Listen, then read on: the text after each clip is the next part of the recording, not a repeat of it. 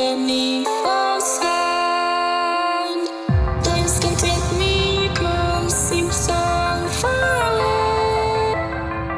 Across this universe, she lives another day. I know the reason she's hate. I know the reason she's so far away. I know the reason she's hate. I know the reason she's so far away.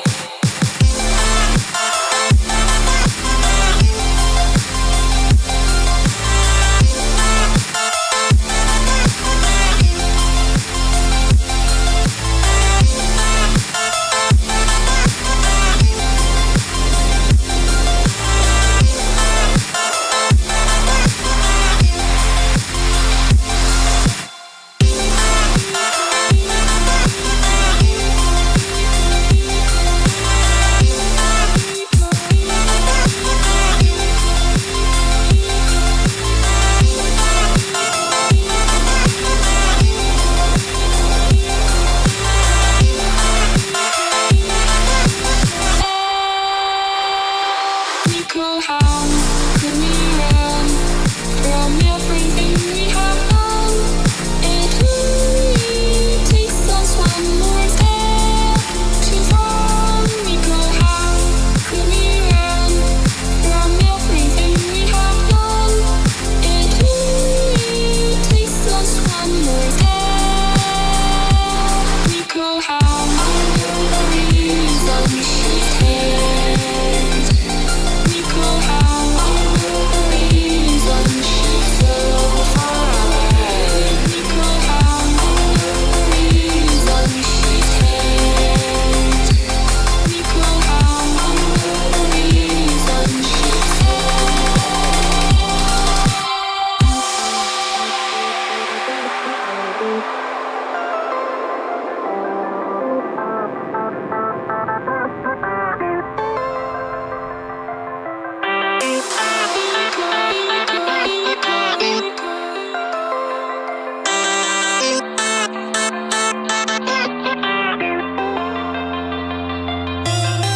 I know the reason she's hate. I know the reason she's so far away. I know the reason she's hate. I know the reason she's so far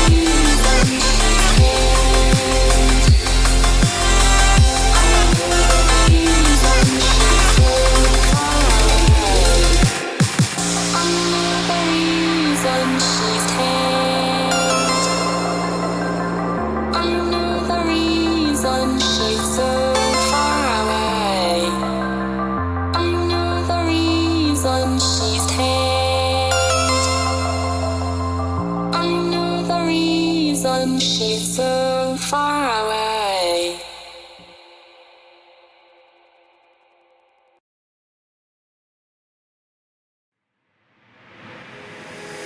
Take me away from home. Show me all the places I've never known. And we'll chase the night. Erase all of these broken dreams and flight. And we'll fly.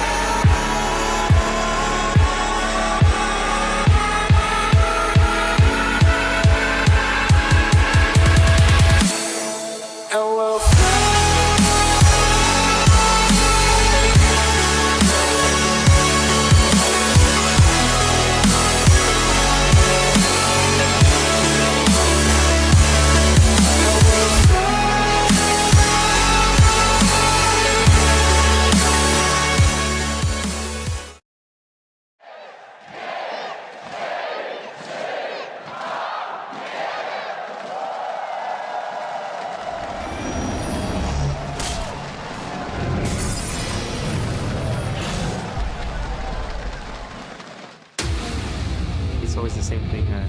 You lose, and then you hear, and then you see the confetti flying, and you're like, fuck my life. This is the story of my life, basically. Playing the final is a huge thing for us. Like, no one of us expected us to go all the way to the final.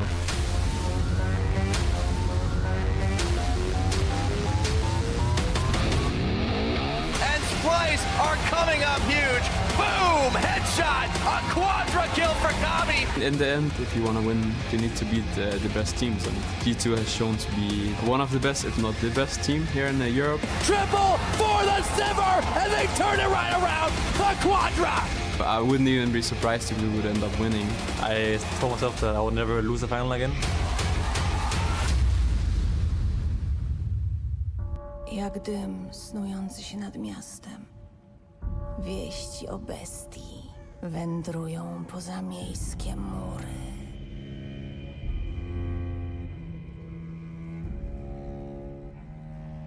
Najdzielniejsi odpowiedzieli na wezwanie.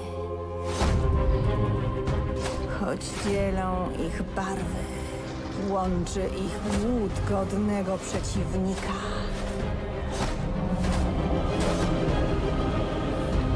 Ale tylko jeden z nich może przetrwać płomienie bestii. Po reszcie zostanie tylko popiół.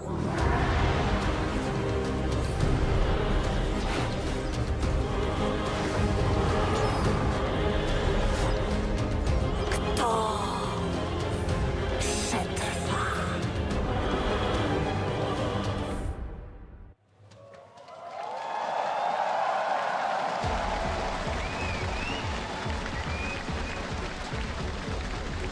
Hello and welcome to Krakow, Poland! Tonight, we settle the scores in the European LCS Summer Split Finals. A best of 5 to determine who is the best in Europe. Before we take to the Rift, let's introduce our combatants, starting with Splyce. Making it out of spring relegations, making it to second place to pave the road to Krakow, and with one last win over H2K, they qualify for the summer finals.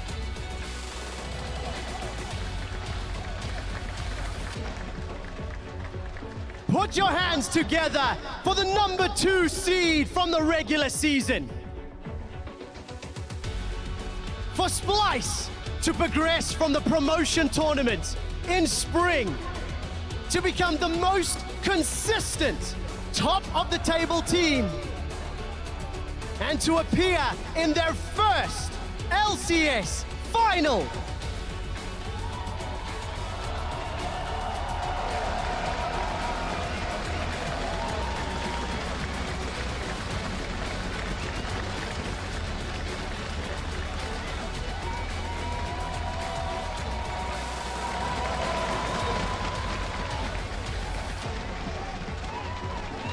Let's meet the players in the top lane. It's Wunder! Ganking from the jungle, it's Trashy! Controlling the mid lane, Sencux! Dealing the damage, 80 carry Kobbe! His new superstar support, Mithy! Coach, Yamato Cannon!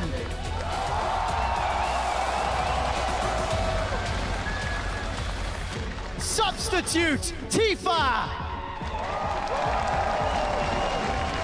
Put your hands together for the challengers to the throne, it's Splyce!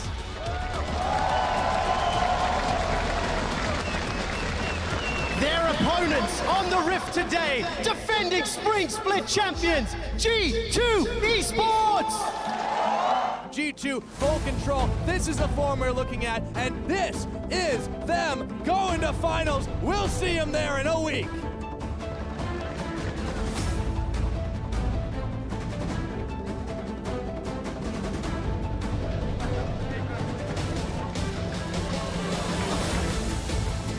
G2 are looking to claim back-to-back LCS titles. Wanting to represent Europe on the international stage and prove they belong there. The self-declared villains of the European LCS. G2 are walking past the trophy that their name is already etched on.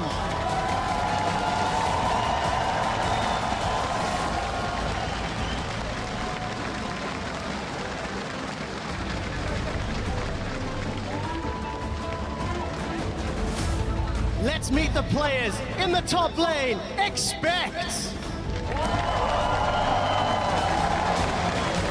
your two-time 2016 MVP, Trick.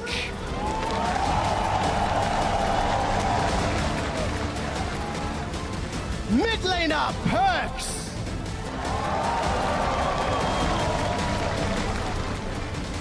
AD carry, Sven.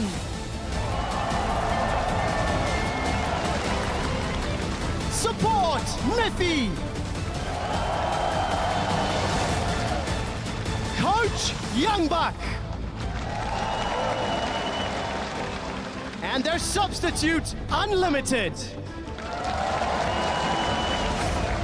Ladies and gentlemen of Krakow, put your hands together for your summer split finalists, G2 eSports and Splyce.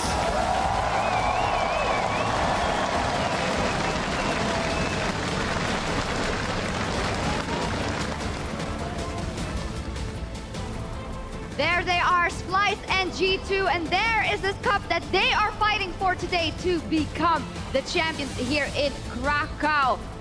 Dzień dobry, Krakow. I'm Epic supporter, joined at the analyst desk by James Tress O'Leary, and giving our desk a Polish flavor tonight, we have H2K's Oskar van der Bogdan and Marcin Jankowski. We're getting a bit of an overload on the Jankos and Vander, you guys at Facebook Live. The winner interview yesterday, how has the experience been like for you guys, Vander? Well, I guess you take us everywhere because we are Polish, so that makes sense. And you guys are very nice to work with also. Thank you, thank you. So yeah, it's great here as we expected. So Polish crowd is the best, I think, and I think they will prove it once again today. Yeah, they were very loud, and I can only imagine what the players feel. You guys walked here yesterday as well. Do you think the nerves are creeping in? Oh, I think it's quite fine. I think the crowd is very cheerful, and it's amazing to play in front of such a good crowd. So hopefully, you know, hopefully everyone will cheer for G2 as we do. Well, I know it's a bit. We are biased today. I see that. Something on your cheek there. Just a little bit. I mean, the crowd is a little split. We did a warm-up, and you know, a lot of Splyce fans still out there as well. But you know, these two teams coming into 2016 were challenger teams, and now Summer Split, the Road to Worlds, both of them are in the finals. I'm so excited for this matchup. Yeah, so am I. But before we get into today's final, we're going to take a quick look at what happened yesterday. H2K claimed the third-place match over the Unicorns of Love, and as Jankos put in the post-game interview, while it wasn't all that hard, what is your summary of the match for people that might not have seen it? Oh, I believe that the only game that we lost was simply because of our own mistakes, and Unicorns was a really passive team. They didn't try to force stuff. They were overall kind of worse individual players, so I wouldn't call it the hardest, you know, playoffs of my life, I guess. They put out a fight, and it was a good series. I've got to ask a little question to you, Vander. What was the conversation like between you and Ryu when the Tom Kench with the Cassiopeia? Oh, okay. This was really bad, and that's the moment we lost the game. So basically, we tried to set up the map, I think, for Drake, because Infernal Drake was spawning. And then I went to mid to help Ash. That was my plan. And then I heard, help me guys. And I'm like, oh, something's happening. So I went to help Ryu. I didn't have to really eat him. I didn't know he had flash. And then Forgiven died mid lane because he thought I'm with him as well. So I think it's just communication was terrible all around, and we lost. Way to call out the bad moment. They won. I was expecting it to be a little funnier than that. It was an oopsie, like, but you won the help series. Okay. I'm sorry. Right. With that, though, you guys did win the entire series, and that means that you definitely have a team to root for today. And I think it's the only time in his life that Jankos is going to cheer for PerkZ, because if G2 win the entire thing today over Splyce, that means that H2K qualifies for Worlds on the most championship points. Whereas Splyce, if they want to go to Worlds, they need a win today in the best of 5, or they head to the Gauntlet because H2K will be taking the spot on points. They're still cheering for H2K though. Sadly, you're not playing today. Maybe they don't know it. That's why we're putting you on the desk here. So does it hurt to root for PerkZ in G2? I mean, yes, I think it's actually very unpleasant feeling that I have to cheer for a guy that's actually very overrated. And I do think he will be able to beat Sencux on the mid lane, but I think when he goes to the World Finals as a rookie and as a cocky kid, I think he will have a lot of troubles there. But today, I cheer for him, and hopefully he will do his best. What you're saying is that both mid lanes are boosted today. Yes. All right, there is well, no Ryu, so. Okay, we're going to dive a bit deeper into that matchup between G2 and Splyce and that mid lane in just a sec. Let's talk about the teams in general, though. The two best teams out of the regular season, 1 and 2. And a couple of weeks ago, you might have said, well, G2 is more of a favorite. How much of a favorite are they today? Well, I think when you look at G2, kind of what Jankos is alluding to, there were a couple of mistakes that came out of G2 from PerkZ and the rest of the crew when you look at some of their games. I think one thing they have as a slight edge in this best of 5, though, is this is Splyce's first time on stage. It's their first finals. G2 have been here. They've done this before, so they should be a little bit more settled on that. But as we said, a few mistakes did creep in, so I still think they're the favorite. But honestly, anything could happen in this best of 5. Well, it's hard to say if the inexperience of Splyce players will take a big part. Like, most of them played in relegations. Like, I think Trashy won relegations 3 or 4 times, so he's experienced to play when there's a big stake. The game, and then obviously G2 is really experienced and they won't have any problem with stress, so I believe overall I think they will win. We'll see what happens, and we want to take a look at some specific matchups, and the first one is Wunder versus Expect in that top lane.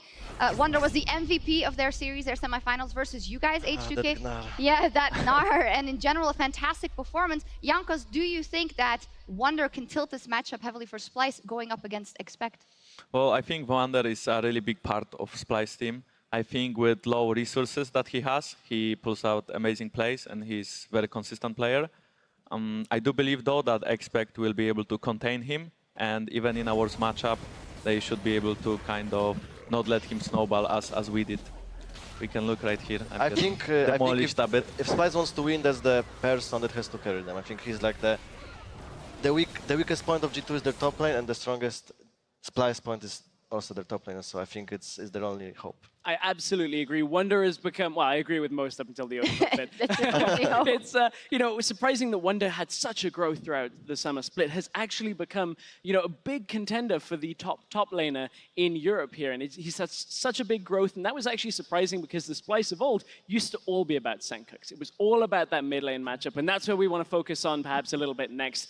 You guys have already been a little fiery when it comes to talking about the mid lane matchup, but you can't really ignore this matchup. This was a big staple matchup all the way through Challenger, all the way through Spring, and again they meet in the finals of the European LCS. Now Sencux has struggled a little bit when it comes with his overall mid lane progression this split, but he's been roaming very heavily, and PerkZ has been making mistakes, so solo deaths against Exile, he can't really afford to do that today. No, indeed, and I heard your opinions on it already. You think they're both boosted, so no need to dive deeper into that. Rather, PerkZ is also very vocal always on social media. We have a couple of tweets from him after the semi-final where he said, GG, we won, I did nothing in the series, but God's trick carried, admitting that he'd need to step it up, and then he followed it up by, I have absorbed my failures from the semi-finals. In the finals, I will unleash my God level, channeling his inner Gilius. So yeah, it's that Gilius meme, so yeah. I wish him the best, but I don't think it will be the case. So. Okay, is there any other matchup that you guys look at? Maybe quickly touch on the jungle matchup, our two-time MVP Trick versus Trashy. How much will that influence things?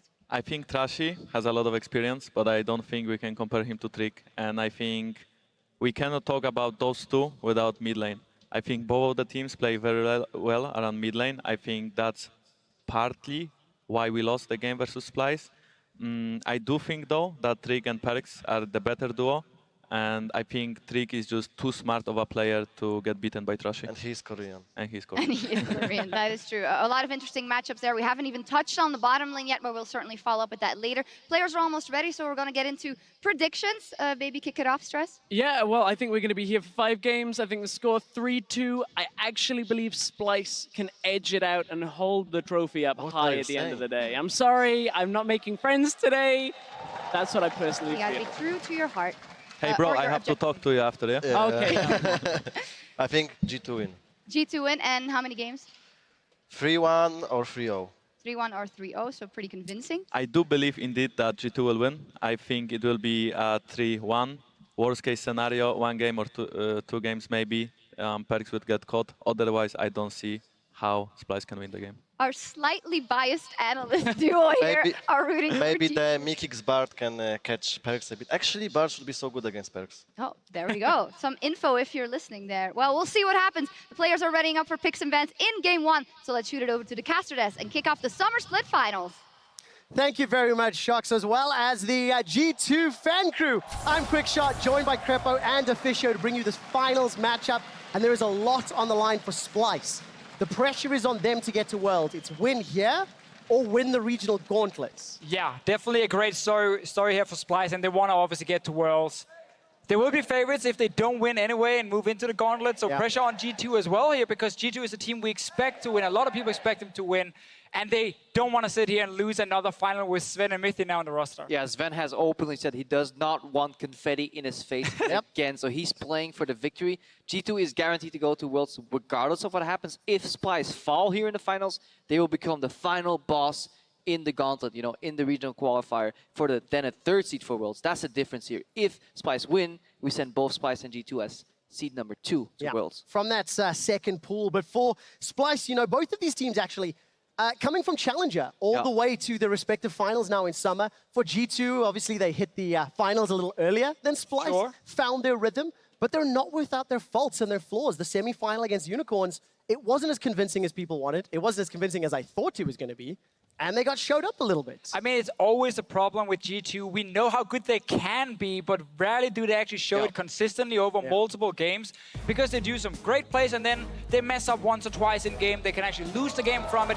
It did happen, obviously, against Unicorns, but they still managed to qualify for the final. And they are now playing against a Splyce that has shown remarkable growth throughout the season. Yes, their series against H2K was close, but as a team, from their starting point to where they are right now, they can be proud. Nobody's surprised by some of the mid lane bans here. Maybe all of them could be surprising, but what else are we expecting here? I mean, it's a bit of a surprise to see the Kassadin banned out by Splyce themselves this early, because it's usually a ban that is used against Sencux. It is most likely a respect ban against a red side team. Obviously could last pick the Kassadin. And we obviously got to talk about why G2 here with the 1st seed decided to pick red side. I personally believe it comes down to last picking either for PerkZ or for Mithy in the bottom lane and try and secure a strong 2v2 lane, because that is the strongest point of G2 together with Trick. Yeah, we saw just how much a last pick support even could influence a single game. Yesterday, when Vander locked in that Karma and completely dominated with Forgiven, and at the base of those rotations, they kind of won the game. One ban we will see a lot today on red side will be that Rek'Sai. Definitely so, and Dinar as well, coming in from G2, a ban against Wunder after he destroyed H2K with that champion. Sivir first pick is not really a surprise, but Splyce actually going for that Elise ban as the last one. Normally you would then see with Elise and Rek'Sai ban that Gragas would rise up in value, but because Sivir is such a good pick, and I'm not sure Splyce expected it to actually go through the pick and ban phase, they have to take it as a first pick. Yeah, they have to take the Sivir. Right now, G2 get more value out of that Shen too, because if you look, when Gragas is taken off the board, you gotta dig deeper into the jungle pool, and you're thinking of the likes of a Hecarim to maybe build a Bulldozer comp, and one top laner that works so well with that is that Shen. So if that one is robbed, you already start struggling just a little bit, you know, for running that composition. Yeah, you don't want to give that over to that Sivir, as you mentioned as well. Just a quick reminder, we're on 6.15. Aurelion Sol is still disabled due to that visual bug, and that's important to note because it was banned against Splyce so heavily in the semi-finals. G2, few seconds left to round out their first rotation, and it looks like it's going to be that Rising Gragas. And once again, a very European pick and ban phase where Kassadin and Ryze are hotly contested picks. It's been banned a lot here in playoffs, the Ryze pick itself. Very early rotation. It is not really a flex pick right now because people don't use top lane Ryze very often, so it is most likely coming back to us. Down to the mid lane and back to us, and you guys know what this means. Obviously, it means that we had a bit of an issue in the pick and ban phase. And also, we actually want you guys just to look more at As a quick update, I'm hearing that it is a mouse-related issue this time around. We did do some additional investigation to the picks and bans problems Not the yesterday. same problem. Not the same In theory, hearing it is Trick's mouse. So the guys on stage will be looking at that. We got all the way to that Rise Gragas, and you were talking about the European picks and bans, and this flavor that we like to see. Are you surprised at the first few rotations, or is it just kind of those priority picks for both Splyce and G2? So I didn't expect Rise to show already in first rotation, but this is obviously from scrims.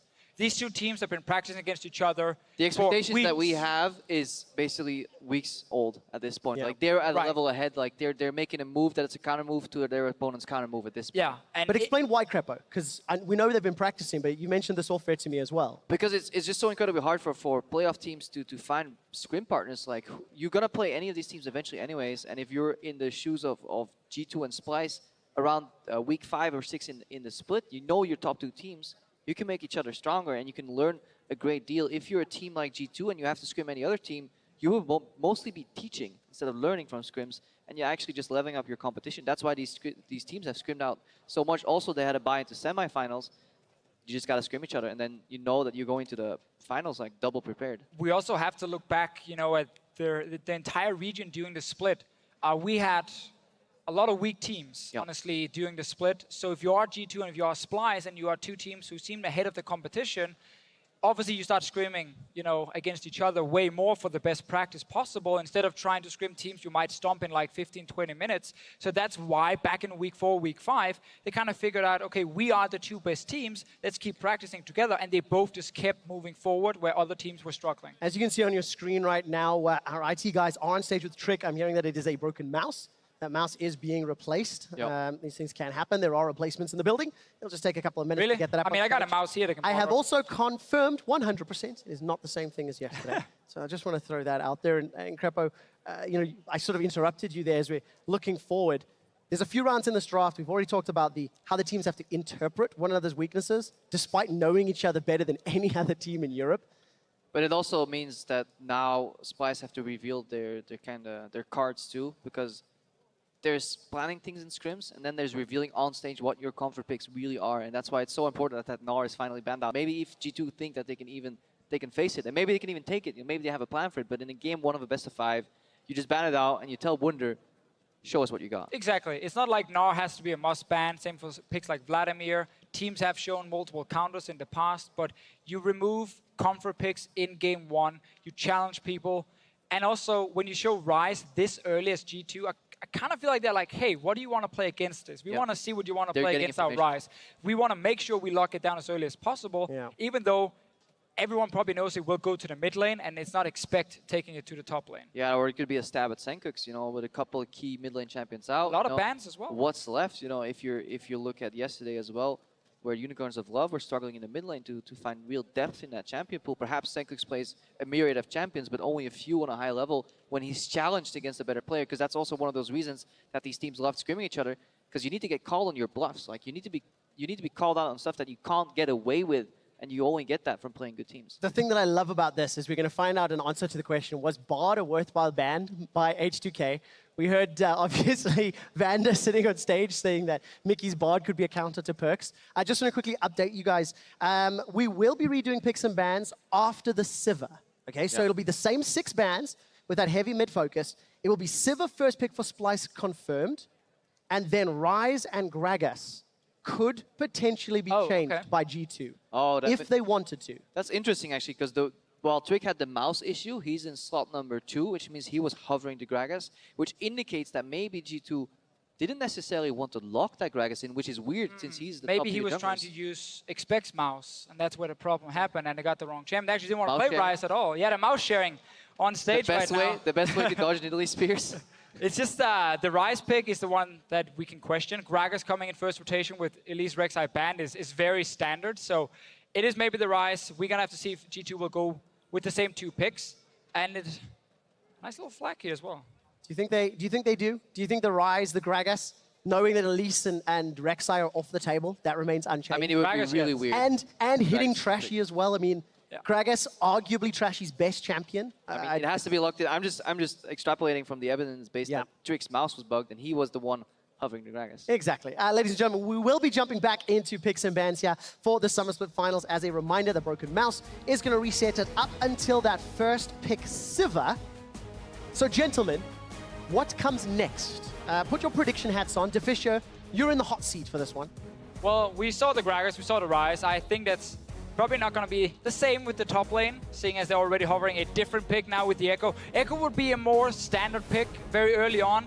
He's a champion where together with Gnar and Shen and GP, they're like the 4 big picks in the top lane. And a lot of people like Echo and Gnar as the 2 blind pick options because they can basically outlane almost everything.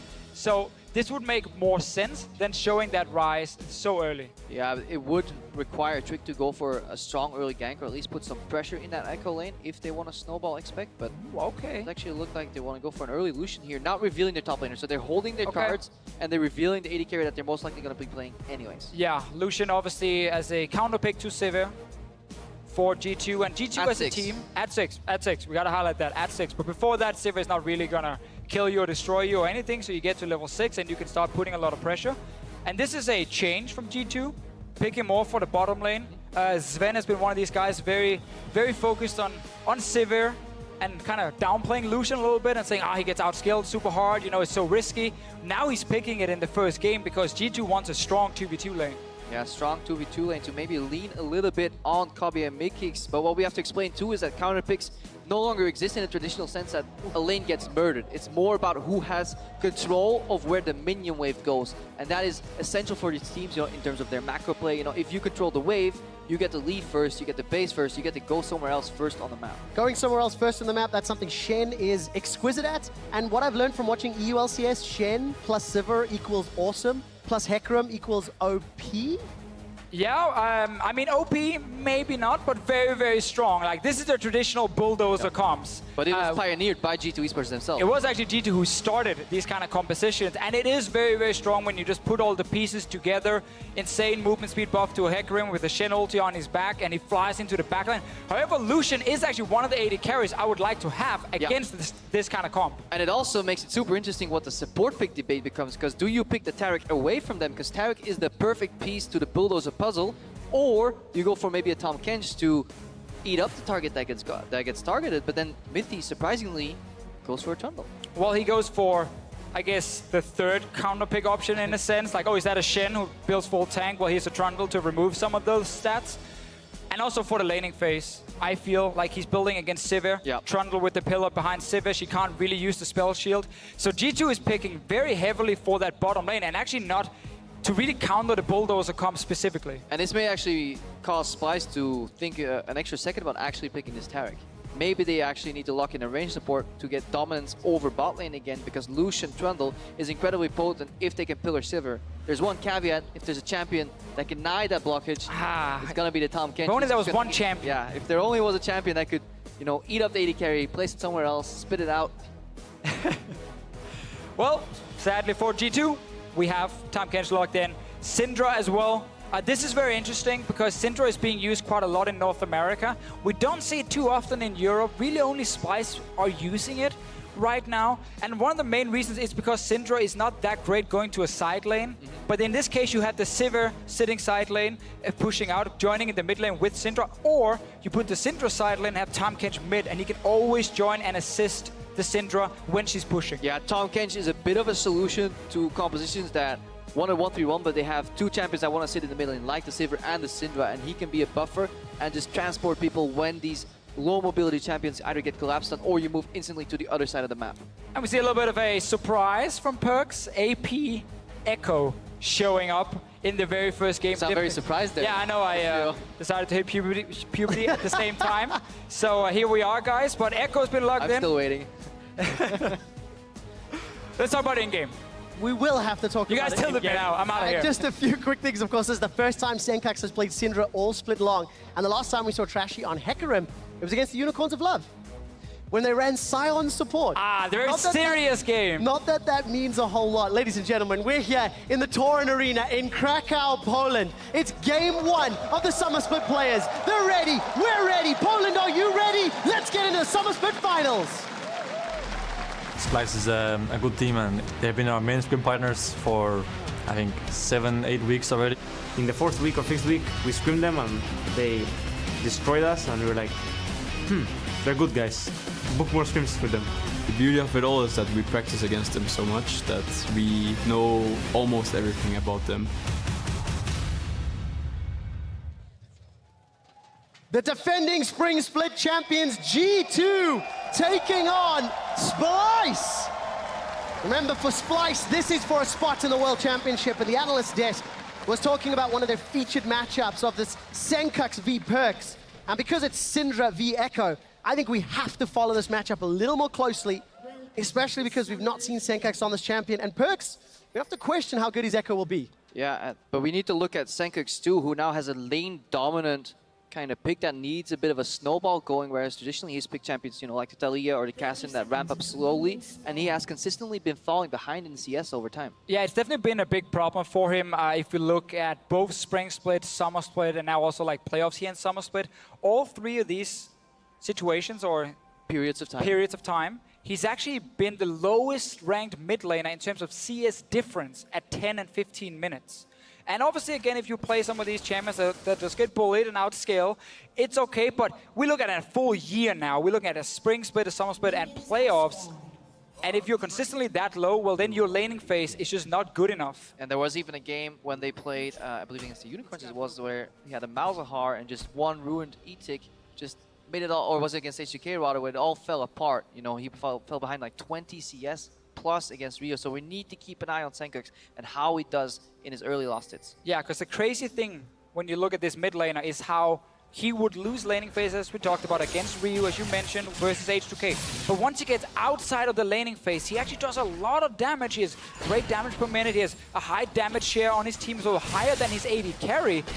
So he's a very good mid laner in fights, in team fights, but not really in the laning phase so far. Yeah, and here we see a couple of examples of the laning patterns that an Echo wants to do. Because Echo can't close the gap level 1, obviously, he's actually going to push up the lane by spamming Q, and this is a trick a lot of mid laners are doing, even on Talia right now, where they push in lane, they path over to Raptors, and they try and steal 1 or 2 small Raptors to get level 2 once they get back to lane. Sencux shadowed that, covered it, and prevented that from happening. Yeah, not only did PerkZ want to steal away a Raptor, he also put a ward near it. Actually, never mind, it's Sencux put it right there because he wanted to stop him from it. Looked like it was PerkZ to place. I actually would have liked PerkZ to place that ward because I think that's something you can do to spot the enemy jungler, and if he's doing that camp or not, otherwise you know, okay, he skipped it, he's on red buff instead, and you can kind of track him that way. PerkZ has come in for round 2, and now he places the ward we wanted before. Yeah, because he needs to spot that Hecarim. Hecarim is obviously very predictable in his paths because he runs Ghost, no flash. He will now reveal that ward after he's done with the red buff, most likely once he passes 2 Raptors here.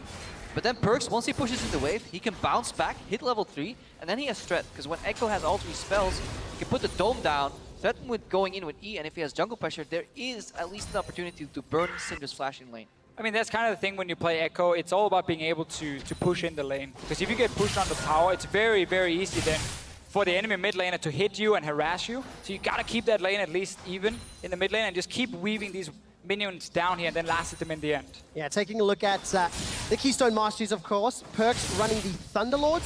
No Surge. No Surge this time around. You surprised by that, Krepo? I actually like it. I know I'm not Krepo, but I want to be Krepo today.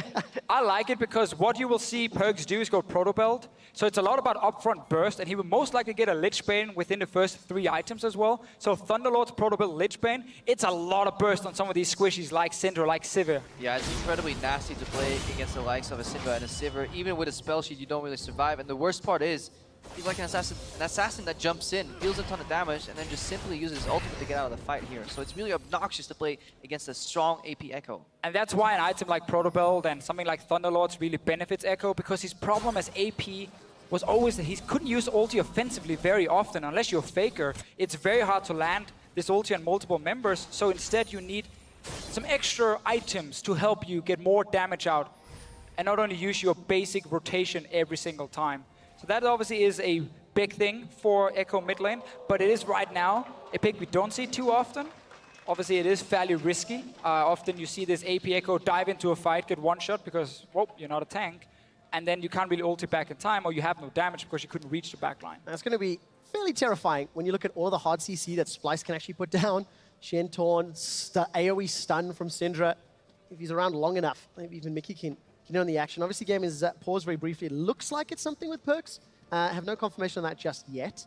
We've not touched too much on the other lanes. Nope. CS seems about even. Sven surviving these early levels until he maybe wants to start bullying Kobbe and Mikyx around a little bit. Yeah, both junglers are similar in the sense that they do like farming up early and going full 4 or 6. Like Gragas has kind of one shot in a shotgun where he can gank without falling too far behind. And at the end of their paths, both junglers have converged on the top side of the map here. PerkZ are just being cleared by Trick, and Trashy is finishing up his Gromp. This leads them to the next path in their decision tree. Do they base, clean up one more camp and then base, or do you actually sneak into lane for top? Because River is conventionally warded very often, but if the wave is positioned right, you can actually sneak into the lane, perhaps set it up for a counter gank, and that could tilt the top lane either side.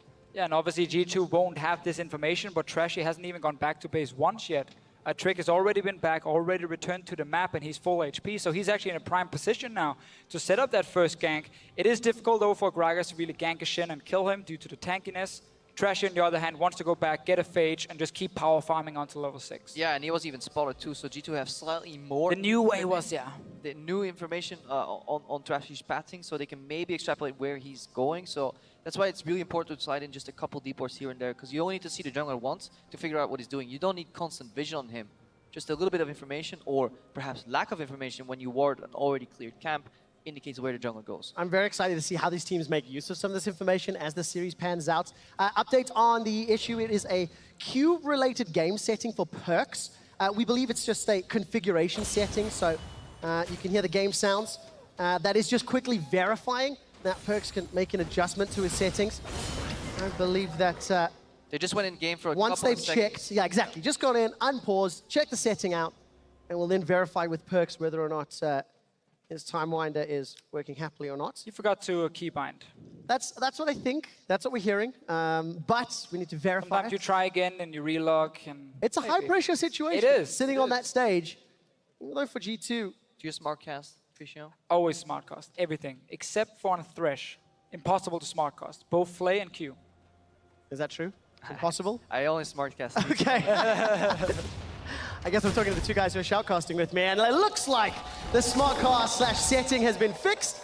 Trick delivers a barrel, and Wunder's forced to flash. Yeah, and we got to talk about this during the pause. Trick had already recalled once, was back on the map here and ready to actually gank, so he got a flash from top lane, and that's important for G2 being able to push out as well and get expect back to base. And honestly, if you're a starting jungler and you need to learn something about jungle efficiency, you need to follow what Trick does, because somehow he always smoothly transitions to the game. He almost never falls behind. I had the chance to talk to him a little bit yesterday. I asked him, Trick, when's the last time you fell 2 levels behind in jungler? He goes like, never.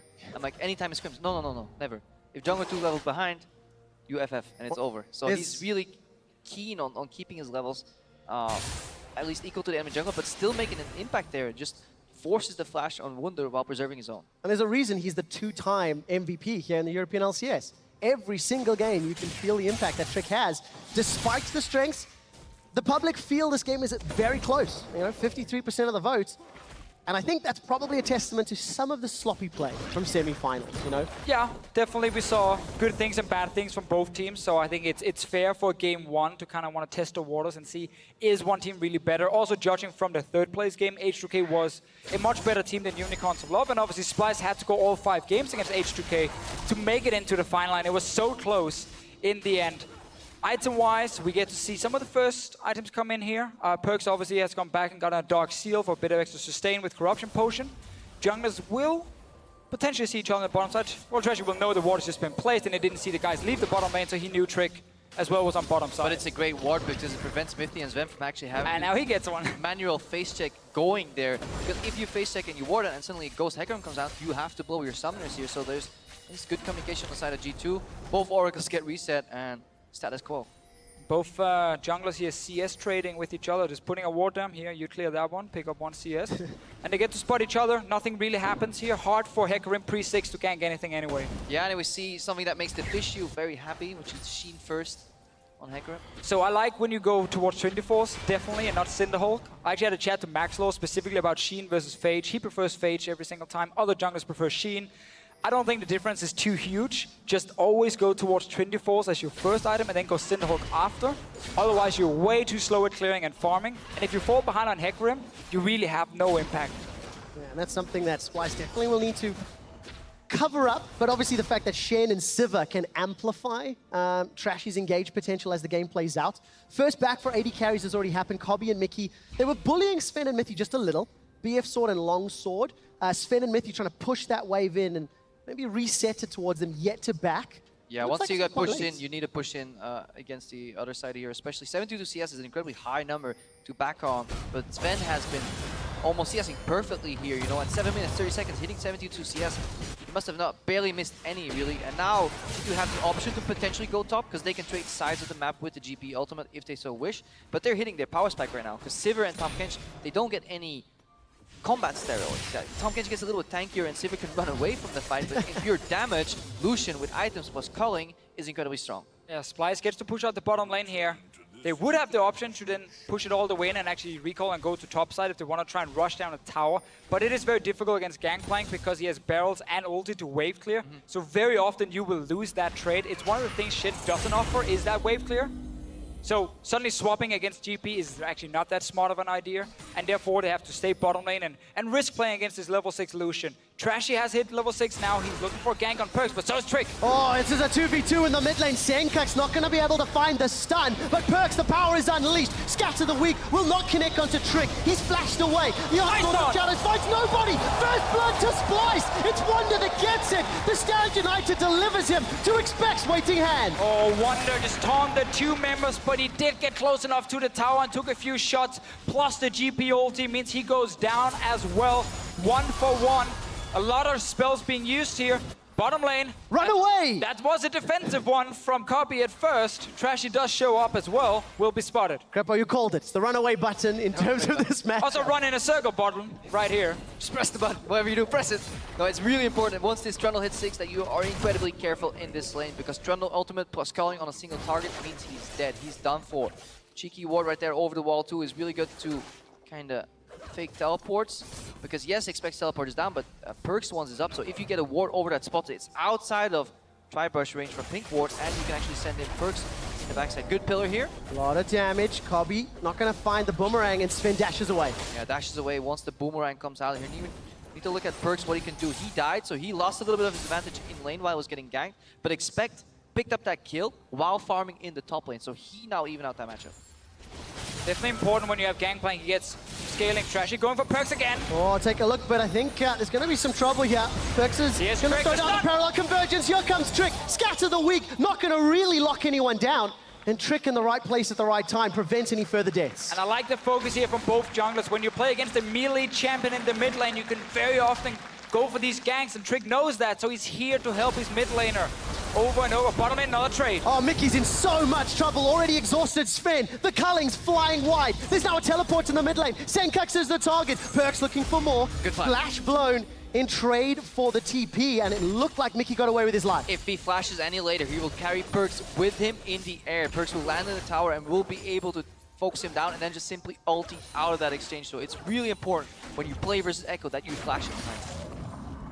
Very standard start for PerkZ as well in terms of items. Same, honestly, for the Syndra on the other side. You want to get that early Negatron cloak. It's a ton of extra AMR for you. You need it to survive that burst coming. Plus your own ulti makes it very, very hard for Syndra to burst down an Echo with early magic resist and that extra HP he gets. And then for Syndra, picking up the early lost chapter, it's kind of reminiscent of Catalyst back Best in the item in the game. Just allows you to sustain through the lane. So much mana you get back from it as you level up.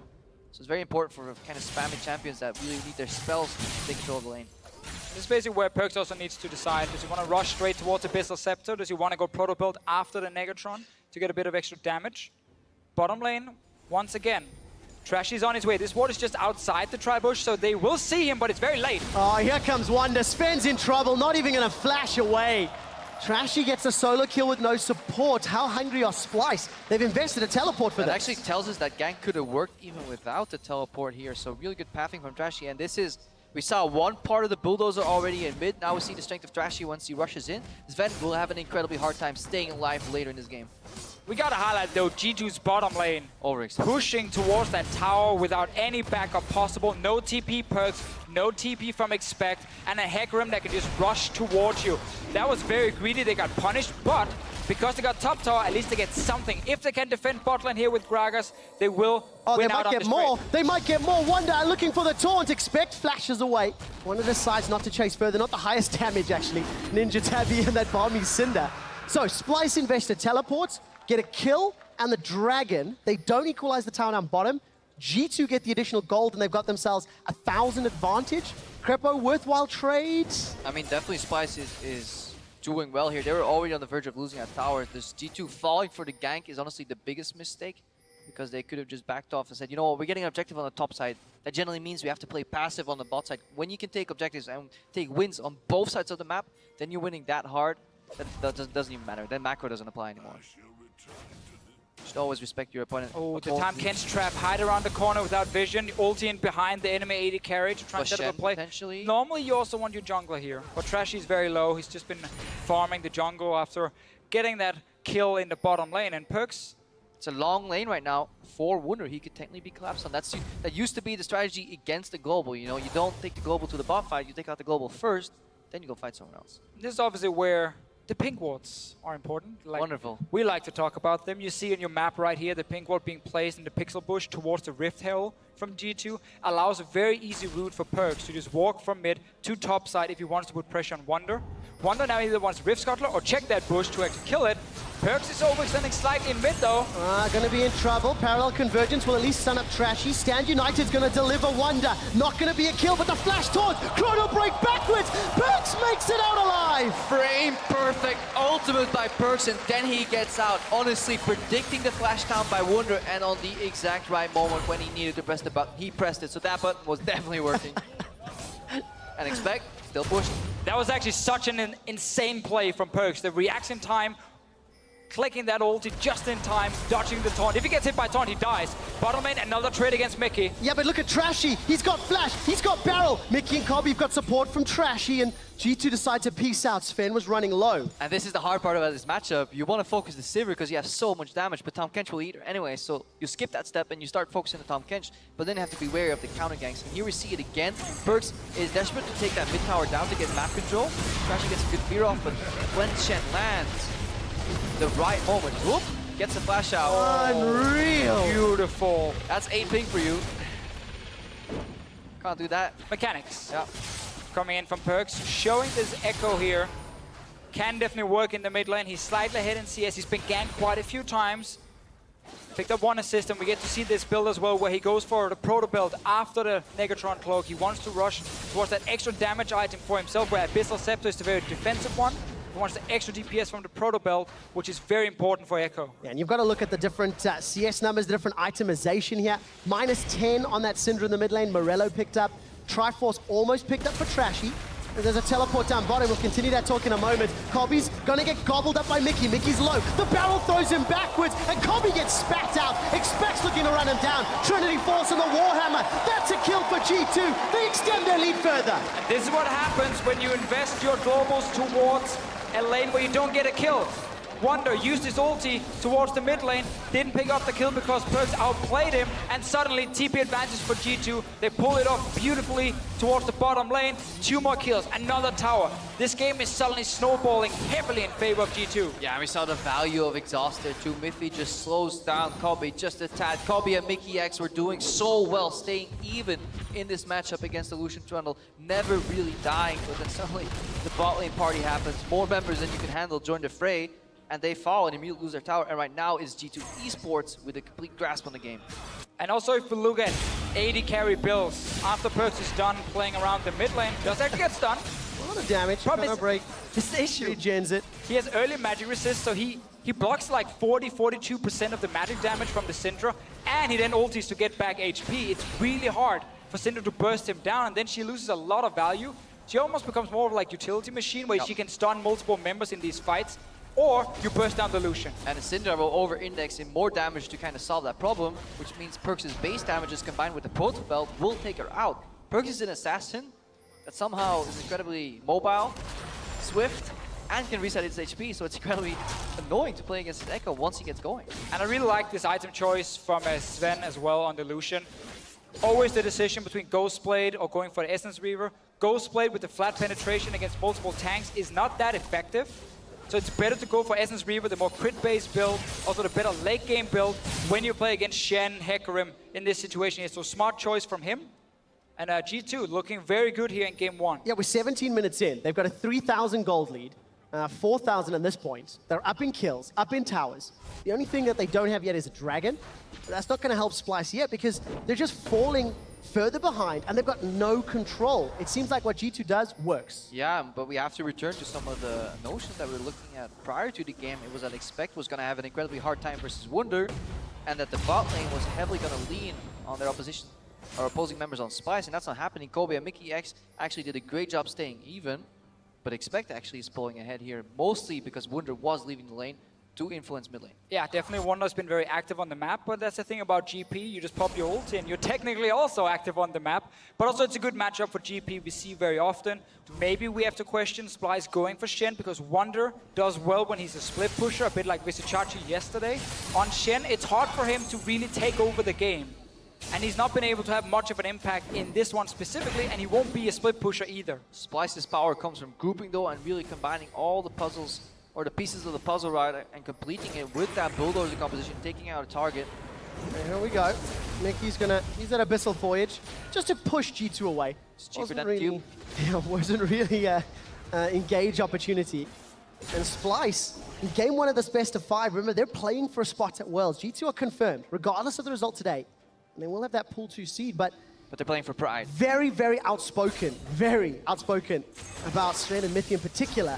They don't want to be the losers. And I've even heard PerkZ talking on Twitter about how if they win the split, even though their MSI performance cost that pool 1 seed, they will be taking, it was their fault. They take the blame. Yeah. They take the blame, they take their position, and they don't hurt another team. And I think that's a very mature, very good way of looking at it. They still hurt our pride as European fans. They can earn it back at Worlds. No pressure, boys. Definitely, yeah. You know, make semi-final at least. It's gonna be easy this year. It's not like there's any other good teams. No, there's just a few here and there in Korea, and maybe Team Solomid. A few other teams, EDG. Yeah, a couple of Chinese ones. Yeah, did they finish the regional qualify today? I think they did. I managed to qualify. All of China locked in. So we get Amazing J back at Worlds, a guy that people will know from international tournaments. They mainly laughed at him, but he will change that.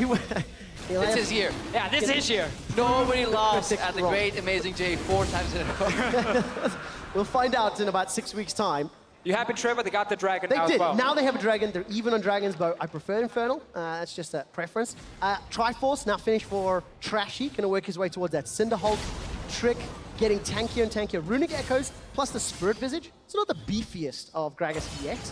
But he will build it up slowly but surely, and he's not going to be the focus anyway. And as the map is opening up, it's G2's prerogative to keep it open and keep Splyce spread out. They don't want to allow Splyce to group. And the main folks right now, and the main people we have to follow is honestly Mithy and Trick, and see where they put their vision down. What areas of the map are they going to contest? How are these pink wards going to move? There's a little bit of poke here coming on Trashy. Wow. Sven not afraid to play aggressive. And we just want to see 2 teams as well who actually plays the entire map. Because a big problem for European playoffs is a lot of teams will just like kind of go mid and try and fight each other over and over and ignore the macro part of the game. Both these two teams do it. Exactly. Both these teams are here because they're actually very good at playing the entire map. They understand how to play 1-3-1. The Syndra can sit bot lane because of the time Ken. She can always ult it down to help her, but she's still not really winning this lane due to how well PerkZ has been playing it and this echo pick. And these guys as well, they were calling all the kind of Aram-esque playstyles and a macro, so they better perform here and actually show us a proper 1-3-1, because otherwise they'll have to eat their socks. Yeah, double teleport's going to help that one out. G2 pushing their vision deeper into this bottom quadrant of the jungle, as our observers are highlighting for us.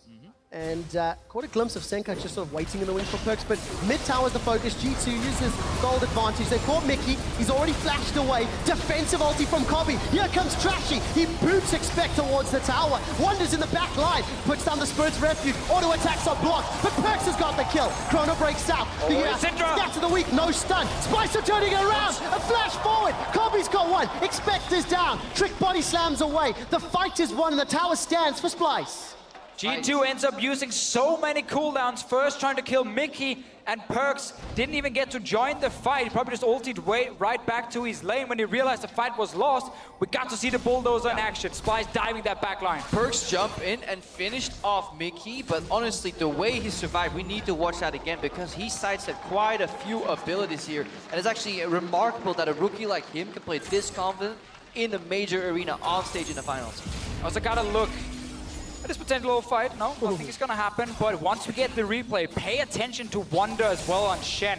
So much to watch for. He's so quick when it comes to taunting forward, then changing direction with flash, and actually managed to hit Zven, lock him down, force Sven to hit him only, and then the rest of Splyce could join after and end up getting a few kills. Let's see it again. Just Mikyx sidestep. That's all you need to watch for. Then Deficio, what was happening with Sven. Well, Sven right now, obviously in a good position, gets to hit. Trashy joins, and now look at Wunder here once he joins. Taunts, and then instant flashes to the side. Gets onto the AD carry. He's tanking 4 members right now, and yes, PerkZ gets the 1 kill, and then he goes back to his bottom lane, but that's on the support only, and not enough really here for G2. They use so many cooldowns on Mithy. Splyce ends up getting a few return kills. Yeah, and that's honestly, it's by merit of 2 players. By few, I mean 1. Technically a few. Technically a few. Wasn't wrong. 2 players performing here, despite a gold deficit here in Wunder and Mithy, because Mithy stayed alive. He juked a body slam, a barrel, stayed out of cannon barrage, and forced PerkZ to kind of use his 1 damage spike before returning to lane on the support, and that made it a clean 1-for-1 trade here. So Splyce, they're fighting back, but they're still facing a very large gold deficit. It is still the power of this Splyce composition when you have all 5 together in these fights. You're able to get onto the AD carry. Expect it's going to be fine. Trashy was hovering around the bottom side, but decides to back away. I want to go back to that line that you said, Krepo. Mithy, a rookie, you know, this is the guy that came into Splyce at the beginning of the split, in conjunction with all the experience from Spring. And Splyce just went from being what we thought was a middle of the tier team to now the 2nd best in Europe at the moment. And Mithy has consistently performed, and more importantly, he's improved on his weaknesses over the split. Because he used to get caught a lot, and it's actually the reason he died a lot is, according to many of the Splyce members, exactly that. When Mithy sees the skill shots, he'll try and dodge it first, and then decide if he wants to flash. Because he always wants to go for the outplay, and that's actually how he ends up dying in a few occasions. But it leads to plays where he can actually sidestep quite It's also the attitude of champions, you know. Good damage under Sencux there from PerkZ. Yeah, Sencux, this Syndra pick, down now, what, 25 CS, got a Void Stop 2nd item. I'm not feeling the impact yet. Well, I want to give a lot of credit to PerkZ, honestly, and the way he's been playing Echo against the Syndra specifically. Also with him now going for Hourglass, like, it's going to be so hard to kill him through Hourglass, his ulti, the other defensive choices he does have. Really, really tough for Splyce to deal with this Echo. Yeah, this Hourglass will just allow him to go into the fight, press it, and replace his ultimate, essentially. Because before, he needs something to buy time. Either he gets out of the fight immediately with his ultimate, but he's too far out. And additionally, if an Echo uses an Hourglass in his fight, his Shadow will trail 2 more seconds towards him, and he's actually a very lethal bomb in the front line because he now can actually ulti in place if he waits 2 extra seconds after that. So that's a very big threat here. And it changes the scope and the way you play Echo entirely in these mid-game teamfights. Now I want to go back to the point you just made about Mithy, obviously as a support coming in, a rookie. While he did die a lot, he actually in the regular season had 25% of the deaths of Splyce for the entire split. Joined by Wunder also at 25%. So together, you know, as friends, they could die half the time for Splyce. In playoffs, in the semifinal versus H2K, he only died 7 times in 5 games. He really changed a lot. And whenever you talk to him, it's all he talks about really is like, overextended, I died again, you know, no, but this time I didn't die, you know. He's really been working a lot on this positioning on the map, and that is very important to track in this game as well, because often the support can get caught out, can die. Luckily, Time Kench takes a lot of time before he dies. A whole lot of time, and with the added bonus of having a Shen and Hecarim for the front line, it makes that a little easier. Splyce were grouping up in the mid lane, Wunder's pushing down bottom, all teleports are available. And now they've managed to jump onto PerkZ. He's not completely overextended this time around. A lot of support from G2 coming from the river. And it just looks like the map play is the order of the day. Look at this, G2 plus 5k. Yeah, but you see the map shrinking because G2 is putting so many pink wards in that river, really focusing on vision denial, and Splyce desperate to get in there.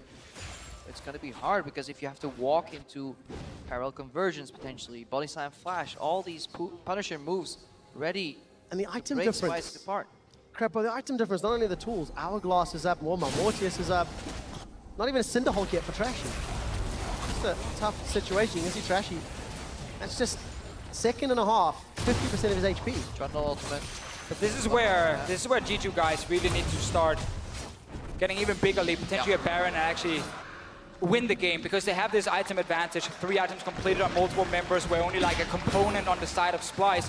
Because while G2 is ahead and they're able to play 1-3-1, it still definitely feels like Splyce can win fights. They have a good composition to win these fights here. Still 26, 27 minutes into the game.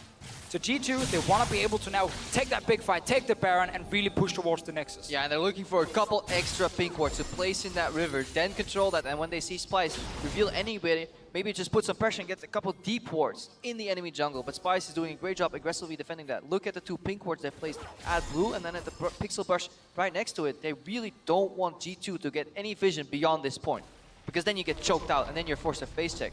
And in between, potentially sending in a tanky member, flanking with a Hecarim Shen, or just a blue trinket, Splyce is stalling G2's attempt at closing out the Baron area. Yeah, we can see both teams lining up with the map though, very specifically. PerkZ is in the top lane because the objective for G2 is that top side of the map with the Baron. Splyce sending a Trashy up to try and interrupt him.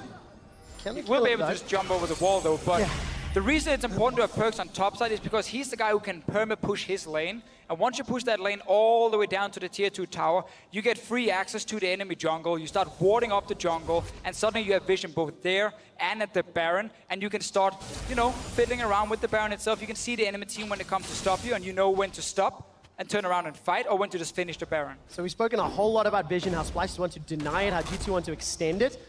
This is the first sort of aggressive move from G2 in a few minutes' time. All started by PerkZ pushing the wave out. It's all based on a couple of little pieces of information. You push in a wave, which means another guy has to catch the wave. Oh, there's the PerkZ we know. Playing brave, playing on the front line. Cosplaying that wave. But he's just aggressively playing because he knows he has Zhonya's worst case. His teammates are around. It's so important. Like, you're fighting for a ward, but it means so much. But PerkZ is going more aggressive here. Good gobble from Mithy. It's the Devour down. PerkZ now everything is dark. It's so dark for Splyce right now. They're so afraid of face checking. They may have to use that blue trinket that's still available. There they go. Use it now, just in time actually to spot the Baron being started. We'll still move in, and the problem for Splyce is though when they actually do engage, they can't see who they're engaging against, really. They don't know where G2 is standing on the map. Yeah, and G2 peace out. They run away from the Baron. PerkZ was still on the front line. He had Trick standing behind him, but now G2 backed away. That vision play has been defended for now. Yeah, because they need to hit mid again. Every time you make a play, you have a 30-second window, because when the next wave comes into mid lane, that's when you need to push it out again, reset mid. That's when Trashy's going into clear vision, or maybe dual trick here. Wow, got the flash already. Splyce, they're split up. Trashy's already used his ghost. He's already used his onslaught of shadows, and G2 send Trashy back into the fray. He's not down yet, but PerkZ is looking for him. A Devour will save Trashy's life for a few seconds. Kobbe flashes away. Boomerang Blade is going to get dodged by the chrono break, and on the back line, Wunder's killed by G2. The lead is extended. PerkZ was keeping 3 members of the Splyce team busy in the front line, so G2 with the remaining 4 members could clean up the back line. They have complete control over the Baron area. Splyce tried to contest, but they failed. They lost, and they're looking to lose this Baron. It's just so hard for Splyce, because when you're walking into this river, you only have one way out, really, and that's the same push and entrance you just took towards the river. So once G2 can collapse from 2 different angles, well, you're never going to get that coordinated fight where you dive the enemy backline. No, you get flanked yourself, and then G2 can win the fight easily. And this was all built on the foundation of this vision control by G2. Trick, respect flashing, really important now. Splyce walked into a funnel. Pillar plus GP ulti splits off everybody. Look at PerkZ. He's coming from the left side, and he's going to be zoning 3 members. And this is the problem you can see, guys. They only have this one entrance they can run in and out of, and it's just not enough when you want to avoid assassins like Echo here, when you want to avoid pillars and GP ultis. There's too many AoEs from G2 to just punish multiple Splyce members in that little choke point. And just on the top of your screen, we saw Mithy with a timely exhaust right before Sencux's ultimate came out. He just exhausted it and he survived, so Sencux couldn't clean anybody up. There was a Shen trying to tank 4 members, but he was getting beat down by a mob of G2 members, so unfair numbers, but that's just the way the game goes at this point. And G2, clean execution of the Baron play. Exactly, it's very, very good to see G2 not rush anything, not overextend, do something stupid like they actually did against Unicorns of Love very often in the semi-final. Setting up vision, as you said, setting up Baron, it's multiple steps. It's just steps again and again and again. Sometimes you have to go back and start again from step 1, and then you move forward with a few more steps. And you keep doing it. It might not be very exciting always to look at. Push wave, push wave, set up vision. It's exciting for us, but I understand people want a lot of kills, but I want to see a team execute cleanly. Yeah, especially a team like G2 who've had so many critics, who have made so many mistakes for so many weeks, really. They've got a 9,000 gold lead. They've just toppled over 2 towers. Look at the item advantage. Now it's just a matter of closing out. And both teams start looking towards the next game in the series. Trashy's gonna try one last attempt, but Miky's already dead. Onslaught of Shadows splits up G2, and Sencux spreads out the team with Scatter the Weak. PerkZ jumps over the wall. Thunderlords comes down in conjunction with a Time Winder. Trashy's on the front line, takes a small parlay for his trouble. Chrono Break, no, that's the Hourglass. PerkZ has already used his Chrono Break, gets chunked down.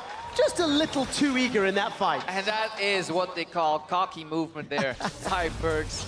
Rather unnecessary to go in for the second time, but he survived a very long time. And we did see a glimpse of what he could do now that he has the Hourglass available, because the natural reaction, hang on.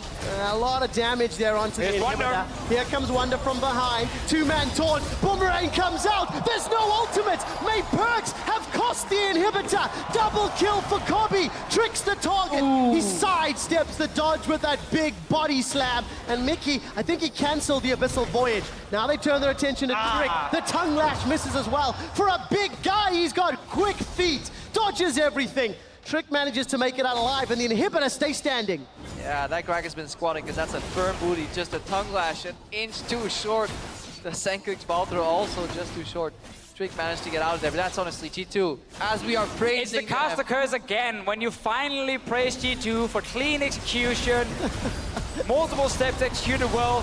This was okay from G2 to get the first kill. Sven is out of any sort of danger, and they're able to pick up 1 kill, and then PerkZ, without his ulti available, he dives in. I mean, right here, you're fine. Just back away, go back towards your mid lane.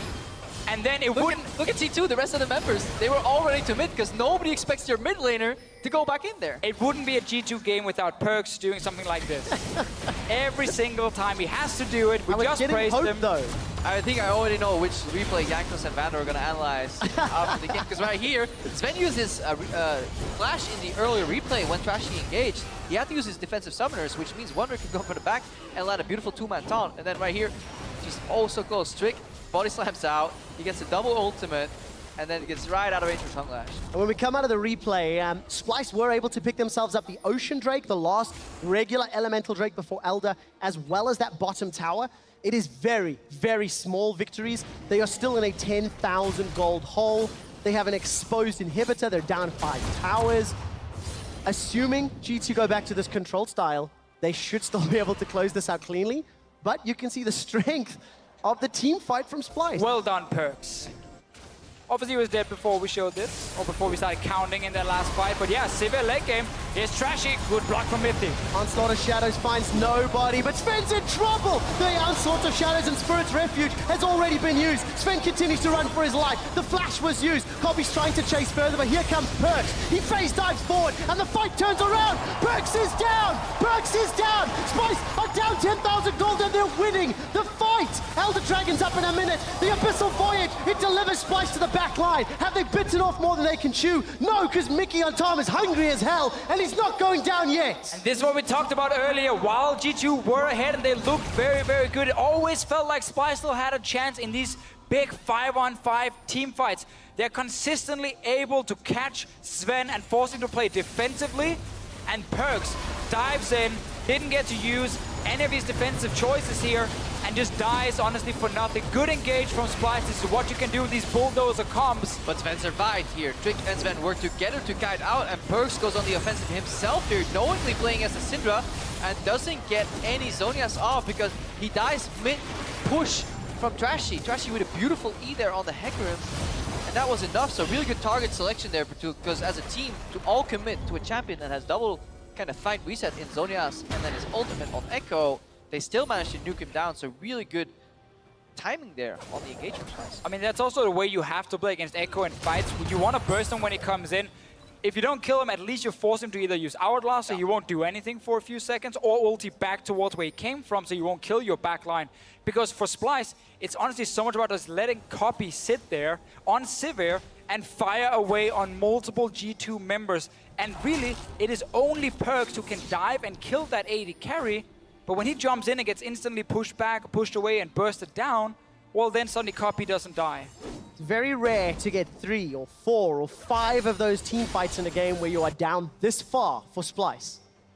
But they've got 2 GAs, and GA picked up by Expect as well, so there's even more fight resets and fight elongations, but Splyce, they're showing they can find those opportunities. And remember, this is a best-of-5 series, so even though if they may not make it, their resilience means so much in the scope of further games here. They go down fighting, showing that they can fight back from deficit. It means so much. Oh, parallel convergence as well as Cannon Barrage. That is a very big ultimate for a potential Baron fight. That's up in 3 seconds. Ghost used Sencux trying to get a cheeky little pick there on Zven. He's respecting it, but they've lost mid lane priority, which puts them the kind of macro play in Splyce's hand. G2 will be able to wave clear mid very easily though, and it consistently becomes a game of who can push the mid lane first and then move into the river and start setting up vision for this Baron. It always means you need to have pink wards and sidestone wards ready once you get that river control, otherwise you don't really do anything. And while the goal is still in favor of G2, we get so far into the game that it barely starts meaning anything. Like, compare items on Kobbe and Zven here. It's literally just some lifesteal Zven has over Kobbe, and that's it. Yeah, and Kobbe is, as a champion, obviously more catered towards dealing damage in these late-game teamfights as the Sivir versus Illusion, so that additional 10% lifesteal isn't going to really matter too much. We saw the bot lane push in, so now Shen is freed up, and also just offers a window of opportunity for Mithy to replenish his sidestone.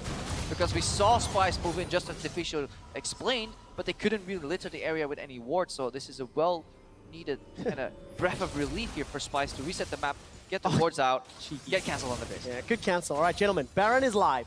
39 minutes in. Gold values are becoming less significant, and a minute till Elder. That's not something you want to trade.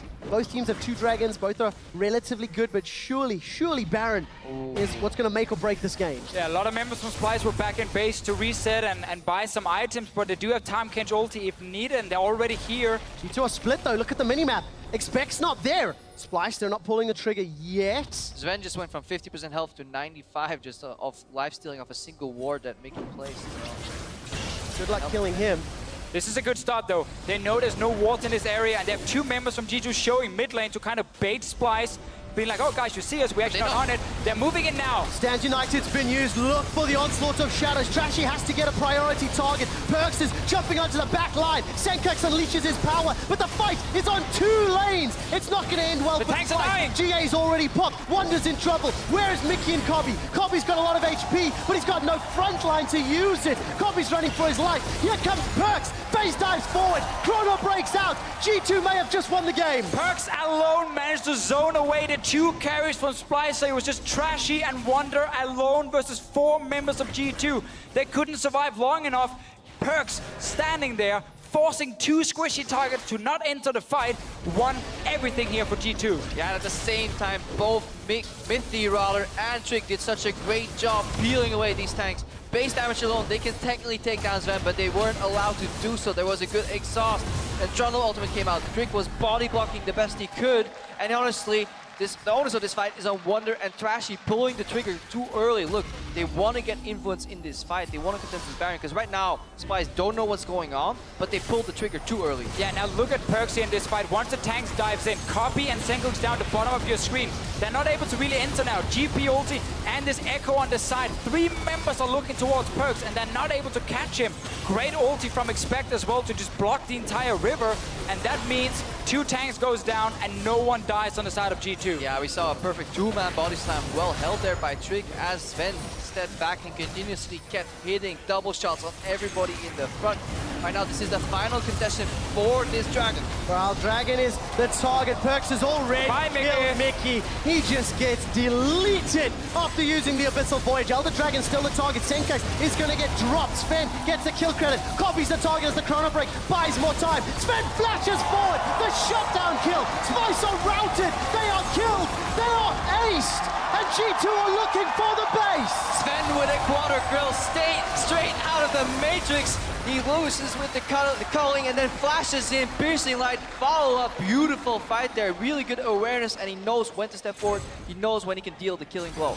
40-second death time is across the board, and G2, uncontested, walk into the base. The 5-man stack had to fight hard right at the end. Zonias works. Zhonya's does work this time round for PerkZ. G2 eSports strike first at a potential back-to-back split title.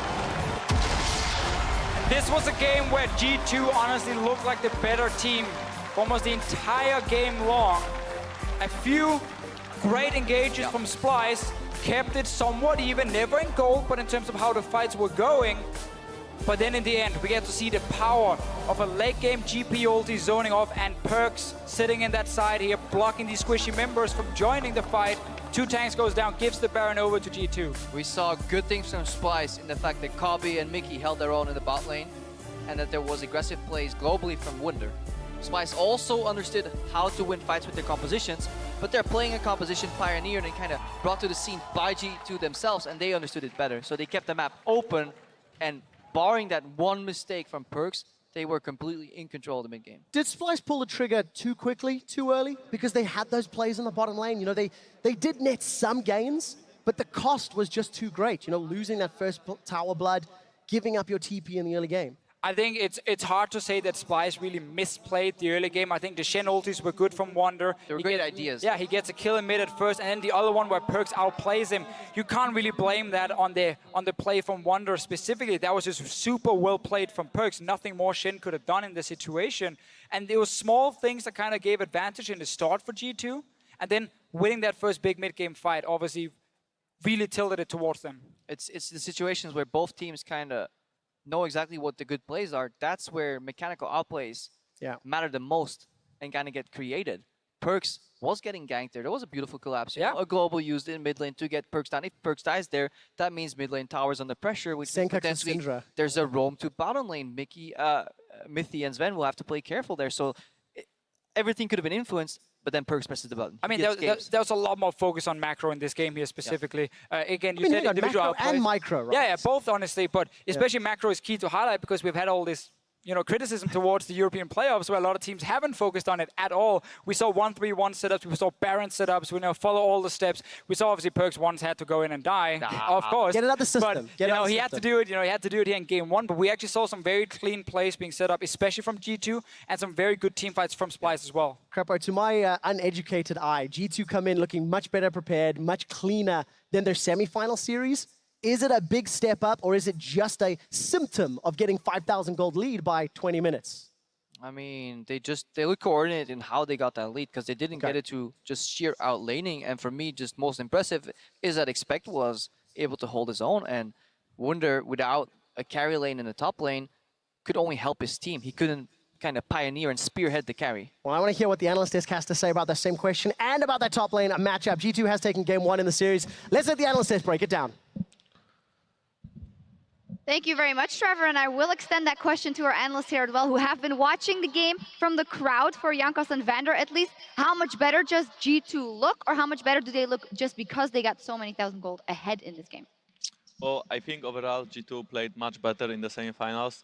At the same time, we can't forget that the lead makes them play much better as well. I think they played their comp flawlessly. I think the only reason whatsoever the game was so long is simply because of PerkZ.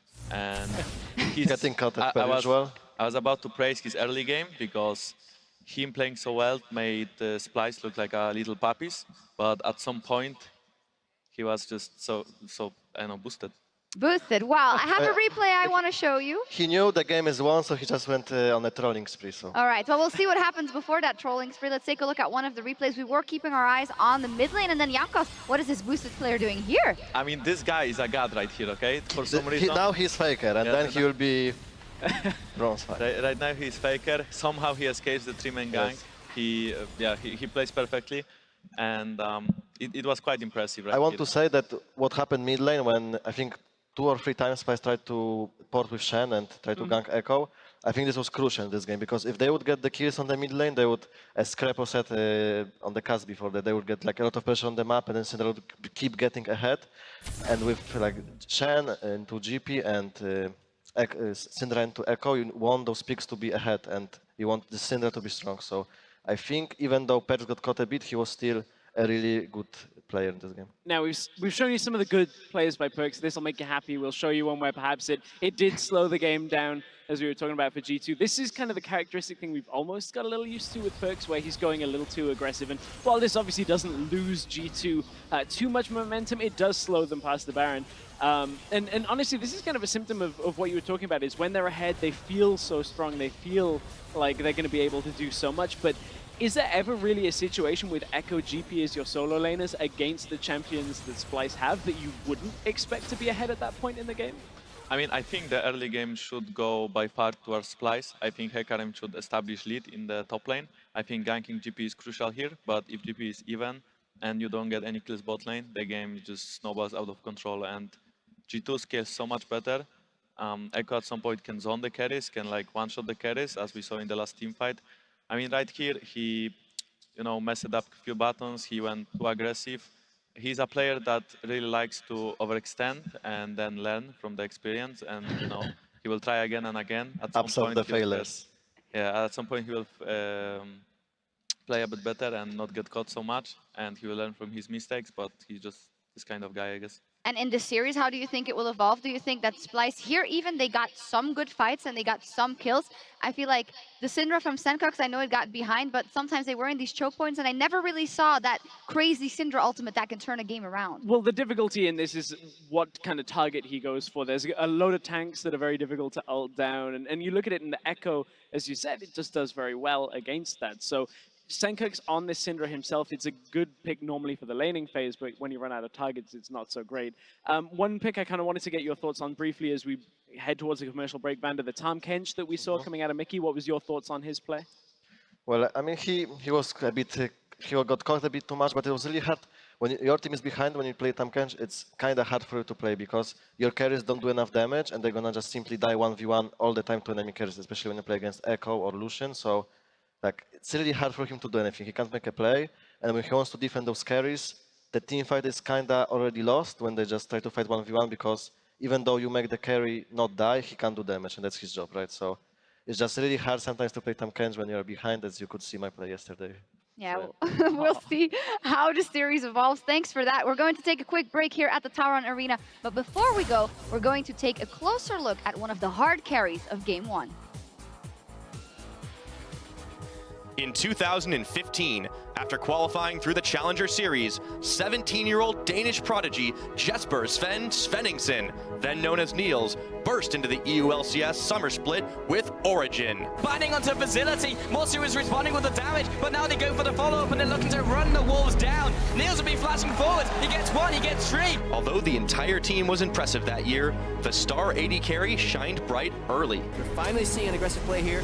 One more extra movement speed, jukes the taunt. This is why Sven is one of the best AD carries, in my opinion, in the world. That was insane. He would go on to earn a top 4 place in the 2015 World Championships, gaining respect as a world-class AD carry. A few more shots will do it. Oh, boom! The kills come in, and this could be the semifinals for Origin. After losing 2 European finals in a row, Sven and his partner in crime Mithy joined G2 eSports in an attempt to finally claim the title.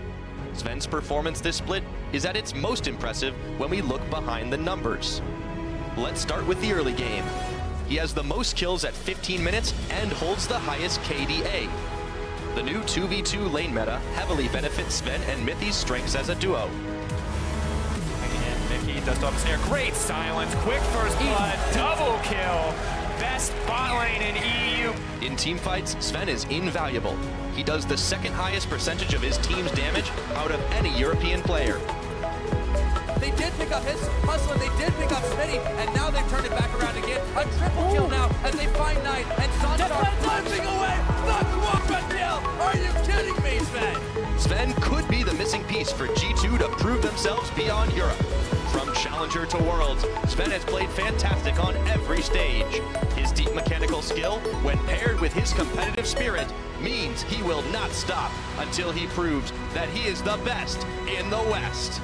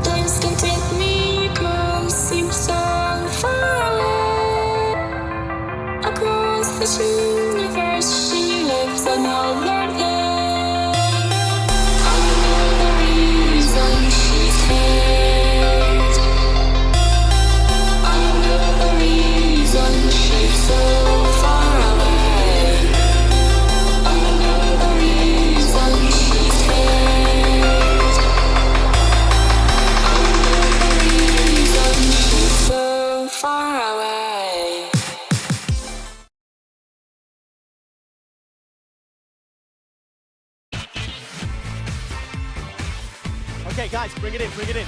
Summer Split Finals is going to be the best cast of the split, all right? This is for Worlds. Yeah. Come on, Deficio on 3. 1, 2, 3, Deficio! He's flashed away. The Arsenal challenge finds nobody. First blood to Splyce. It's Wunder that gets it. The Stand United delivers him to Expect's waiting hand. For at least Sun Up Trashy, Stand United's going to deliver Wunder. Not going to be a kill, but the flash taunt. Chrono break backwards. PerkZ makes it out alive. Frame perfect ultimate by PerkZ. Here comes PerkZ. He face dives forward, and the fight turns around. PerkZ is down. PerkZ is down. Splyce are down 10,000 gold, and they're winning the fight. Sencux is going to get dropped. Sven gets a kill credit. Copies the target as the chrono break buys more time. Sven flashes forward. The shutdown kill. Splyce are routed. They are killed. They are aced. And G2 are looking for the base. G2 eSports strike first at a potential back-to-back split title. Welcome back to Krakow, Poland. We have seen just a couple of moments of action already here in the arena, and I am joined by the new LCS mid laner, old LCS mid laner as well. Of course, from Misfits, it's Selfie, Poland's own. So, you've seen some interesting stuff today. How about that AP Echo? I don't really think AP Echo is that good, but I guess against Syndra it could work because you can dodge her ultimate, and PerkZ maybe was a bit scared of people like camping here or something, so Echo is good against escaping stuff. So yeah, I don't really think it's like good overall pick, but maybe against Syndra it could work. I don't know. I didn't play it that much, so. Well, we've definitely seen a bit of it so far. Of course, you know, you're going to have some time before you'll be playing next LCS split. However, you've seen some really cool stuff from these teams so far, all split long. Anything that stood out in your mind? How do you see these teams stacking up so far, especially against the competition at Worlds? Which team? Mostly these two right now. I guess Splyce isn't locked yet. I mean, I really didn't see that much of the teams that go to Worlds, but like I think EU teams are not that bad. So like I think they can do well at Worlds. Yeah. All right, we're looking forward to it. So one last thing, can I get a prediction on this match? I think, like from what I saw, it could be 3-2, and I hope for like 5-game series. So yeah, I hope it's gonna be 3-2. I really hope. Well, I do as well. Thanks again for joining me, Selfie, and hope you're enjoying the time here in the Tauron Arena. For now, though, we're gonna send it back to the casters to get into game number 2. Thank you very much, Pyro. Looking forward to seeing Selfie back on the LCS stage next year. Before we get to that, we need to wrap up the Summer Split Finals. As it is dynamic side selection, Splyce have chosen red side. They are the lowest seeds. They will pick for games 2 and games 4. At the beginning of the day, we talked a lot about how G2 can use red side to counter-pick. Yep. I feel they did well. That Echo ended up working out. But it's kind of different because most of the rest of the European playoffs, teams have been like mostly blue, mostly red. So what do you make of now Splyce going red side? I think it's smart because, again, it removes kind of G2's strategy of being able to last pick mid or last pick support, because we saw how much focus there was on like strong 2v2 lane. Give also PerkZ a good matchup in mid where Sencux had to blind pick. He obviously went for the Syndra, which didn't really work out for him in this game, so I think it makes a lot of sense to go red side.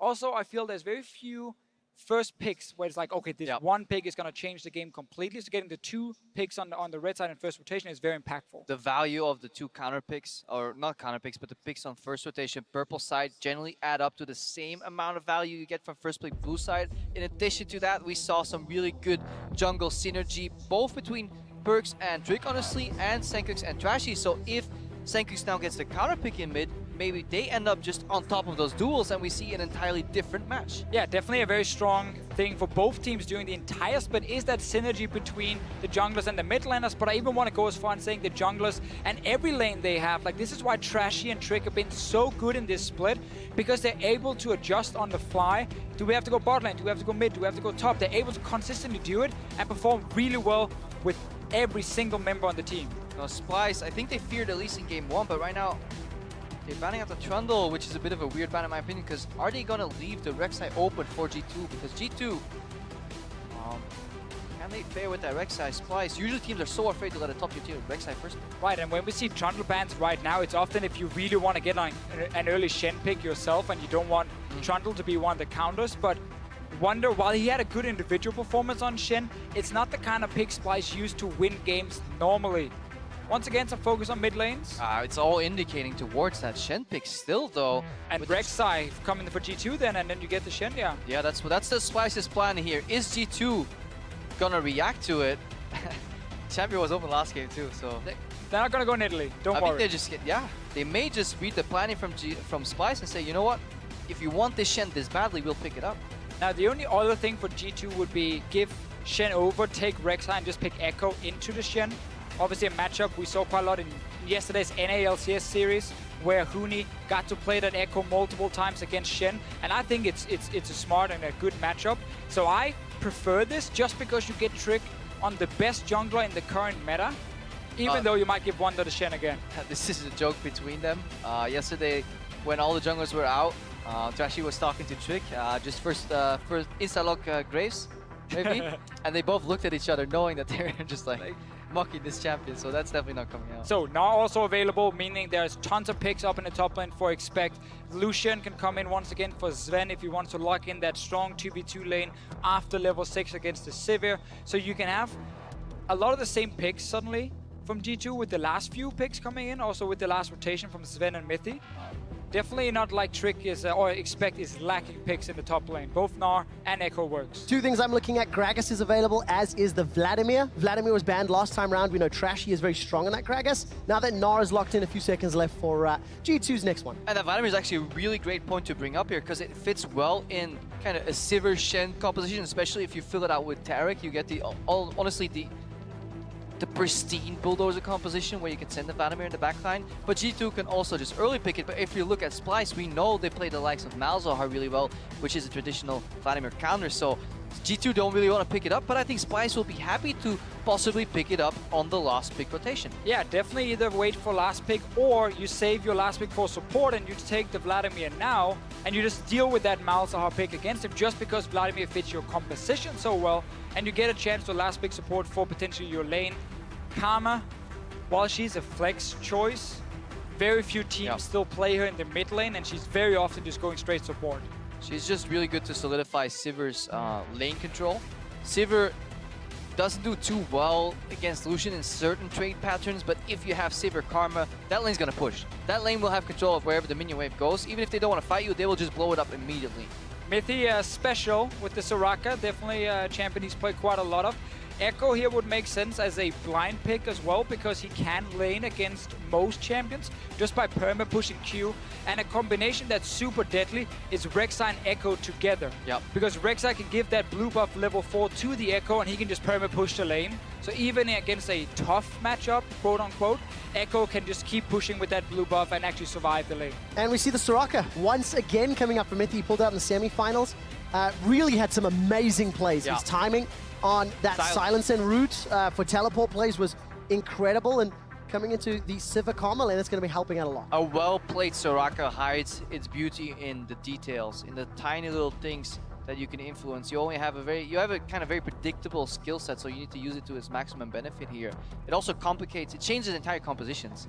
You know, the Gnar not being able to be burst down, having to find the Soraka in the backline, but against the likes of a Lucian, Echo, Gnar to get through that to the Soraka, if Mithy positions well, will prove a very daunting task. But we see Splyce here.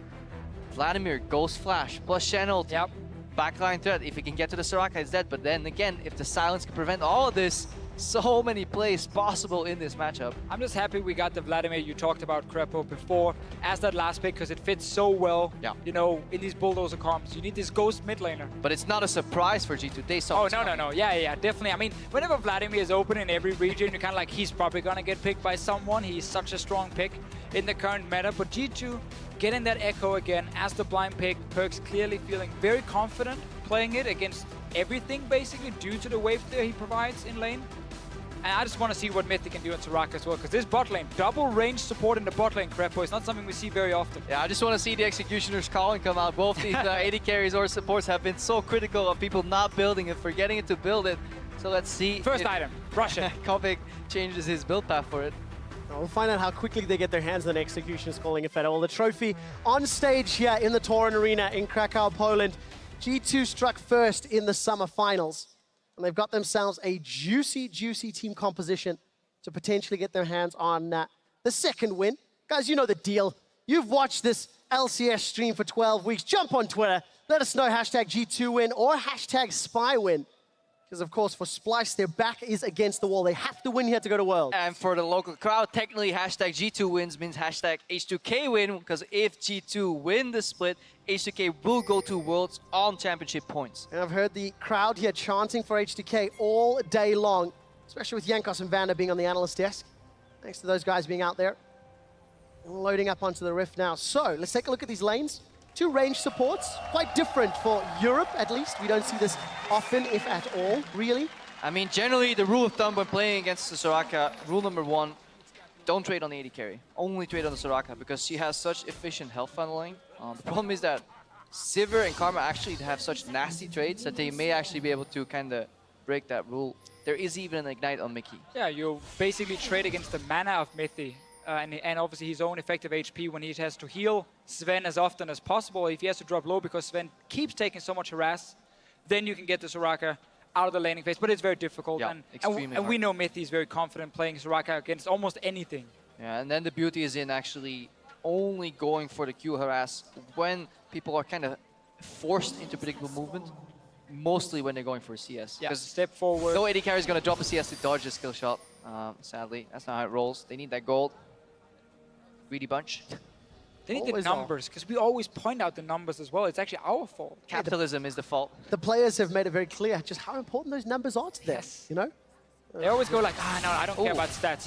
But I do really care when it's a good stat. We see a change up in jungle start pattern here though, because this Rek'Sai starting bot side. Usually a Rek'Sai starts on Gromp, then switches over to the other side and goes back while leaving blue up. But in this exact matchup, Trashy has actually invaded the blue buff later on. So if Trashy doesn't spot this and he goes for his traditional kind of cheesy counterplay, which is steal the blues away from Rek'Sai, he may actually find the Rek'Sai on that exact camp. Now it's going to happen though, because he's very far away on the map. Usually that would require him starting on the left top side as well. So maybe these guys are so deep in this mind game. They mind game each other. They have both of what's going on. The thing is, it goes back to what we were saying. These teams have scrimmed each other for 2-3 months now. They're not that far ahead. PerkZ and Sencux just trading a couple hits there. PerkZ trying to get that passive off, but Sencux will be able to sustain relatively quickly. But one of the things you also can do now, as this Echo in the mid lane, is when you know you're against a Gragas, well, you don't really expect him to gank you this early, or at least not to kill you if he does gank you. So you don't have to really respect it too much. You just start pushing early. And Vladimir is fairly weak the first few levels in lane. He needs a bit of time. He needs to scale up a little bit. We see obviously with the jungle pathing as well, Trashy's now gone to his red buff. You want to make sure you don't get invaded, so you want to get that red buff as early as possible. Yeah, any junglers right now on their first 3 camps, it will include both buffs. It is incredibly greedy to not do that anymore. We rarely see it happen, honestly. Unless you go for maybe the Krug's red Raptor clear, but that, I don't know, most of the time, people swing to the other side in time. We saw PerkZ actually complete his move that he tried in last game with the Echo, pushed up the wave very quickly into this Vladimir, stole a couple of Raptors, and then got a quick level 2 trade in the mid lane that spiraled him ahead. And now he gets his blue buff, so Trick timing his pathing, starting in the bottom lane with that early ward on blue buff, clears all the way up, so it's well timed when PerkZ actually can start using the blue buff, even though it took him a little bit of time to get it. Just a few extra hits. A few extra hits. Then PerkZ can get the blue buff and now just start perma-pushing mid again. And it's honestly orchestrated fantastically well. This is not the first time G2 have pulled out this play, because the wave manipulation was perfect. Early push, base when the wave hits, teleport back to a tunnel, and this is how you abuse teleport. You push in the wave early, you disappear, and you get an item advantage, hopefully, that you then continuously push in the enemy mid laner and prevent him from basing, out-sustain him, and then kind of, by merit of your summoner spell, win the matchup. Yeah, you should always use the first teleport to get back to lane. But then the second teleport is actually worth keeping, because then you start hitting level 6, level 7, and you can actually start going to other lanes with this TP, and it can be very useful to impact others than just yourself. Especially when you look at Expect at the moment. He's been pushed in the entire time against Wunder. Had a great opening game, and really is kind of the player that I want to watch throughout this series. You know, he had to step in to replace Mikyx many weeks ago, and honestly had a lot of weight that needed to be carried. He was not performing once he started playing for G2, but has progressively improved over the split as well. But when G2 recruited him at the start, when he had to challenge for kind of a 2-man top laner situation with Mikyx, he got the full confidence. They were confident in his growth. They said, you know what, he may not be the best right now, but we want to keep it. And when Mikyx challenges Spot, G2 said, you know what, goodbye Mikyx. Yeah. We believe in this player, we recruited him, we promised him a certain amount of playtime, and he's going to get that. And right now, he is improving, but he needs even more improvement, because if you head to Worlds, Yeah. Snap's waiting. He definitely needs more time, and he needs that boot camp. Trashy top lane, though. Well, we talked about Expect a whole lot. The crunch comes down, flash away, flash forward, first blood to Wunder. And this is a little bit of a classic mistake from a lot of top laners. When they actually have that trinket ward ready, they don't get to place it when their wave starts pushing past the river. No one could spot Trashy. He sneaks in, he gets an easy gank. That's the curse. Is that my fault? Did I make that happen by... Second time with the castle curse. Third time and you're out. We're putting Pyra in. It's actually not a good thing because, of course, G2 want to win this series for the local crowd. Specs down. All right, what does this mean for the lane matchup? Both flashes down. Obviously, Trashy has given Wunder a good leg up to continuing bullying. Trashy right now gets an assist and he can steal away a Grump, which means he doesn't get out tempoed kind of by Trick. Your Trick can't accelerate the favorite word. Yeah, just say it again, Krepo. Fit it into everything. He's out-tempoing the Raptors right now. We see Sencux out-tempoing PerkZ. No, but like, usually when you gank this early in Gragas, you fall very far behind in experience. Trashy falls a little bit behind in CS at least, but he needs to stay relevant so at least he can gank again on 6 and maybe get back. But Trick is farming up a storm. Right, but right now they're actually dead even in experience. 50% for both of them. So we'll hit 6 at the same time. This is the gank where Expect, it's a tempo gank from Trashy obviously coming in, flying in towards him, so there's no real chance for Expect to flash the body slam. No ward being placed in the river. Again, we see it. Good sidestep by Wunder though. He stepped out of the stun and then used his flash to kind of finish that kill. So while it looks very easy, it was still a little bit of an alpha. That is definitely a Wunder thing though. Like the micro moves he makes every single time are beautiful to watch. Like the taunt flashes, sidestepping, certain skill shots. He's really good in terms of the pure mechanics. Yeah, and if you actually get to watch player screens of players that are incredibly good at sidestepping, unless they run like really high DPI, one of the main indicators of why they're so good at it is because they click really close to their champion model. Because there's no turn speed in League of Legends. It's actually, why drag your mouse all the way if you can click right next to your model? That's one of the main mistakes of rookie players. Very effective against Cassiopeia as well. Yeah. Useless aside of the day. First backs for AD carries. Boots, BF sword picked up. A couple of cookies. Love me some cookies. For Mithy. Actually, more pink wards currently on the G2 squad side. And early swap here from Splyce. They instantly backed Kobbe with that BF sword. Gonna get to this tower with a lot of support from Splyce. Yeah, he really does not want to build that execution of Scowling, so he's just gonna rotate away from the Soraka. Trashy's revealing here, challenging to go up. He gets it again, I think. Does pick it up, but more importantly here for Splyce, they had a wave pushing from Wunder, was building up towards the tower. They got the recall off and moved to this lane, so they get a lot of damage on this top tower. It's gonna go down before G2 can get it to the bottom lane. So really good swap, and again, many things goes into these swaps here. First of all, you gotta be able to push in the wave in the bottom lane and recall first. Second of all, you need your top laner, obviously, to have a minion advantage. And this goes back, honestly, 2 minutes. Guess what happened? Wunder got an advantage because Trashy ganked. We saw the Karma pick with the Sivir always have control of where they can position the minion wave. They cleared out the wave. They based on BF timing, rotated top. They leaned in on the advantage that Wunder got generated by him by the jungler. So this is a team effort, except for Sencux. He's playing Vladimir. And he's in a little bit of pressure here. PerkZ keeps jumping on and playing very aggressively. The thing is, Sencux is farming up. So despite all of the pressure of that level 4 blue buff from PerkZ on Echo, it's not equated into lane control just yet. Because right now, Sencux has a counter pick, and he is the one that gets to build the Negaturn Cloak first, which means mid lane becomes a lot easier to play. Yeah, no one is gonna die in this lane, but at the same time, Echo is not looking to kill anyone here at level 6. You need to get a protocol completed. You want the Abyssal Scepter, then you can start diving the backline. And that's kind of the key thing. But yeah, Vladimir generally never dies in lane because you just stack early MR, and there's very little you can do against it. It's honestly just a race to clear the minions out as fast and annoying as possible.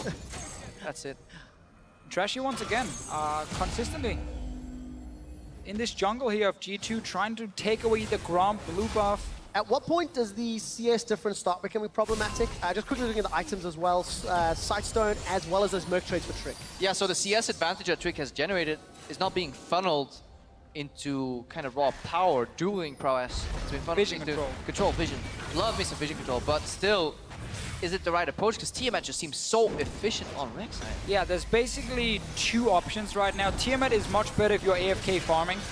But if you actually want to build towards, like, especially these mid-game team fights... Oh, Trashy stole it! Oh, he's so annoying right now. That's 3 camps in a row, 2 Grumps and a blue buff. And Trashy is taken away while still ganking. He is one of the first few junglers that are actually challenging Trick in the early game. It's not about the CS deficit It's about sending a message on the CS you secure. And it's about denying blue buff from the Echo, who needs it so badly in this lane here. And this sets PerkZ slightly behind. Again, it's small victories for Splyce, but about that Rek'Sai build. Tiamat, yes, better for AFK farming, but going Sidestone and chilling smite, the blue smite, and then just rushing full tank does make you very, very strong in these first few fights, and you're basically just a CC machine. You're not built to kill anyone. But if you look at the composition from Splyce, Trick isn't really gonna go in and kill anyone. It's a lot of tanks. It's a Vladimir who's diving his backline, and he's never gonna reach the Sivir properly. So he's just saying, I just want to survive, and I want to put down vision. He just want to make maximum use of that effective HP that Soraka generates him. That definitely helps if you can heal a tank. They just get much more value out. However, you can also keep your tank DPS machine alive on the other side of the coin. I mean, we're very even now at 10 minutes. We're looking at these team comps, and does Splyce's comp somewhat outscale G2 if they can contain Expect, if they can slow They have that? Sivir Vladimir. I don't think there's a single Sivir Vladimir comp that ever gets outscaled. They might get equally scaled. But so how did G2 win? I mean, there's still quite some time before we at that late game point where obviously Sivir wants to hit 3 items, that's a massive power spike. Vladimir is actually the same, also get to that 3 item point and you become an absolute monster in these fights. 10,000 gold helps. So G2 definitely have a lot of time to play this out still, and gotta keep in mind, again, Echo does benefit a lot from some of these first few items he picks up, like the Proto Belt, to start them diving in and being aggressive. But it will be very important for Splyce to find Mithy in these fights. If they just blindly hit away on the front line, Mithy's heals will be invaluable. He shows his face in the mid lane yet. No real threat onto PerkZ with his flash up, the phase dive and the chrono break down bottom. Kobbe's just going to sidestep, get, I believe, the movement speed increase there from Defiance on Mikyx, and Trashy's got support from Sencux. G2, they're backing away. I really like this play here from Splyce because top lane Shen is pushing already, so there's no chance for G2 to try and trade a tower. So by sending 4 members bot lane plus having the global of Wunder, you just force G2's bottom lane to step away from tower, play very passive, and potentially even surrender a wave. But they have nobody tank the culling here, which means it's a hard reset on the play because PerkZ is putting pressure on mid. You could now technically roam top to put some pressure on Shen, who then has to back off. It's kind of funneling over of advantages, you know. You buy some time in the mid lane and you spend that in the bottom lane, but because the culling cleared out the wave, it was a hard reset. But the concept is so great by Splyce. Moving 5 members to the bottom, threatening the dive, telling G2, please step away from your turret. We are here to claim it for ourselves. And G2 right now are just waiting for that first full item to complete. Black Cleaver for Gnar is a massive thing against Shen. Proto Belt for Echo is a massive deal as well. Because then you can actually start putting more pressure in your lanes. And right now, Expect is getting pushed down. Well, it's going to turn. It's going to be Expect pushing in Wunder, and then suddenly you have a winning lane on the side of G2. Yeah, the 2 item spike here throws them out, keeping them close, and then Black Cleaver penetrating the armor. That's the point where Gnar is the happiest, because after that, Wunder is just going to keep stacking, you know, armor unless he wants to invest a little bit into magic resistance versus PerkZ. But he will definitely outscale in terms of tankiness then. He will still maybe lose the minion wave pressure, but he'll never get to a point where Expect breaks out a tower. Yeah, it's very different scaling, honestly. Just one going full tank, so yeah, he will be harder to kill in the late game, definitely. But because he will get outscaled in terms of damage and push, well then he will lose automatically that side lane. So you just have different ways you're scaling with Gnar and with Shen. Of course, for Splyce, their team cup screams, winning in the late game. No real surprises as far as itemization goes. We're even at 13 minutes. Still at CS deficit by Trashy, but it doesn't mean anything as we continue to play out. It's staying the same 15 CS right now. It will be a test of skill here for G2 because they're running a composition with kind of double conditional engage. Like a Gnar kind of wants somebody else to set up for him or flank. And Echo landing a W in a fight is honestly very hard. So unless Trick kind of finds a knock-up or we have a really good pincer flank, G2's gonna have a hard time actually seeing somebody. Yeah, G2's basically running the standard 1-3-1 comp where you have these 2 winning side lanes, the Echo and the Gnar, and then by pushing these 2 side lanes, you can then collapse towards the mid lane and roam in there. And then you don't need the hard engage because you can just flank engage every time and use double teleport as well. That's kind of your way to play for G2. They're looking for a gank and top. Well, they're gonna find it. Wunder's already flashed. Flash from Trick, gets the knock-up from the Unburrow. Spirit's Refuge buys a few seconds. The Hyper's not gonna proc from Expect. Down in the bottom lane. Body Slam flash is available for Trashy, but he's not gonna commit. Trick pieces out. Gonna use that Void Rush and support his duo lane. So, thwarted gank, trading flash for flash. A lot of respect there. They just didn't want to pull the trigger because Wunder would have to land on maybe 20-30% HP because when he starts channeling, Expect would start hitting them too. But all this movement has left mid tower exposed and PerkZ is looking to finish it off. Chrono Break already used, Sanguine Pool comes out. PerkZ has got a lot of hit points to work with. There's the damage and the transfusion. Sencux continues to back away. The hesitation and not being on the same page during that play in the bottom has left their mid lane tower exposed. If Trashy goes all the way that deep, they need to pull the trigger or get the Shen ulti, or they need to predict that it's not going to happen.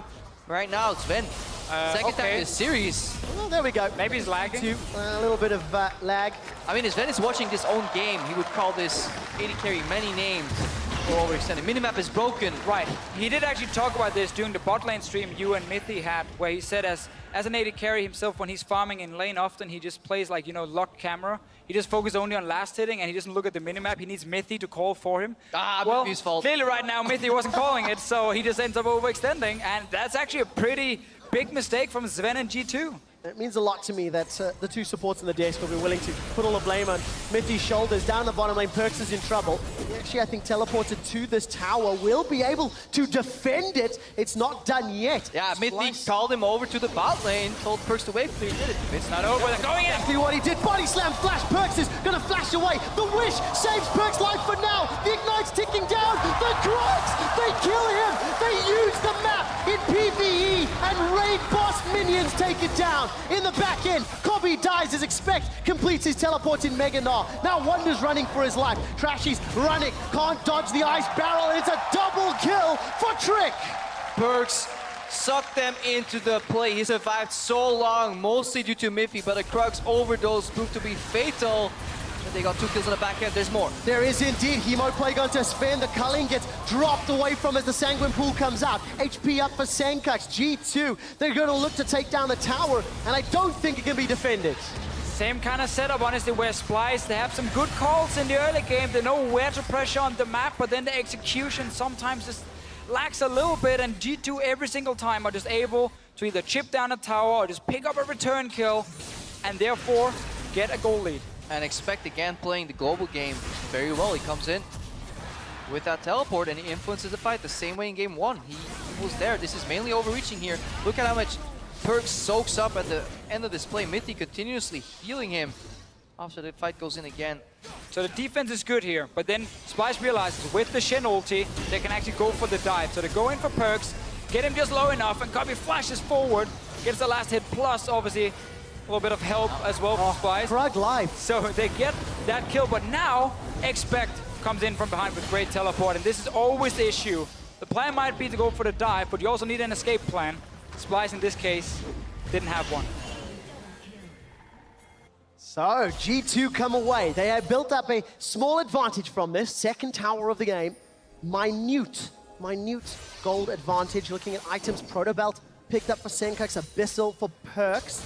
And unfortunately, it's a Cloud Drake, so it's not the highest priority in terms of objectives to fight for. We're approaching 20 minutes, well, 18 and a half, and it'll live to fight another day. Yeah, at this point, with Dragons in the current meta, when you have these professional teams, especially in Europe, they actually only really care about Infernal Drake. Yep. Almost every other Drake, they're like, nah, you know what, I'd actually rather try and get a tower or maybe get a Rift Hill. Like, these objectives are considered more valuable. Trashy is taking everything away from Trick, but Trick is killing his teammates. So I guess it's a bit of an even trade, and maybe Trick is happy enough actually losing a few I take your CS camps, here and there. I take my teammates. Sounds like a fair trade. But again, yeah, Cloud Drake, we don't need to call out Cloud Drake specifically, Ocean Drake, Mountain Drake. The teams, they really just want Infernal Drake, or they want towers, or look for more potential fights. That's really how they want to snowball in the standard lane meta.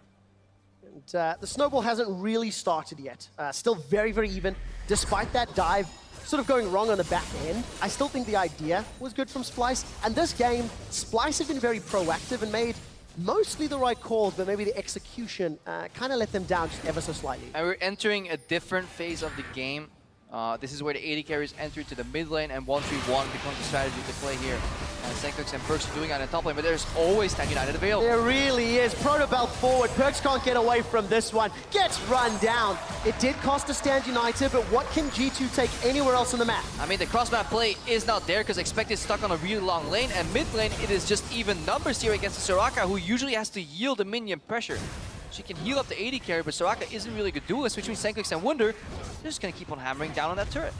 Yeah, and this is definitely on PerkZ. Once we see Wunder, he will be able to walk away. Trick doesn't have a whole lot of damage with that blue smite and full tank, obviously, as we talked about earlier. But when you play 1-3-1, if your other lanes are not in a position to put pressure in case the enemy team sends multiple members to one lane, well, then you should never play aggressive. And PerkZ jumped on Sencux himself. But Splyce realized that this was a good opportunity to use the Stand United. There was no punishment available. Look at the bot lane right now. The wave is at the turret. So Wunder says, you know what? I have about 2 minutes to spare. I can come to the top lane, Sencux. Whether it's baiting or getting caught, we're leaving in the middle here. No, purely baiting, honestly. He's not even close to dying. He's Vladimir. He's Vladimir. He just pulls, he gets Shen ulti. Like, again, minimap. Before we got out the replay, but Expect had literally just walked into the bottom lane by the time PerkZ died. You cannot do this. 1-3-1 is all about communication. If the rest of the team is not in position to push anything, you do not play aggressive yourself. You wait for at least 2 winning lanes to push forward, and then you can play aggressive. Yeah, for example, now PerkZ has the push on top lane, which means he can use that time for something else. He could roll mid, potentially teleport top later. He could TP bot if there was a way to catch that Shen. Obviously not the right play, but this is just an example of what's possible. Step number 1 in 1v1 is always to at least have one side lane pushing and then look for an advantage on the other side of the map. Yeah, once you have identified, you know, what is the objective you're going for, so in this case for G2 it's gonna be the dragon. That means they don't have to really push the lanes too far. They just need bottom and mid lane to push in a lane, and then you can actually get free access to dragon. Yeah, and that means PerkZ now has to play careful because his team is committing 4 on the bot side of the map, which means he's alone in the top side. He's playing careful, but Trashy is lurking around. And this is where Echo's really good, because he has this very slow wave play where he just fires the Q across all the minions, and you can do it from very safe distance. So you can see here, PerkZ just cleared the entire wave despite being under pressure from Trashy. And this is where, again, this AP Echo can so easily just defend the tower as long as he stays back. Splyce gets some value on the retreat. They have some pink wards placed already. They get a little bit of vision denial here. Very reminiscent to game 1, where G2 had control over the Baron area. It's not a perfect sweep. There may be some wards hidden, so they're not going to hard commit. Splyce right now, the dominant team in the mid game. All right, so taking a look at that play, Splyce able to get the vision, punishing G2's decision to go for Dragon. G2 have already been punished for that maybe overextended PerkZ. With right? the PerkZ one before, on the yes. side lane. Now, the reason I highlight that, Frozen Mallet and Black Cleaver picked up for Expect. If they're going to go for this 1-3-1, they can't afford to be out of position multiple times. But if you look at your minimap now, you suddenly see a Gnar in the bottom lane pushed towards Splyce, past the river. This means Wunder can't really just ulti away instantly, because then Expect gets a lot of damage on his bot lane tower, and that's why PerkZ now can actually stay in his lane, don't have to fear the TP from Shen instantly. But if Expect backs away, then PerkZ has to back away as well, otherwise Wunder joins one more time and kills him. So that's what we're looking for here for G2 to really feel like, oh, little reset on the grump. Looking for G2 to, you know, push backwards and forwards together in unison, make sure their vision and their communication is on point. Yeah, and then it becomes a vision game. Every time you get the wave push, you don't trade it for much. You trade it for clearing or placing a couple of wards, and then eventually you can get access to an objective where Fog of War is your ally and you're hiding in the mist and you can maybe strike. But that is a very elaborate process, especially against Strick with the blue smite dice zone. Keeping Sencux busy here, but Trashy's in. Backup arrives. Gentlemen, Executioner's callings are plenty. G2 and Splyce, both Sven and Kobbe picked those up, trying to deal with one another's healing opportunities. At least somewhat, ever so slightly. And it seems like such a simple thing. Like, why is it even worth highlighting when every pro player should realize this? Well, the reason it's worth highlighting is because we often see pro players forget about it. This item is incredibly stat efficient. The only caveat to it is not slot efficient, but AD carries don't have to worry about that. Like, these are the guys that don't sell Adorns to pick up a pink ward. They can fit in an Execution Scarring in their inventory. I've heard that disappointed statement many a time. I need that extra 8 damage, or whatever it is. Taking a look at the rest of the items, Frozen Fist here picked up for Trashy, full tank still for Trick, Ruby Syston already upgraded. I mean, the game is even. We're 25 minutes in. Yes, G2 got an extra tower and a dragon, but they're not in control of the map. They're still playing more heavily on their side of the river. and actually it looked like Sencux was kind of pushed away there by the damage of PerkZ. Yeah, but we have to keep in mind Splyce are okay. Just keep farming it. Actually go for Sven. Oh, wow. Find an engage on the sideline. Sven's taken down. Didn't even see him get caught. And Splyce have found two. Expect is forced to hop away as the boomerang blade tags him on the way out. Kobbe turns his focus to the tower, and PerkZ, he's late to the party.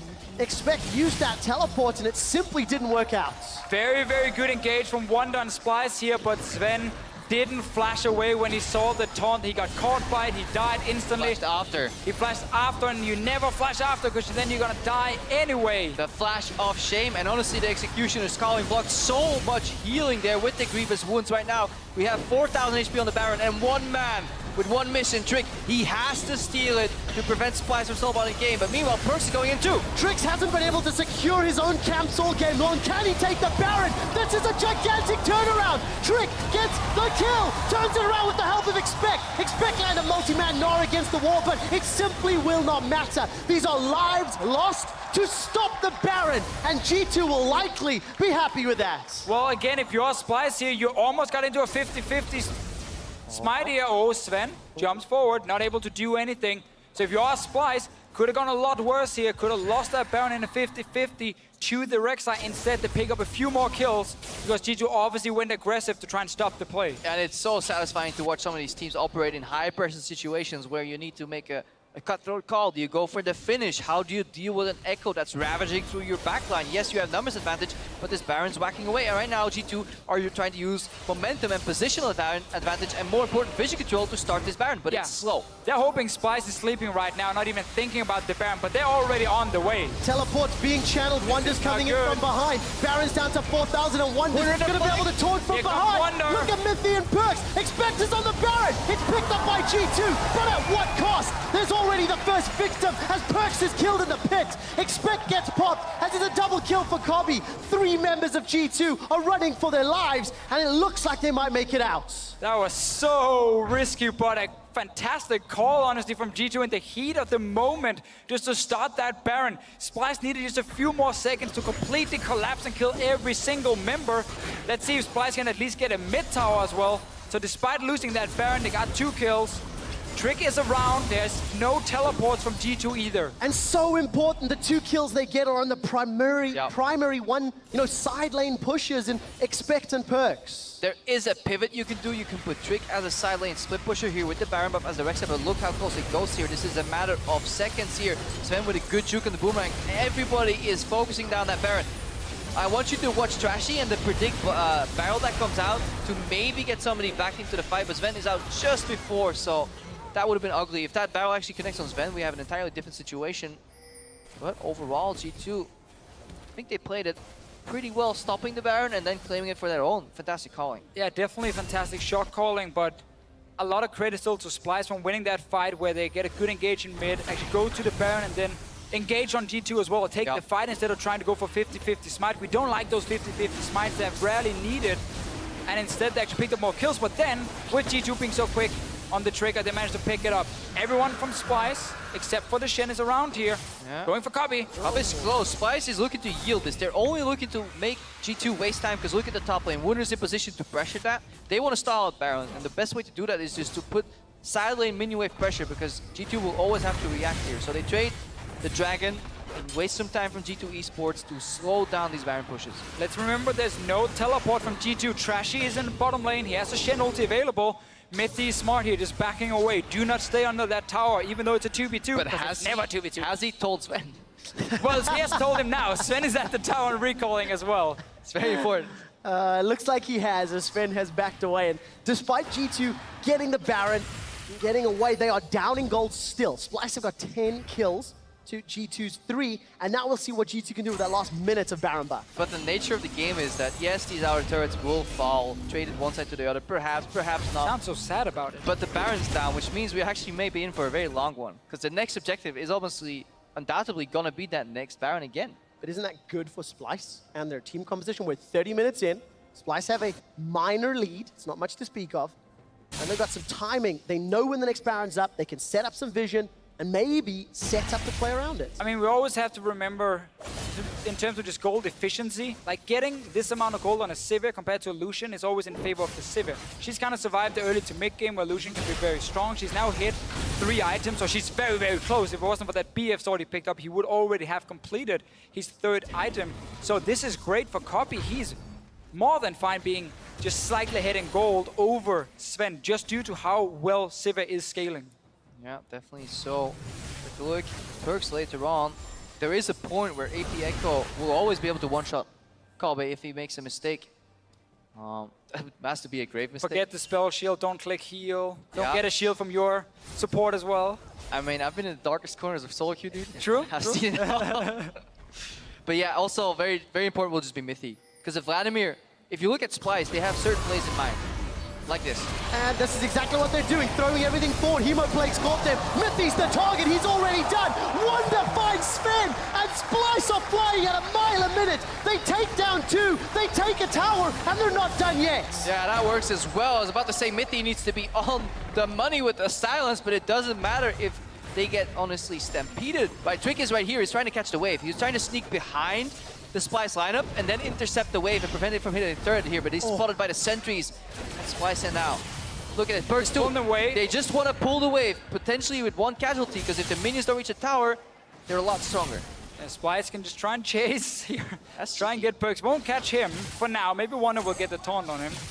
Has no flash actually, and PerkZ can dash soon. Longest chase, dash away.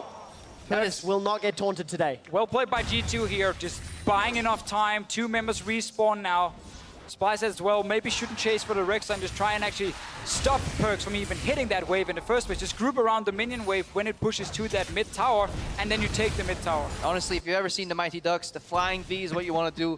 Protect that minion wave at all costs, because Trick was merely a distraction to open up for PerkZ to go in. And right now, G2 is claiming a tower back for these 2 kills. Remember that Splyce used a bunch of ultimates on that play too. The game is stalling out yet again. Yeah, Splyce a little bit too greedy here for the kills and gets punished for it. But still, composition-wise, like G2 should not be able to win these late game fights because PerkZ is so far behind. And again with Echo, when you do dive in onto a squishy, if he has no protection, yes, you can get him very low, maybe even kill him. But you have spell shield, heal, you have locket as well from Splyce, karma shields. There are so many ways of protecting Kobbe in this game here. It should not be possible for PerkZ to kill him. And that's the backline threat really of G2, is PerkZ trying to go in and assassinate together with Expect on this Gnar. Yeah, especially with Trick, who got out of the field into support, it seems. Ruby, Sidestone, Murkreds, I mean, no Tiamat, full tank. Some of you expect from...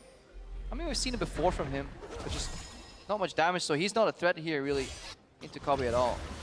Playing that utility role and maybe amplifying their ability to play 1-3-1 might be the concept. Yep, Expect though with that GA and the potential to split push control a side lane hasn't had the opportunity to do so. We haven't seen G2 really get past their own river in, well, ever maybe, this game. Well, it was for a while, but it's just they couldn't capitalize on it, and there was always really good reactions from Wunder. The second he got a small push, he went to mid, and then that play happened, and ever since, the cadence of the game has been in favor of Splyce. Well, the problem for G2 is the fact their mid lane can never push.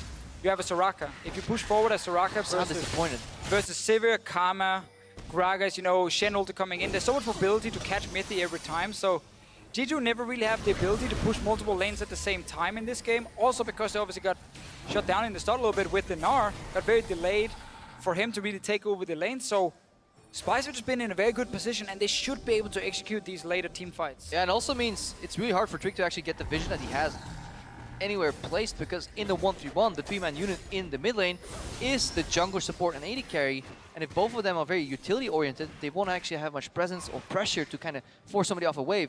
Whereas Trashy, he always has kill pressure with that build, you know, if you play against Sivir Karma. And that's what they've done right now. Splyce have choked out G2, who have more wards available, but they haven't been able to place them. Right, Trick.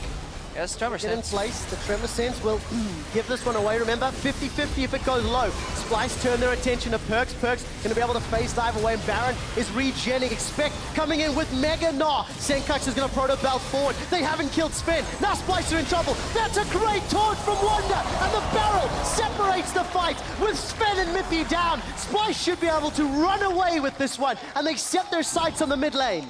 Yeah, it looked good for a fraction of a second when Sencux went in and Sven seemingly was kiting, but then the attention got turned. Both Sven and Mithy got taken down at the same time, and Splyce are reigning supreme in this game 2 of this best of 5. Great mental fortitude here from the Splyce players after a tense game 1. They've held the lead really since the moment they recalled and did that delayed lane swap. Now Splyce in a little bit of trouble.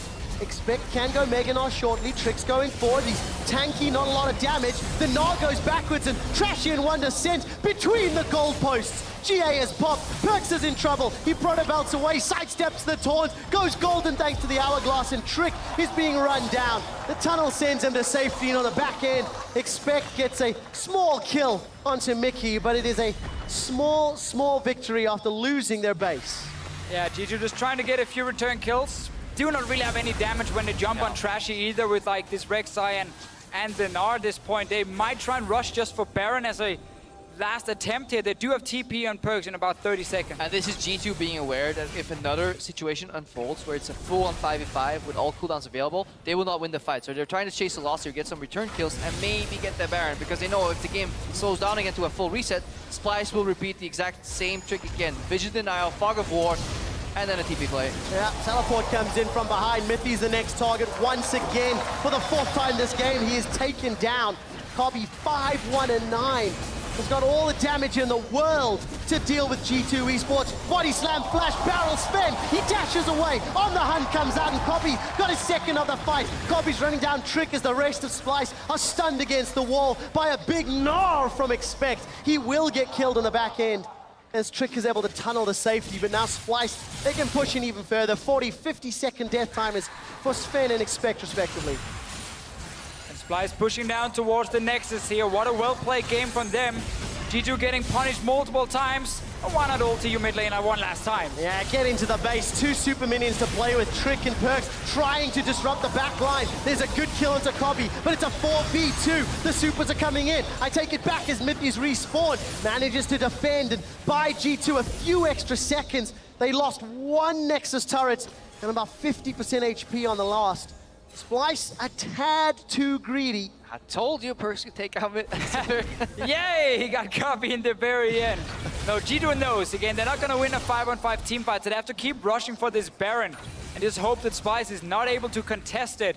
Kobbe did for now 25 seconds. Expect is alive now. This might be the very, very last chance for G2, and even with the AD carry down, it's not easy to take this Baron. Yeah, but they're about to get a quick reminder how strong late lane Vladimir is. Wunder is there too. It's going to be a standoff. There is indeed. PerkZ is going to try and interrupt. He jumped onto Mikyx. And going to back away. Protobelt's already used. Baron's down to below 50%. Hemoplague is out. PerkZ goes down, gets a small shield from the parallel convergence. Baron is the focus. Trashy secures it all game long. He's had Trick's number. It's going to go down by the GA. G2 look like they may have won this fight at least, but at the cost of Baron on 4 members of Splyce. Yeah, now that El Bandido is no longer in the LCS, Trashy's making a big claim for the Prince of Thieves in this series. 2 Grumps, a blue buff, and an Asher on the board right now. And this is the final nail in the coffin, honestly, for G2, but it makes me very excited what the rest of this series is going to bring. The tension in both of these games, it's been palpable.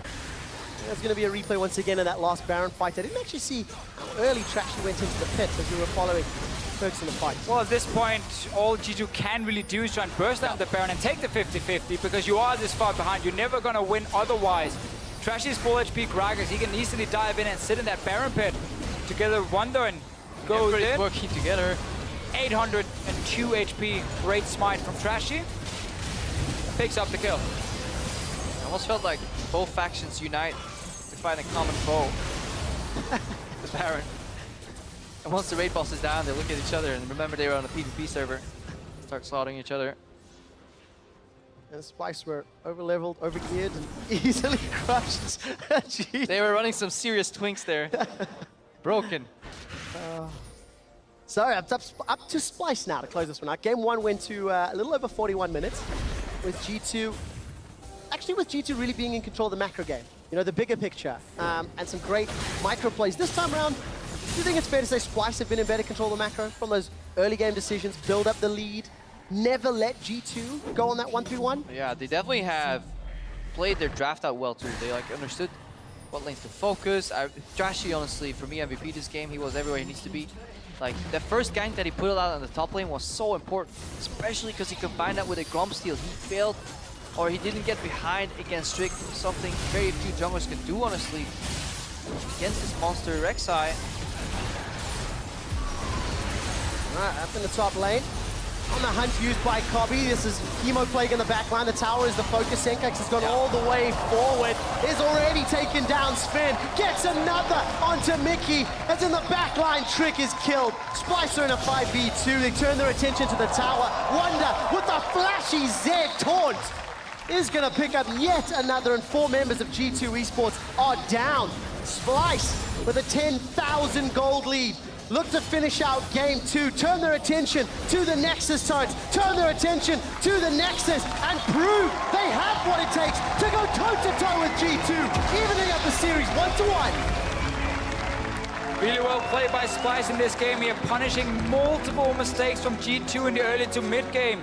Think back to PerkZ overextending, Sven overextending, like these guys making too many mistakes on the map where Splyce can just walk down and pick up easy kills. And then it's very hard to play 1-3-1 once you fall behind. It is so rare to see this from Zven. 2 games consecutively, though, overextending on the side lane and getting caught. This is not what we're used to. Also, Splyce just ahead of the curve, too. You know, when they pushed out bot lane, rotated top, took that first tower down. After the gank that Trashy pulled in the top lane, they were continuously in control of this game. But it does beg the question, what side is G2 going to opt for? Because it seems that red side reigns supreme here in the pick and ban. And then what's Splyce gonna do to adapt, you know, to a potential Sencux weakness again in the mid lane? I mean, taking a look at that game, all the macro decisions, and then also the team fight decisions around Baron. It felt like there were 3 or 4 really pivotal fights, and pivotal team fights. Splyce committing, then peeling away, G2 deciding to make those plays. It's good to see the whole team on the same page. Let's excuse some of those micro decisions, but does it feel like everybody's doing the right thing, focusing on the right objective, or rather peeling and fighting for teams?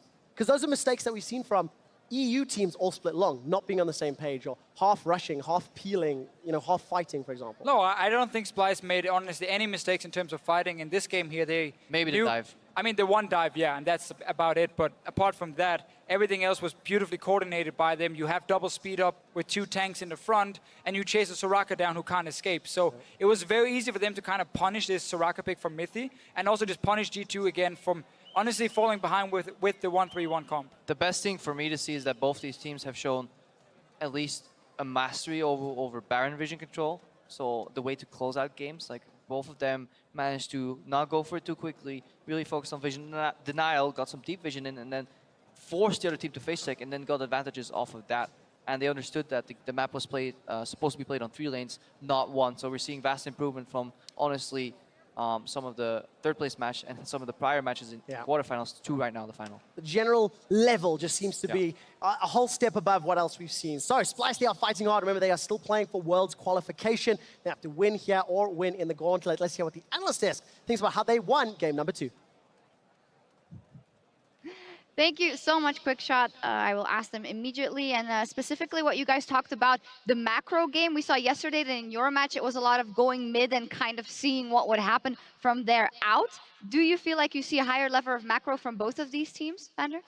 Well, I think the overall play around Baron is much smoother, and also what I like this game is the resub from bot lane when the Wunder got killed, so it was really crucial because their bot lane matchup is kinda bad after level 5 for Severe Karma, and then it allowed them to just keep laning first for the entire game because like we push 1 tower, both towers will be down, so then it's just a pushing game, right? Yeah, so it does seem that getting the advantage in general over expecting a top lane for Wunder is important, but you wanted to highlight where it went wrong for Splyce. Well, that's where we can highlight in just a second. I wanted to get Yanko's take first a little bit on that presence in the top lane, because it was Shen again for Wunder when we look at the picks and bans phase. This time, though, with a jungler going top, how key is that in a matchup? I mean, Vander talked about the swap that follows, but is that the pivotal moment of the game already, like 3.5 minutes in? Well, I do believe that Shen wins really hard early game versus Gnar, simply because if you get 1 town off, that means Gnar is probably trying to half HP, even less. if you get a gank off, which is simple as well, all you have to do is E-flash with Gragas or E-flash with Shen, then the lane snowballs hard towards the Shen lane. Nar just has to scale. I believe G2 tried to play to their strengths, but they just failed. And when Wunder got going with his team, they just played the comp really well and they snowballed. Did you notice the work that Trashy was doing in this matchup? Because we noticed that he was putting in a lot, stealing a lot of buffs, going in and putting a lot more pressure on Trick. How much does it have to do with the fact that he gets his hands on the Gragas in this case? Well, I do think Gragas is actually a good matchup to Rek'Sai, simply because if you scale, Gragas is just 10 times stronger. And if Shen is winning the side lane, he can always TP to Gragas, so Gragas can kind of do whatever he wants. And then they just played really good with that, you know. As long as you use Shen ult and you swap and you run around well with Sivir, I think G2 just got simply outdrafted. I agree. And I think the ban of GP was really smart for Splyce, because they noticed that G2 doesn't really prioritize Shen. They want to counter pick it, and because Shen doesn't necessarily win lane against Trundle or Gnar, like later he'll be losing, like he maybe wins early, as Janko said, and GP. So those picks all outscale Shen and split pushing later, but if you can make the gank happen, you reswap, and then you just play the whole map with Shen ult, it's really hard for an enemy team to do anything. Let's take a look at one of those Shen ults. This is the bot dive you were talking about earlier, Shocks. Let's take a look at the first play that kind of Splyce looked like it was going to start well. Perhaps a little miscommunication on their part, because Sencux hasn't started roaming down, and eventually that ends up leaving them in a poor situation. This was PerkZ trying to PvE a little bit, but Krox hit it a little too hard. So TP's come through into the bottom lane, and from here, if PerkZ is coming down for this, he's already able to kind of turn this back around once they're fleeing, but he's nowhere to be seen. Trick is able to pick up a second kill from this, and this slows Splyce down a little bit. But when you look at exactly how the replay goes, again, it's Splyce trying to use the Shen ult, as you're talking about, to try and turn around the bottom lane again and again, and eventually they'd get kills onto the Sivir, keep getting 2 kills a fight, and suddenly Kobbe's just massive. Well, overall, I didn't really like this dive as a play, because if Soraka would put her silence faster, then Gragas' combo would be interrupted. So I think this was really risky, and they didn't end up that well. So overall, yeah, it's good that they try to do a lot of things with Shen. They tried the first game, they failed a lot of times. This game was better, so that's why they won. Yeah, it's like you play with Shen. If your ports work, your team is snowballing hard. So I was also questioning, why don't they just go for the Gnar here? Because we know that Wunder's so good on. But G2 for the next game has selected to be on blue side again. What do you make of that, Jankos? I do think they could try to first pick Shen and play the aggressive side of the matchup, like against Splyce. I think G2 has a lot of things in mind. I don't think the approach for winning lanes is good for them. I think they should try more team fighting approach. I think they should look for the outdraft or like decent scaling, and I also think they should try ban Sivir. I think the champ just provides too much for everyone, yeah, and Sivir perfect Karma is just it's perfect pick on purple side.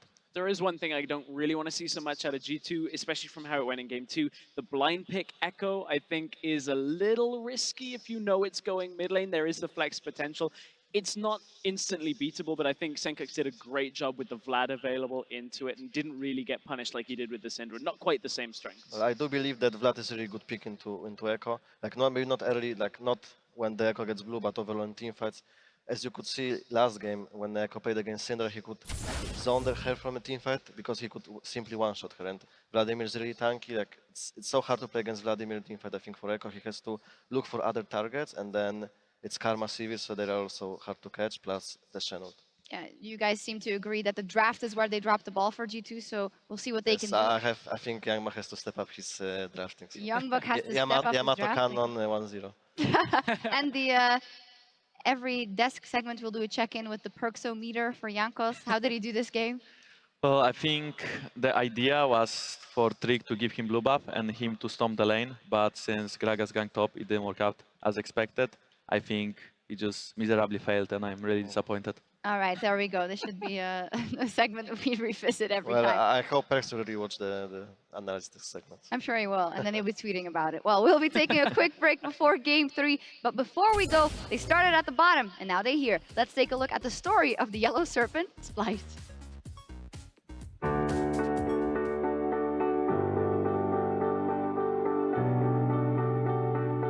For me personally, it has just been a really long road of hard work and keeping your motivation up even in the hard times, and that is at this point I'm just really relieved that even I never gave up, and I always kept fighting to get to a point where I felt satisfied with what I'm doing, playing at an ability that I'm really happy with.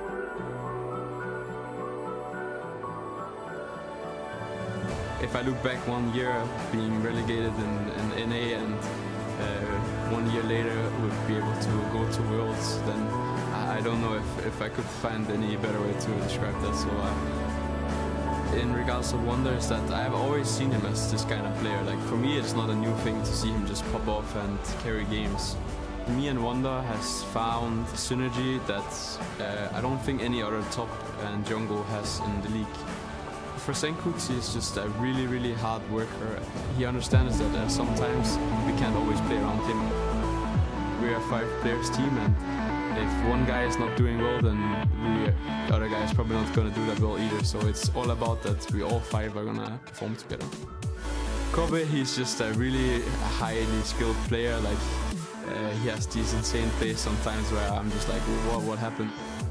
For Mikyx, sometimes it might be annoying that sometimes maybe we talk too much in Danish or something like this, but he's like a little brother kind of guy. The great thing about our team is that no matter what, if someone has a bad game or anything, there's no grudges. We just smile and laugh it out, and then we will just go to the next game. At this point, I'm already satisfied with how I'm playing myself, but the dream is to go to Worlds, and I think that is everyone's dream. And if you can manage to go to Worlds and play against the best players in the world, then that is probably the biggest satisfaction. Even as a rookie squad, we can do things at Worlds and surprise people.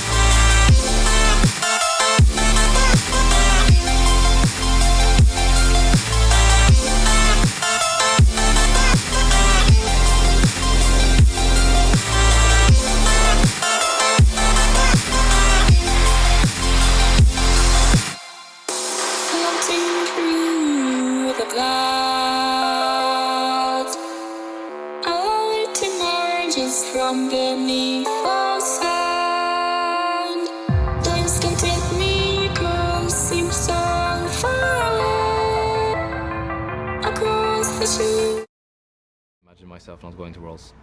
I think it would actually be a worse moment in my life than getting injured. All I've ever known was TSM.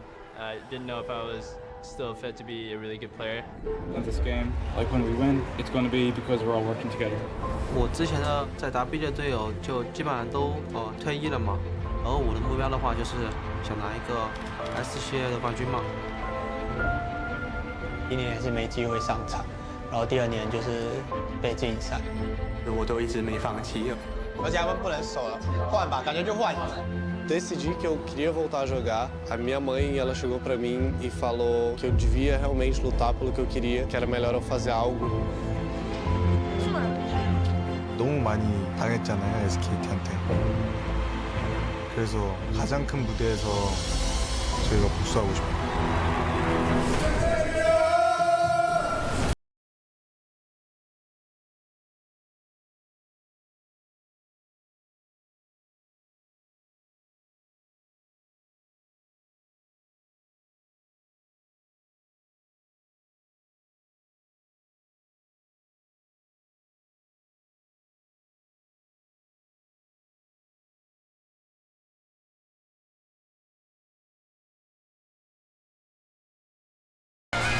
Eles colaboram com isso.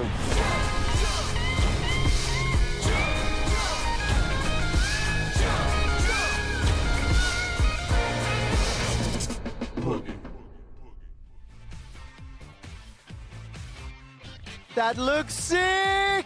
Welcome back to Krakow. Legends Rising Season 2 is going to take an intimate look at the lives of 6 of the greatest players in the world right now, including Rekkles. You heard him right at the top of that video. Not going to Worlds. Greatest player is Rekkles. There was this other guy that's not Rekkles. Okay, fine. Rekkles, Wild 30 Chowie, Clear Love, Revolta, and Smeb. For at least 2 of those 6, it's a tough story. Because Revolta is not doing particularly well in IWCQ. Rekkles has to run the regional qualifier next week. But the series telling their story is amazing. It looks hype. Oh, I almost just want to quit and go back. So you can be in the same one? I want to let I'm not sure they're going to pick you, Krepo, just because you go back to play. I know somebody at Riot. Ah, okay, maybe. Some guy in the features. Legends Rising, Krepo alone. Back to Diamond 1. I'm not seeing it. I think we've heard that story a bunch, though. Yeah. So I'm not sure there's a whole lot of new content to be... Prompter scrolling. Okay, sorry. Moving on. I do have an update for you guys, obviously. Going into game number 3, G2 picked blue side, most likely because of the suits. This is against what we've seen from the previous 2 games. Is that a surprise?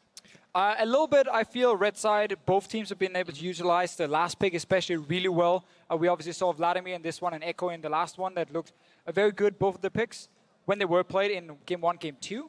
But I do feel like we're going to see like G2 say, hey, maybe giving away something like the Shen was not the smart choice because we just traded Rek'Sai for Gragas and Trashy actually played so well and won that matchup. Or they use the Rek'Sai completely differently if they do it again and they don't go for a super passive pick like Soraka. You know, honestly, Soraka shaped that composition to be something else than it could have been as well.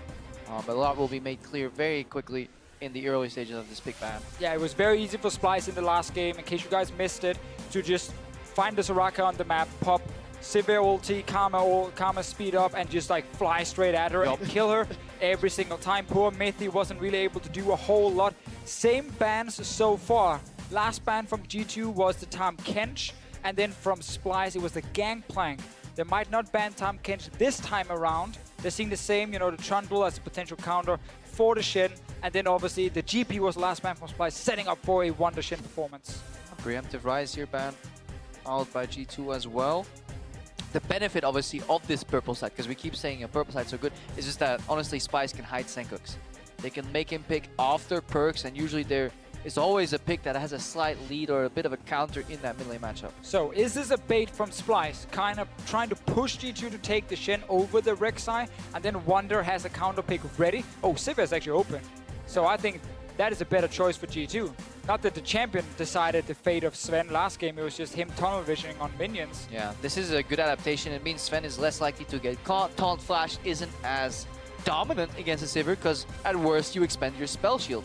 And it gives more scaling to G2. Last game they got heavily outscaled, could not win late game team fights, and Trick can still run Gragas if he wants to, which has great synergy with Sivir. Together with also something like Vladimir. But now we get to see how Trashy himself plays that Rek'Sai and what trick is going to use as an answer. Is it going to be the Nidalee again or just a standard Gragas matchup? You know, we would expect the Gragas, but you never know with trick. The adaptation, though, is so good from G2 here. Take away Sivir, and then you steal away the Vladimir as well. Don't want to have the same kind of matchup as the last game. So right now, you're the one with the bulldozer composition. Yeah, and this probably leads to Sencux playing Malzahar, but Malzahar, if he gets slightly focused a little bit with 2 tanks in jungle and top lane, that's a composition that might run out of damage eventually, or just gets put under too much pressure, because the best scaling AD carry is also on the side of G2. Great point with the Malzahar. Well, what's a great counter to Malzahar was someone who can just devour his target. Well, that's the Tahm Kench now. So G2 saving that jungle pick just because they don't have to show it, and they just keep getting more and more tanks and more picks that can deny something like Malz. All right, I'm hearing a huge amount of positivity for G2. Trevor's still here. I am. Oh, but you left. You know what? I'm leaving it to these smart guys to take us through this pick ban. Regardless, the Tahm Kench, the Vlad, the Sivir, we like everything. What is left for Splyce? Because if this Malzahar is picked, surely Sencux is picking himself into a hole. Shirley? Don't call me Shirley. It's just the answer. What's left is for Kobbe to decide what AD carry is going to be playing into the Yeah, I mean, the tough thing for, we might get Jin, coming in from Splyce, something they have played in the past. And just because I'm afraid if they go Lucian, they're going to run out of damage. Yeah, definitely. Because they went for the Malzahar, as you talked about, Krepo, with obviously that traditional pick into the Vladimir. What a big surprise, you know, he went for Malzahar. But it leaves so many questions for that AD carry pick, because Splyce right now will not have a lot of damage late game versus a Tahm Kench and a basically full tank composition from G2 with the Sivir just speeding up these tanks as well. This is massive bulldozer from G2. Lack of damage from Splyce. I'm not even sure Jin is actually enough damage when it comes to killing tanks. Jin is not the greatest tank killer. I do not want to be in your Malakan's shoes right now to figure out what you have to play, because if you look at G2's composition alone and you don't look what Splyce has drafted, it's almost a pristine 6-15, 1-3-1 composition that can run just so well. You have the scaling Vladimir, you have the Sivir who plays super well in the mid lane. The Vladimir plays without a teleport on the side lane, but if there's ever a question of matching that, you have Tahm Kench to deliver to the side lane. So you need to go for the hyper traditional counter pick to Sivir, a notch above the Lucian. You gotta go full Forgiven, you gotta go Caitlyn. Yeah, this is very, very lane focused from Splyce. It was actually something that worked for them last game, having that strong 2v2 with the Karma down the bottom lane. Now they get a Caitlyn as well, so even better. But mid-game, if you are Splyce, you have basically no DPS. Malzahar wants to hit 3 items. Caitlyn wants to win a laning phase and get to 3 items as well. This comp needs a 3,000 gold lead by 20. Or they need like, at least maybe if they can do, they need to put heavy focus on like a Baron play that can't fail. They will get outscaled. Well, outscaled or not, I think the late game fights, I agree because of Tahm Kench, obviously Malzahar is very much nullified, but late game while you have scaling on Malz and Caitlyn, the problem is still that at best you get like these 50-50 big fights, and grinding through these tanks are just so difficult to do, and Tahm Kench heavily outscales the Karma, so big disparity in support. Yeah, the only point where Caitlyn can maybe swing it back is like 6 items, and that's like, you know, and then we're talking 50-50, yeah. not even advantage. No. This team comp, you guys mentioned it, 1-3-1 on the side of G2. Great champions to do so, but G2 showed in the previous game, 1-3-1, could be attacked. They had some weaknesses in getting it going. They kind of attacked themselves as well. Getting the ball set up. They cannot afford to make those mistakes again, otherwise that's where Splyce can generate the lead to make their team composition work. And this is going to be super interesting. Zven and Mithy have a really big role to play for G2 this game. They need to kind of resist the pressure that Kobbe and Mikyx are going to put on them. And then they need to dodge the inevitable bot lane party that's going to happen. Global from Rek'Sai to arrive there. Global from Shen. Maybe push pressure from Malzahar if he all-ins on a single wave and rolls bot. There is almost guaranteed to be either a rotation to the top lane to accelerate the third kill by Splyce, or a simple 4-5-man bot lane party. Yeah, I think the top lane part is very, very important if you look at the last game and how Splyce were able to win, because they managed to pull off an early gank on Expect. They put him behind in this matchup. Shen is a good laner, and especially once he gets like a small advantage, he can really be annoying and just consistently trade with you and kind of push you off the minions. You want that first item on Gnar before he starts really fighting back. So it was very important that Splyce got Wunder ahead and kind of shut down Expect a little bit.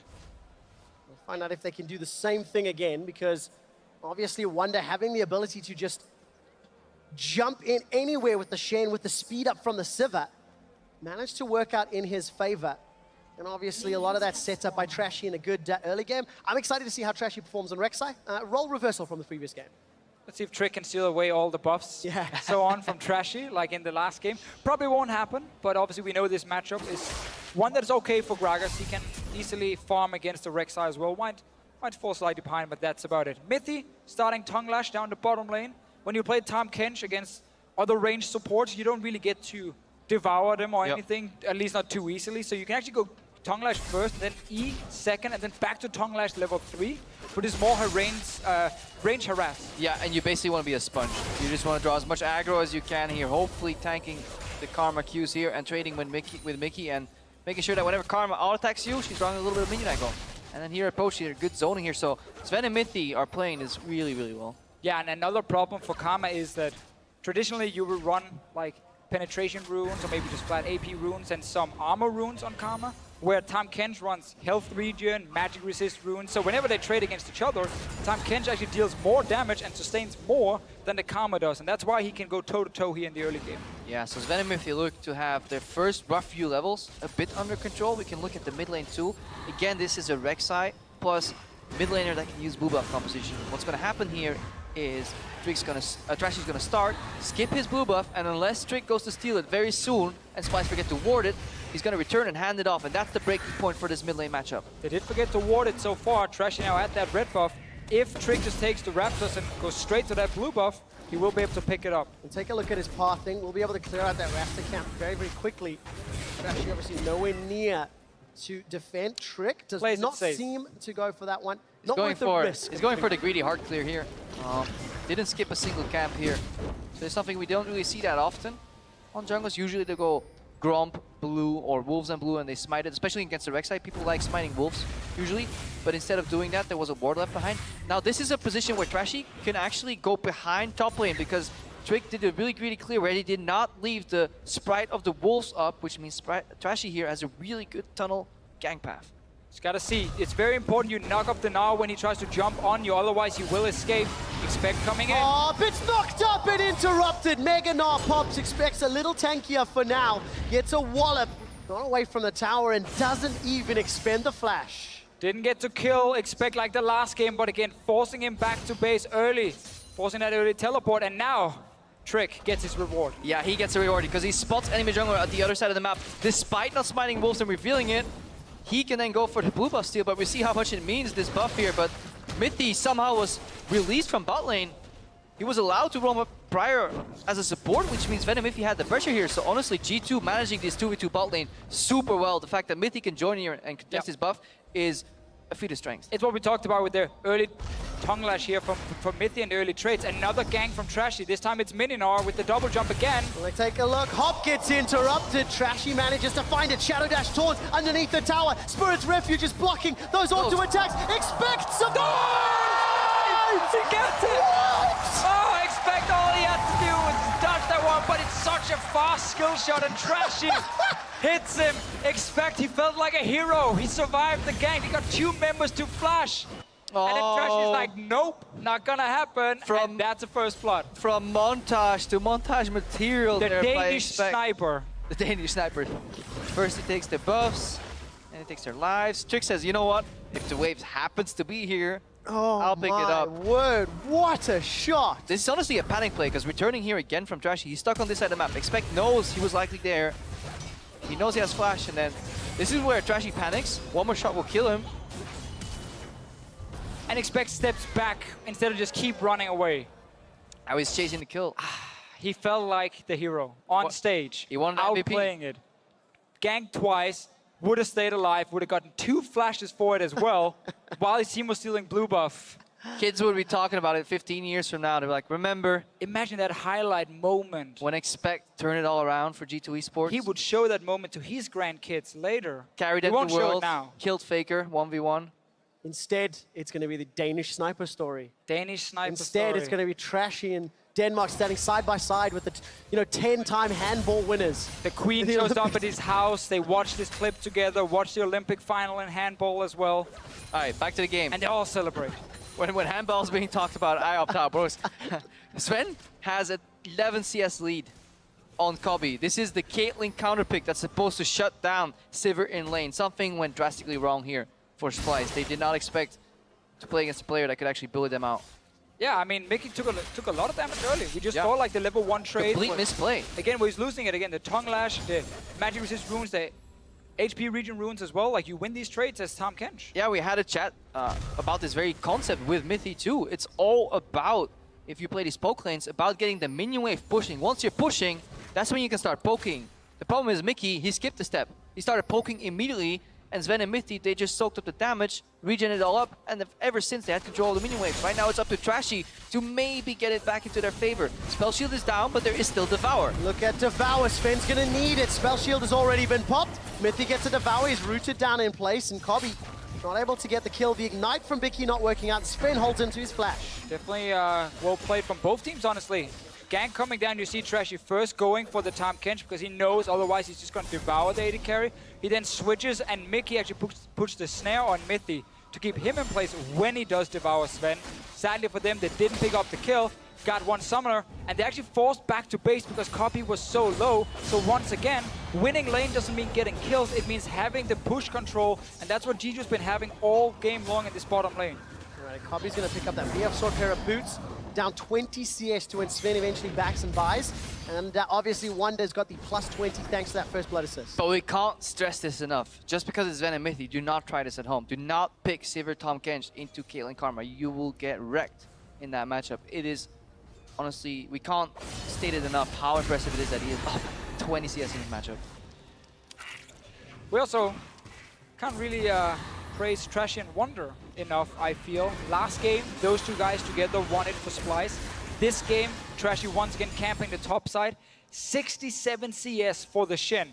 Gnar is so far behind and so delayed on his first item. That's not going to be a winning lane for G2 for 10-15 minutes. And that's 2 games in a row that Trashy has had an early game gank, and it's paid off. He's repeated it multiple times. For a guy who traditionally, farmed his way up, was more of a kind of a farm-style jungler, we mentioned at the top of the show. It's a good adaptation for Trashy in this matchup, and even though he's behind in CS, it doesn't really matter. But it did cost them the blue buff, which means Sencux no longer has pressure over Vladimir. Vladimir got access to the free first item, which is magic resistance. Guess what? Now he has control of the lane, which rules out kind of the play where Sencux can push in and rotate to the bottom lane. Obviously that play is invalid too because Kobbe and Mikyx are losing.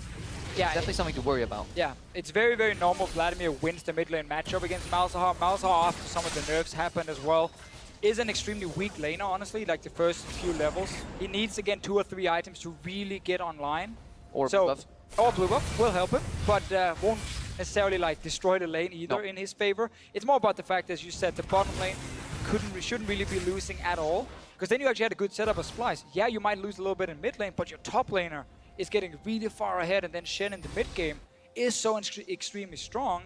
Oh, we see the play coming out right now though. Sencux spotted on the board. Yeah, but it doesn't matter sometimes, but the wave disappears here. So that's what they want to do here. He had a brief window of opportunity, but instead, G2 are looking to strike back in the top lane. Mega Noffer expect into the Gnar, no stun flash away from Wunder, but the body slam flash barrel. Trick picks it up. Another montage thing going on here, like if I flash this stun here, big play incoming. No, actually, you just flashed the wrong way. Trashy showing up. Tiamat? Indeed, the Tiamat is a different build to what Trick did in the previous game. Snipe him again. Expect's able to flash away, looking for the Prey Seeker. Trick wants to body block, and Trashy won't get a shot on goal this time round.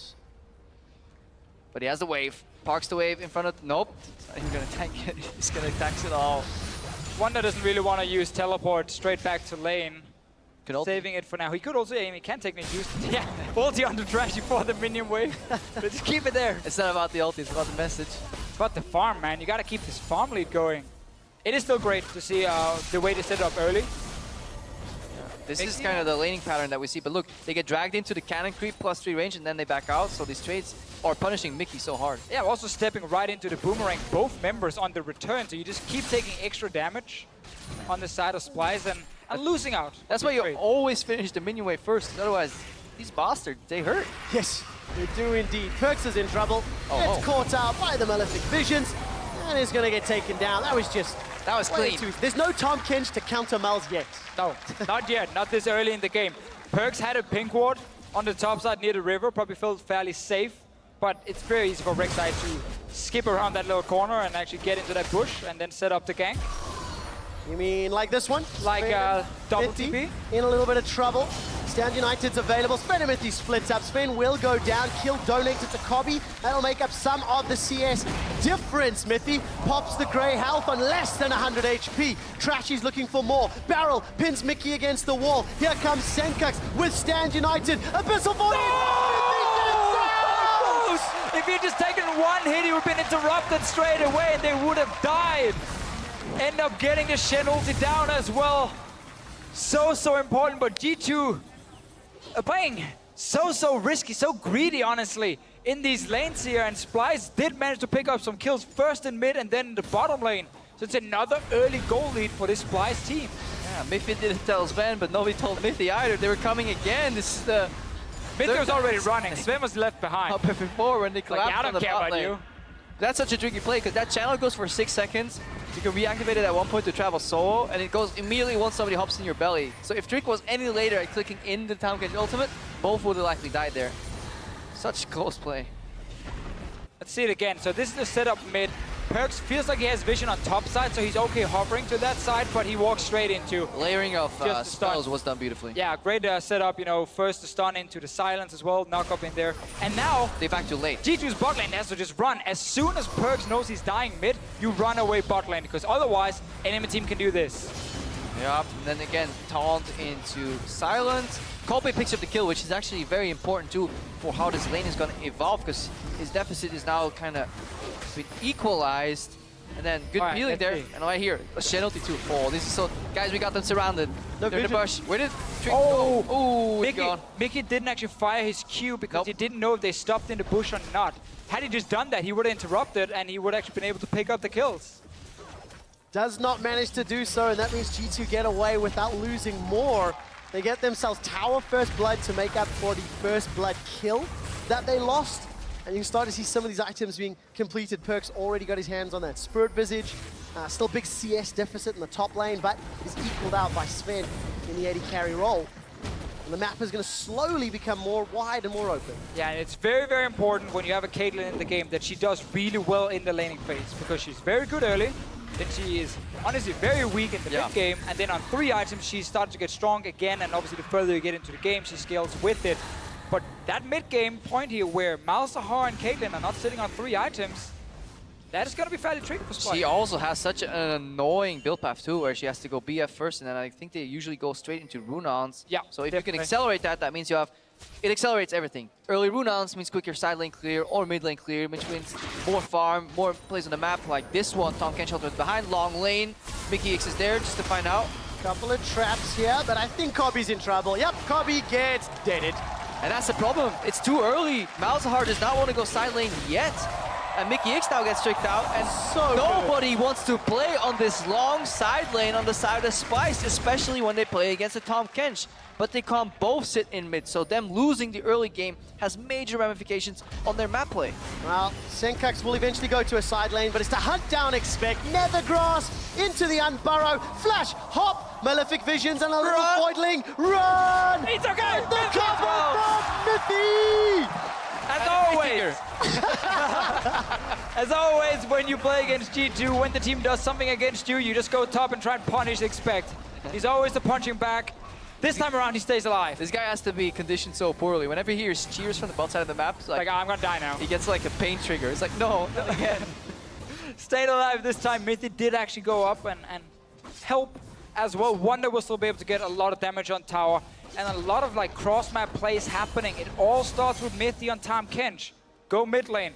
Take the mid laner with you down to the bottom lane. Now he's top. This Tahm Kench is everywhere. He's confident. He's going to 1v1 the champ. Hey, Wunder. He was saying hello. He was saying hello. Wunder was going to have to deal with Expect and that Frozen Mallet in a few seconds' time. Decided not to go for the fight. Like, look, poor Kobbe. He just wants a wave. He has a support warding for him, and he has traps in the brush. But then PerkZ shows up. Yeah, with Sven, it's so easy. The Mikyx still dies here too. Just such a good play by Mithy. But here, normally, you would not see the bot lane return to a lane where there's no tower to defend them. They would have gone top side then and actually try and play around that tier 1 tower from G2. Alternatively, they just brute force mid. Balzar ulti into Caitlyn trap is enough change to see to maybe keep Vladimir busy. Definitely is another option, but again, as soon as you see Sivir on bottom side, again, you don't push out, recall, go either mid or go top, and then you can always move the Shen to the bottom lane and just have him wait on the tower. Or otherwise, you just get collapsed on like this. Or you wait for Sven to push, you know, when Sven is in an empty lane, he's not going to slow push the wave either, he's just going to fast push it out, then you go catch it. It's just a major mistake for Splyce to move to that bot lane. My only issue with that one, like Caitlyn waiting in the bottom lane, is you then allow G2 to rotate mid with the AD carry so quickly, and Caitlyn is like not able to do anything from that side. So I would have preferred Wunder to just step down to bottom side. Obviously Splyce was setting up a play on the top side as well, so they were both making plays at the same time. Rotation's always going to be possible. The problem is Splyce messed up. They should have won that bot lane 2v2, and they didn't. Sven and Mithy did a phenomenal job pulling ahead in honestly a losing matchup. Taking a look at G2's itemization, even though the Spirit Visages are no real surprises for Trick and PerkZ, it's even more effective when Sencux is the only strong player at the moment. Flash away from Wunder, gets out of range of the potential body slam, and now expecting Trick, they're going to go uncontested in this top lane tower. Trick's going to just keep zoning Wunder away. Teleport coming down from Sencux. Wunder's pinned against the wall. Nice the wall of the crunch, and he's down. Now Trick will turn his attention to Sencux. Body slam comes out. Here comes Trashy. Nether Grass is going to be interrupted as Mithy devours his jungler. Spits Trick out to safety, and that was just such a good pick from G2 Esports. That was beautiful. That was some pinball level coordination. Absolutely love the coordination, like the setup on the map as well. G2 already had Sven in mid lane for wave clear, and now Kobbe's dying. Kobbe almost gets 2-shot. Hemoplague, will it be enough? Yes, it will! Tides of Blood comes out. Trashy, another lamb to the slaughter. Stand United is going to finish the channel. Taunt not going to land because Mithy saves everyone. Hey, on the bright side, Kobbe didn't die to the end tick of Vladimir ulti. On the downside, however, he died right before it. I mean, G2 is just turning it on here. We talked about how Splyce would have big issues in the mid game before they hit 3 items on both carries. But this is also just G2 outplaying them on the map. From that play in the bottom lane with Mithy on Tahm Kench, then return play on top side. Look at your minimap here, guys. We already have the AD carry wave clearing mid. So this is a very safe play for G2 to just go to top side and actually play against Wunder, because even with teleport coming, they know there's enough time to kill Wunder here. And look where Mithy is right now as well. He's going to show up in this fight. He was mid just 2 seconds ago. He's going to walk, and Tahm Kench from the brush in mid lane all the way here. Massive range here on this rank one Tahm Kench ultimate. And that means he's in time to stop exactly this. It's so hard for Splyce to find an answer. And this is why the Tahm Kench pick, remember we saw it early, even before Malzahar was picked, was just so smart to counter that. We then go mid lane, and more people will die. This is Vladimir? If you try to play an AD carry 2 levels down against the enemy mid laner, this happens pretty often. I haven't tried. Yeah, me too. Didn't work out very well for me. No? And Mithy is just, you know, Mithy is showing why he is one of, if not the best support in Europe. Another fantastic standout performance. I think it's safe to say he's the best. Except for Krepo, obviously. Yeah. If Krepo was in this game, twice it devoured. I mean, you're only here because you want to make it fair for the teams. You want to make it fair for the teams. That's why Krepo is not playing. But Mithy is fantastic on Tahm Kench. Tahm Kench actually looks so easy to play. There is some skill to this champion. Don't be mistaken. Especially when you have to read the map. I mean, all credit to Mithy, right? Multiple times this game, he has left Sven alone. He's told Sven, I'm leaving you alone. And then he's gone to save teammates elsewhere across the map. Yeah, Sven has just been sitting back and wave clearing. It's been his job. Just a level 1. Best job to do. PerkZ, though, once again, the recipient of the gank. This time round, he's got the support. Here comes Mithy. Devour needs to be used. Not just yet, though, because PerkZ kills Sencux. Expects about to go Mega Knock. Has a flash available. Sends Trashy backwards. And PerkZ gets knocked up by the Alvaro. Gobbled up by Mithy in the background. Kobbe was soloed out by Trick. I didn't quite see how that happened. And now Mikyx being run down. Splyce are being pulled apart at the seams. They're down 6,000 gold at 20 minutes. And you can see it in the draft. There was 1 pick remaining for Splyce. They needed a final answer, something that was going to turn the tides against a fantastic draft from G2. And it was the Caitlyn, and it just simply did not work. Went back and looked. Mithy did indeed, as Deficio mentioned, kill, that E on level 2, and at that point, with the way they play level 1, they were in complete control of bot lane. They dominated that side of the map, they spilled it over everywhere else, and then suddenly Mithy is left, right, center, up and down, combined with his teammates, really having such a large impact in this match. Yeah, one of the absolute best changes that happened to Tom Kent was that buff to his ulti and the range early so he can keep joining. This one he would have been able to anyway, doesn't even care about his AD carry. Sven just leave him behind. He's like, guys, can I help? Boomerang maybe? Nah, it's fine, bro. I mean, this is a classic AD carry game, right? You just wave clear and then the rest of your team walks around killing the enemy. Now he's running for another one. Go, Sven, go! Everybody keeps flashing away from him, poor Sven. He gets to wave clear top. Maybe he gets another kill. He does have 2 kills at least. Great to see G2 have got carries all across the map. It's not only the perks of the Sven show. But he still averages over 10 CS a minute. So impressive. Great farmer. Great farmer. Right click. You know, that APM. Great. Sivir especially, so hard to last it. I mean, how does he decide? You just give like 1 auto attack and then 1 Q and then you get all the minions. I think it's great though, it's like, while we're taking the jokes of Sven, and we've seen how well Mithy's playing, they've been the 2 most vocal about wanting to win. They've been the most vocal about what it meant to be standing on that stage in spring and have the confetti land on their heads and saying they never want to feel that again. And they're playing in a way... And that had nothing to do with confetti, because we here at the European LCS only use the best of confetti brands. The greatest confetti. It's the Maserati of confettis. Problem is, it's gonna suck for them at Worlds. Yeah. They don't want any confetti. Well, I guess they gotta make it all the way to the final. I don't think they get far enough for confetti, so... Trust me, we can find some confetti and shoot in their face if they drop out of groups. We'll have to speak to PTL about that, because it could be some fun on that one. Regardless, though, Dragon was picked up there by G2. They're sitting on the ocean. Got themselves 4 towers in the lead. A gigantic lead. The lead that... But only 1 dragon, Trevor. Yeah, the lead that Splyce needed with their team composition. Where are the objectives? It's like no one cares about poor dragons anymore because they just want kills and towers and gold. Greedy members. Yeah, no back. Then again, behind Krakow, you don't want to kill the dragon here, obviously. It is very important. And PerkZ is going to kill Kobbe. On the hunt, Kobbe's in trouble. He's going to get stand united. Now PerkZ is a little overextended. Sanguine pulls away from the taunt. And it was just a bait because Mikyx was the true target. G2 find their 9th kill of the game and turn their attention back towards Vision and maybe the top lane. A double damage dealer composition put far behind in the mid game usually results in supports becoming collateral damage on the escape path. Mikyx falls right here. And PerkZ, you can just go in uncontested. Yeah, I mean, now you can do whatever you want. Technically, as Vladimir, second time, boys. This was a different one, but it's been a rough week. Been talking a lot. Still, we got to go back to the pick and ban phase, because that's where G2 doesn't straight up win the game, but they give themselves such a big advantage. The adaptations, they pick blue side again. We were questioning why exactly. Not first picking Rek'Sai was huge, because this Gragas-Rek'Sai matchup is so even anyway. Trick is going in with Mithy. Mithy doesn't care. He's standing the whole time. Devours Trashy, spits him out for Sven to take him down. It just makes it look so easy. G2 are not done yet. On the hunt is thrown down. Sencux is the target. He's got flash available. Not against the wall. Body slammed up. And another kill handed to G2. It's a buffet for G2. All you can eat for Mithy. All you can feed for Splyce. They were baited in. Mithy was actually looking as if he was peeling away in front of Baron, indicating that G2 was actually doing the Baron. Turns out they were just baiting there. So Splyce got kind of surprised when everybody jumped over the wall in full health. And that was it. Really good play. The jungler's out. He got gobbled up.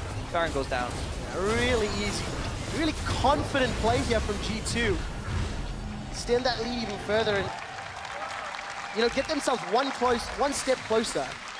The thing that I really like about watching this game and watching it play out is just how pivotal the early game has been when it comes to defining game, because both games 1 and 2, you know, were decided relatively early on, despite taking a while to close out. We are definitely in a snowball meta. Like when you have these standard lanes, if you get an advantage in standard lanes, you tend to get a few towers down and then get quite a large gold lead. And if teams play it correctly and don't obviously throw the entire lead, they are often able to close them out, like we see G2 do here. When you beat a Caitlyn in lane, she's useless for another 20 minutes. And they're not, like Kobbe is barely even touching Mithy at this point. He might just heal it all back with his gray skin anyway. Yeah, gray health. Gray health. He has gray skin. Gray skin. There's a tongue, great tongue. It was because it was a mix of thick skin and gray health. I'm just way ahead of you, Krepo. You don't need That's to it. explain it to me, man. I can barely speak English half the time myself. I know that feel. Wunder's not going to be able to stick to expect long enough. And Sencux and Wunder showing bottom. Gives an easy tower secure to G2 in the mid lane. In actual fact, they're not done yet. Remember, both those guys have teleports available. May need them if G2 decides to stick around. Trick goes for Kobbe. The rest of the team goes away. Sven is going to get eaten up by the Devour, but this could be greedy by G2. PerkZ flashes over the wall. The Hemo Plague's onto Kobbe. Barrel away.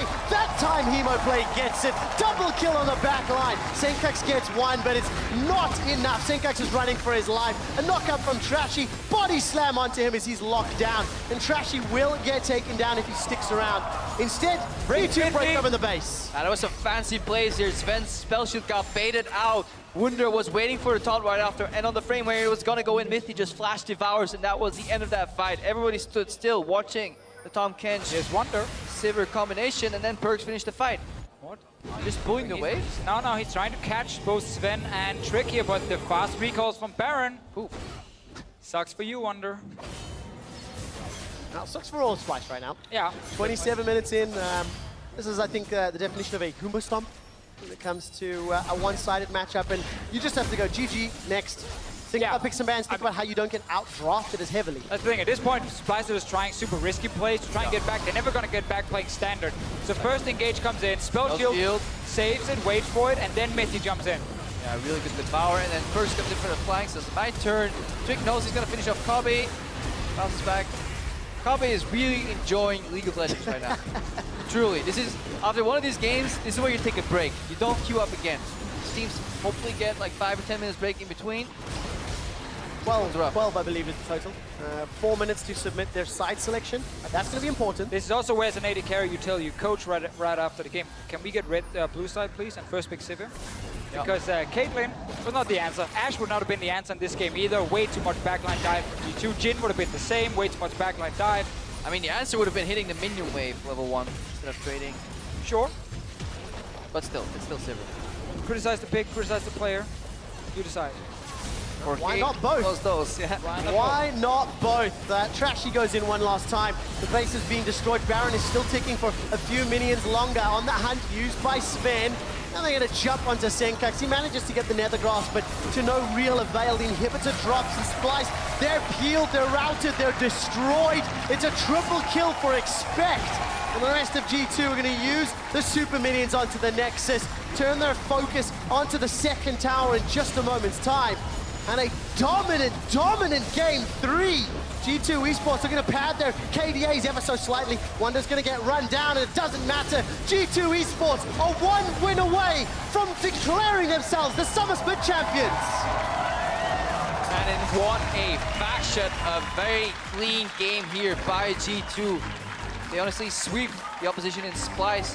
1 game away of crowning themselves the champions, and 1 game away of solidifying that world spot for H2K. A lot of local fans here, you know, even a couple fans on the analyst desk, you know, rooting for G2 here. But really this game, it all started in the draft. Great adaptations. We talked about it again and again. Honestly, every single rotation here was spot on from G2. They knew exactly what Splyce wanted to play with their Malzahar, and Splyce, they jumped right into the trap. Yeah, they had honestly no other answer. Like Shen Rek'Sai looked so strong on first glance, but then Expect Gnar was enough to deal with it. Trick proved that he can play both sides of Rek'Sai. Gragas, he's even honestly done better in Gragas into Rek'Sai than the other way around, which is a little bit surprising. The early Vladimir forced a Malzahar, which had implications for the composition. And then the Caitlyn was definitely not the answer. No, Caitlyn at the end, I think Splyce didn't really have a great choice, so they just went for what gave them a strong laning phase. Obviously, when you then lose that laning phase, your composition will definitely fall apart because you need that early gold on that Caitlyn to kind of push it towards the 3 items. She never got it. She was useless and just died over and over. So basically a good draft from G2 and also winning that bot lane matchup. Yeah, good draft and then even better execution, right? Having the tools in your kit, but you need to use them correctly. What does this mean now for Splyce? We know they have side selection in game 4. We know they've shown a level of mental fortitude. They don't crack under pressure. Going all the way to game 5 against H2K in the semifinals, I think is, you know, a testament to that. So where do they look? It means I want to jump in. We do this the entire game, like you used to. So I want to shoot you. I think they should just honestly ban Sivir. They should go red side and then maybe just ban the Sivir so the first pick doesn't come out. Whoa, you're awfully close all of a sudden. Oh, I just wanted to get real close. Well, maybe, yeah, take away Sivir, pick blue side yourself, and actually go for the same first pick. Because but then you have the Sencux problem again, where he's in his mid lane matchup. But the problem for him is, like, I guess the issue is also the Vladimir. Yeah. Because if you go Sivir first rotation, Vladimir comes in on the side of G2, and then Sencux doesn't have the correct answer. Does Splyce have a potential picks and bans weakness?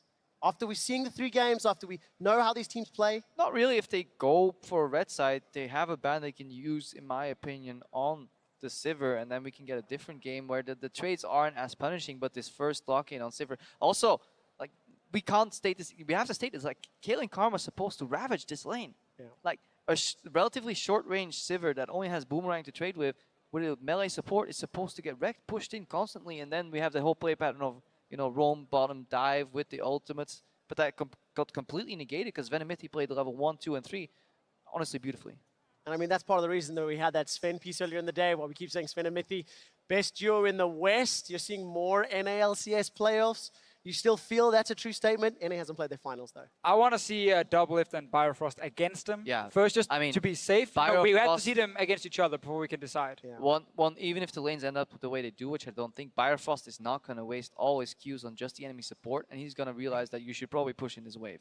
Like, there's one of the strengths of Doublelift, like, he understands minion waves. Like, back even in Season 3, he schooled us in terms of don't trade into cannon minions, which at the time was incredibly revolutionary. You didn't think about that. That's how the game keeps evolving. Yeah. Now for G2, on the other hand, they have 2 games to secure the title. They have 2 games to have their second split victory. Is there as much pressure on them to change anything?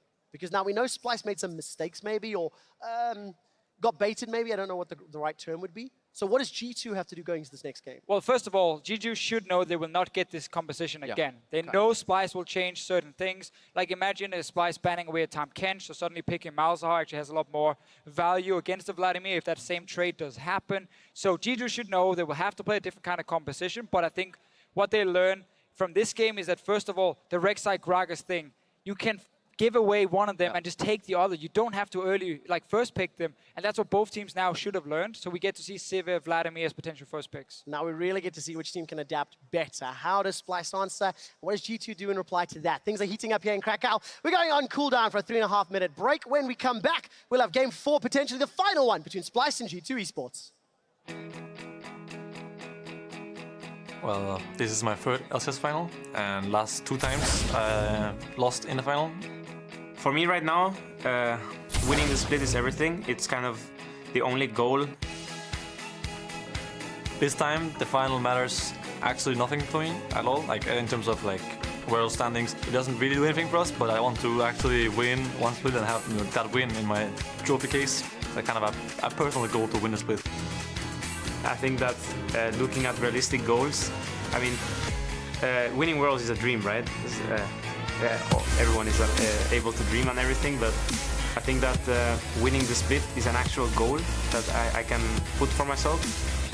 So I really want to win, because it will be the 4th time I finish 2nd if I lose now. It really sucks.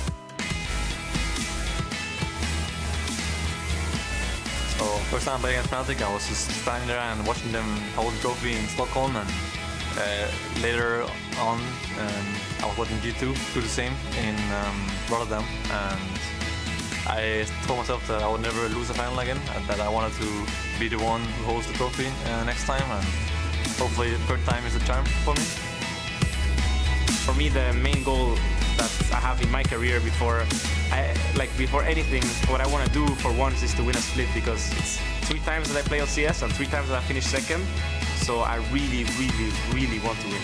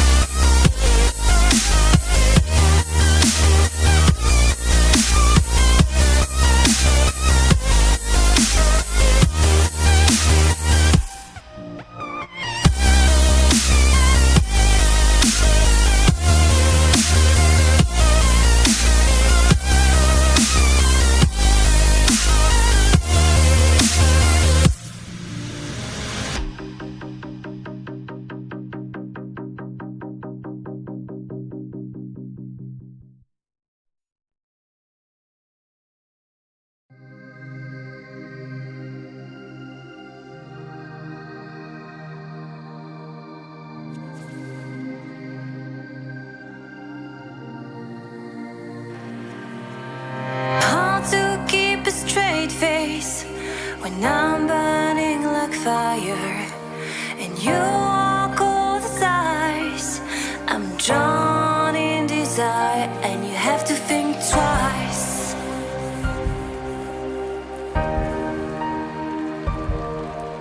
It's hard to keep smiling when I try to set things straight. You don't even listen.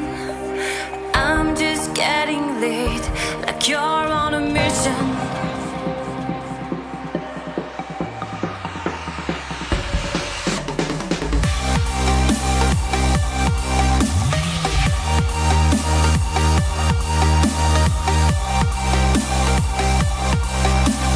Drawn in desire, and you have to think twice. You make me weak. You're the one I see, and I hate that I love you. I hate that I love you. If I could, and I would, carve out your heart, carve out your heart, and I reincarnate it, and I reincarnate it. It's hard to keep smiling when you're closing every door. I'm trying to open. I tell you love you more, and you say it's broken.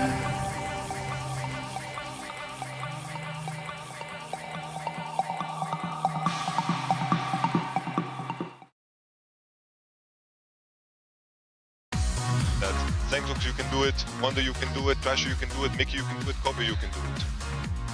Mikyx, oh look over there. Come on Mikyx. Shadow Dash taunts underneath the tower. Spirit's Refuge is blocking those auto attacks. Expect some... To get it! Sparrow pins Mikyx against the wall. Here comes Sencux with Stand United. Abyssal Void!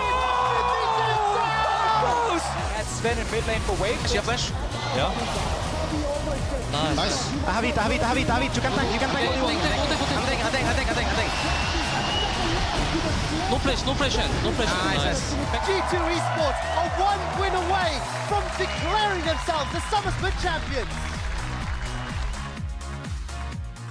Welcome everybody back to Krakow, Poland. We're about to get into game number 4, but before we do, I managed to find a few fans here who have a few things at stake in this game. Is of course G2's owner Ocelot and Marty, aka Laser Chickens, Splyce's owner. Marty, I want to start with you because your Splyce boys, they've gone from promos all the way to the finals here in Krakow. What does that mean for you as an owner? It's really exciting because I put a lot of faith in having Yamato lead these guys, and I knew he could take them from being amazing talent perspective into what they all could be, and that's champions. And we're right before that right now. We're ready to come out champions. Looking forward to seeing it. Thanks so much. Now, Ocelot, over to you. I think you guys got a big chip on your shoulder after MSI. Do you feel like you need to make up for that? I think we can. I mean, we definitely fucked up with MSI. We are a startup, and we create mistakes. I mean, we have mistakes, right? But it was all for the good of the players. So I guess we have to redeem ourselves in Worlds. Well, you are going one way or another. We'll have to find out. Now, Marty, you're down 1-2. You tell me a little bit backstage how maybe owners feel a bit nervous. You feeling nervous right now? No, not even a little bit. We're resilient. These guys are champions up there. So that last loss, that was just a stepping stone on our way to Worlds. Well said. All right, Ocelot, you guys are up 2-1. Are you going to close this one out here, or you think it's going to game 5? We'll close it now. I'm very sorry, Marty. You're a good sport. But I'm very, very sorry. You're going to get that one. That's all right, because at Worlds, we'll have to throw you a life raft when we knock you out. Oh, am I going to have to separate you guys? All right, well, we'll find out more how this is all going to go down. Let's send it over to the analyst desk to get into the pregame for game number 4. Take it away. That's not us. Hi. The owner is banter. You guys look amazing, the casters there, and a good interview with the owners as well. A little bit of banter here and there. Marty saying that Splyce will get back into this. They are now down a game, and they are down on match point versus G2. So let's talk about game 4. Specifically, something you had your eye on from game 3 was Tom Kench. Jankos, tell us about it. Mithy. I'm speechless. This guy's so good. It's actually unbelievable. Like, when I look at this guy over here, you know, Wunder, and I compare him to the guy on stage, Mithy, Why did we I'm like so sad. So, you know, I'm so sad inside of myself because Mithy is just so good. I cannot believe it. So I think he saved a couple of people a couple of times, and he was always in the right position at the right time, which is crucial. And with Tam Kench, also I believe the team trusted him a lot. So it was just amazing. I think the biggest thing about his Tam Kench was that he created a lot of plays with his ultimate, and then he predicted what enemy team is gonna do. So like when he ulted bot lane to kill Sivir and Karma, and then he instantly recalled and rotated top lane to save his top laner. So then it's just win-win on every lane, basically. That like put them really ahead and sealed the game, in my opinion. And then Wunder's brain exploded. That Yes, it's and like possible to do so much for his team. Yeah, so you said it here. You also tweeted it. G2 Mithy is a god, best support EU. We look at a couple of good things for him as well. So Yankas is just all about. I was gonna say, not so speechless. You found the words to tweet on. Yeah. Twitter, as always. I mean, Yeah, he did. So in 6-15 with the standard lanes, we thought there might be a lot of differences in how we saw the bottom lanes play out, but it hasn't been that big of a difference. However, Sven and Mithy have always been consistently good, but how do you think that they can do on the international stage? How good are they as a bottom lane? I'm gonna leave the experts to answer that one. We had a bit of banter on that one, so I'll let them go. Well, I do believe they showed already 1 year ago how good they are, and I'm confident in them. I believe in them. So I mean, they are really good. So they prove once again that even with weaker lane like this game, Sivir Tam Kench should lose to Caitlyn Karma. They somehow won, and they were pressuring them really hard. I do believe that they are the best bot lane in EU, and it's not only because of their individual performance, because we can compare Wunder and Forgiven to their mechanical skill, but I think they are just so smart, and this is crucial. I think Mithy's shot calling is very big in the team as well, and together with Sven, they just, you know, make everyone look so much worse. I think they're a good couple. They like. Like you guys. Well, I'm the better part. But they both have pros and cons, and I think they just cover each other really well. Like Sven, I think he sometimes gets out of position, like pushing, and sometimes he demands a lot of vision from Mithy, and he does it for him. So they just can put a lot of pressure together on them. Yeah, I hear that the players are about ready. So finally, let's touch on Splyce, because they're totally not out of this one yet. We've seen some good things out of them as well. What is their winning condition to stay in this match? In this, they need to just not kind of pick this composition where they're setting back a little bit. The Caitlyn pick, I can see what they wanted to do with it, but Kobbe got picked off so much by the Gragas. They can't let Trick have that kind of freedom every single gank. All right. I think Vladimir is crucial, and Sivir. Vladimir and Sivir crucial. I do believe Sivir is the best AD carry right now in the game, and since everyone is playing split push top laners, you need a wave clear AD carry, and Sivir is just perfect in every comp. So I think this pick will be very important. All right, we will see what happens. G2 is on match point, 1 game away from sending H2K to Worlds and Splyce to the Gauntlet. Let's send it over to our casters as the players prepare for Game 4. Well, I know who Yankas and Vander are supporting over on the analyst desk. We know Splyce are on the red side. This is something that I think, Krepo, you were mentioning right at the end of that last game, giving themselves some options. Where do they go with their bans? What do you think they're going to commit to? I mean, the red side means for Splyce that they have a counter pick, maybe mid, maybe support, most likely mid, unless PerkZ reveals early. But it comes at a cost that they need to take care of that Sivir, because she was instrumental in last game. Yeah, I think it's just the combination of Sivir, Tam Kench, Vladimir was basically impossible to deal with, because even then the potential Malzahar counter pick, and air quotes because it's not like huge counter, but it is a pick people like against it, gets completely destroyed by Tam Kench. So out of those 3, if you are crazy enough to give away Sivir again, at least remove either Vlad or Tam Kench yourself. So that's something that has to happen on the side of Splyce. I wonder if they're going to wait with the Shen pick and actually say, you know what, we don't even know if you guys want to pick it this early, and just first rotation on their side, go something like Rek'Sai Vladimir. I mean, if they don't, Wunder's on a really nice trend to play the same champion in the best of 5 at every stop. He's played Shen every game so far, I believe. Yep, and he played Gnar every other game. Hey, it worked on Gnar in the 5-game series in the semifinals. We'll find out if he gets Shen again here in Game 4 of the Summer Split Finals.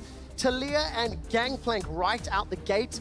Kassadin and Rise were the previous game bans for G2 eSports. And that could be the same again. Actually, they do seem to change it up slightly, go with the Malzahar ban this time around. So now maybe expecting a Sivir ban and then the potential Vladimir first pick from G2. to kind of try to push it around a little bit. At the start of the series, that first pick would have went to Rek'Sai, but I think Trick has discovered that he's very comfortable on that Gragas-Rek'Sai matchup either way, potentially leaning towards Gragas. So there, they say, you know what, we'll trade the junglers, and we'll move it towards a Vladimir first pick, just like Deficio just said, and with that Sivir ban coming out, it's looking all the more likely. And I think there's a high chance Splyce will actually ban the Vladimir with the last ban now, and not just give it over, because again, jungle matchups can be traded.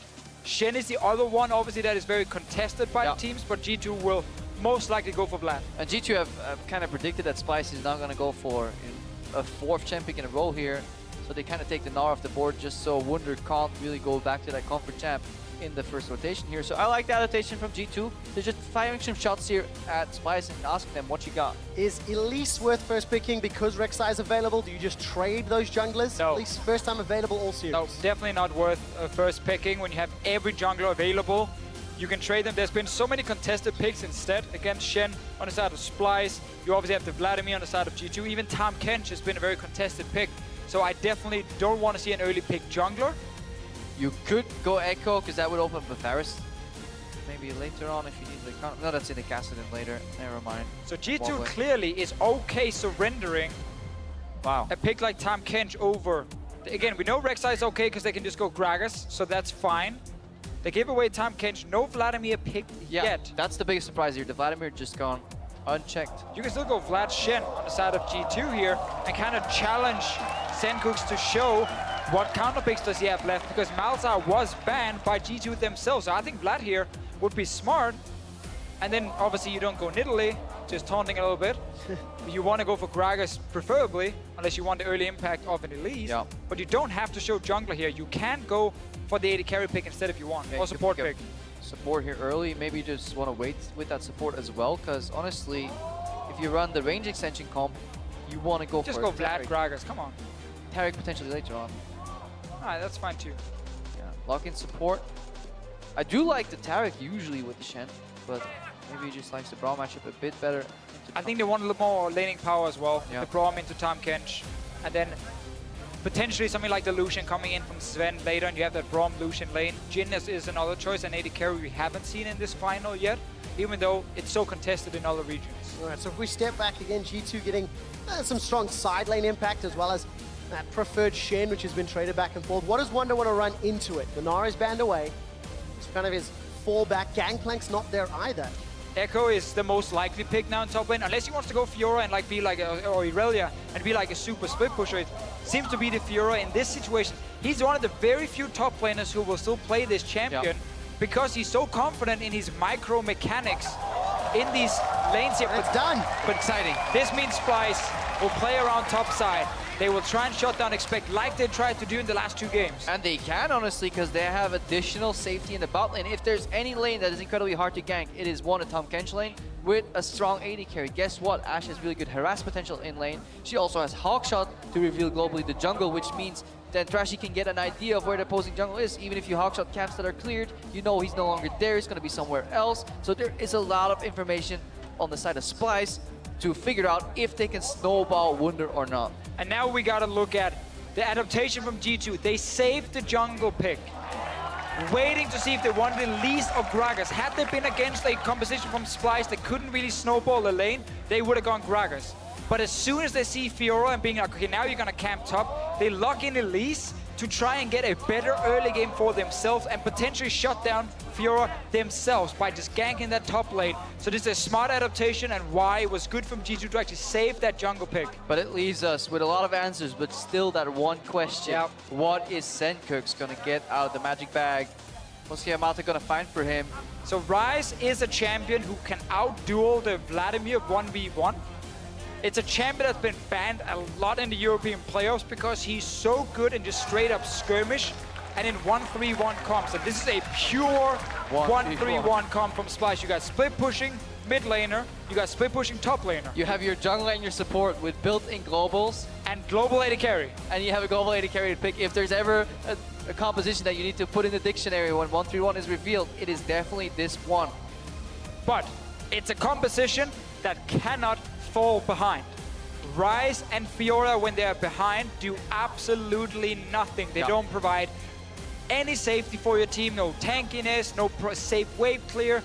These are champions that excel at 1v1ing the enemy, not 5-on-5ing them. Or when ahead, their kiting prowess comes into play in some of these team fights here, but we'll need to see what happens. Remember, this is still a composition where Vladimir, if he ever finds his way down to the bottom lane with Shen combined, or the gank power from Elise puts them ahead, you know, it might be rough here.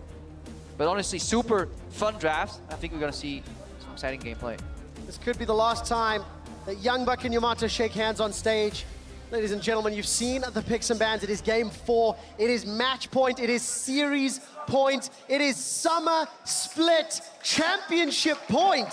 And it is up to Splyce to not fall behind. It is up to Splyce to split push with Fiora and to lead with the Realm Warps from Rise.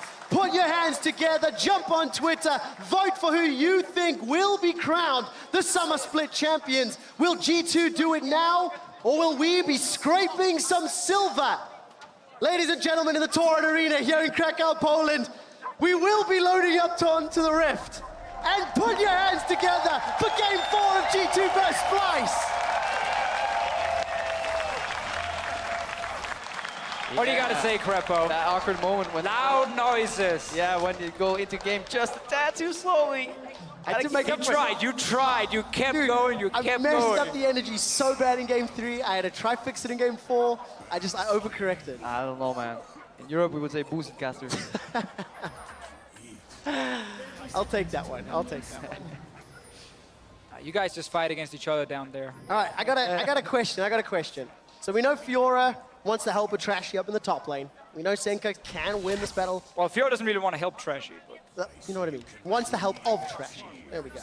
I want to know what's going to happen this time around with Kobbe and Mithy, because they were the big pivotal reason that Splyce fell behind in that previous game. I mean, this matchup is honestly fine. It is almost impossible to really lose it, because even if your Ashe gets caught and gets a Braum stun, like, you have a Tom Kench and a Devour. To be fair, it's almost impossible to lose a Karma Caitlyn lane as well. If you forget that minions exist, then it's exactly. really hard to... That did happen, but I agree. Matchup-wise, it shouldn't be heavily in one I mean, side. at this level, it's about the tire farm, and winning or losing a matchup depends on who gets access to the minion wave.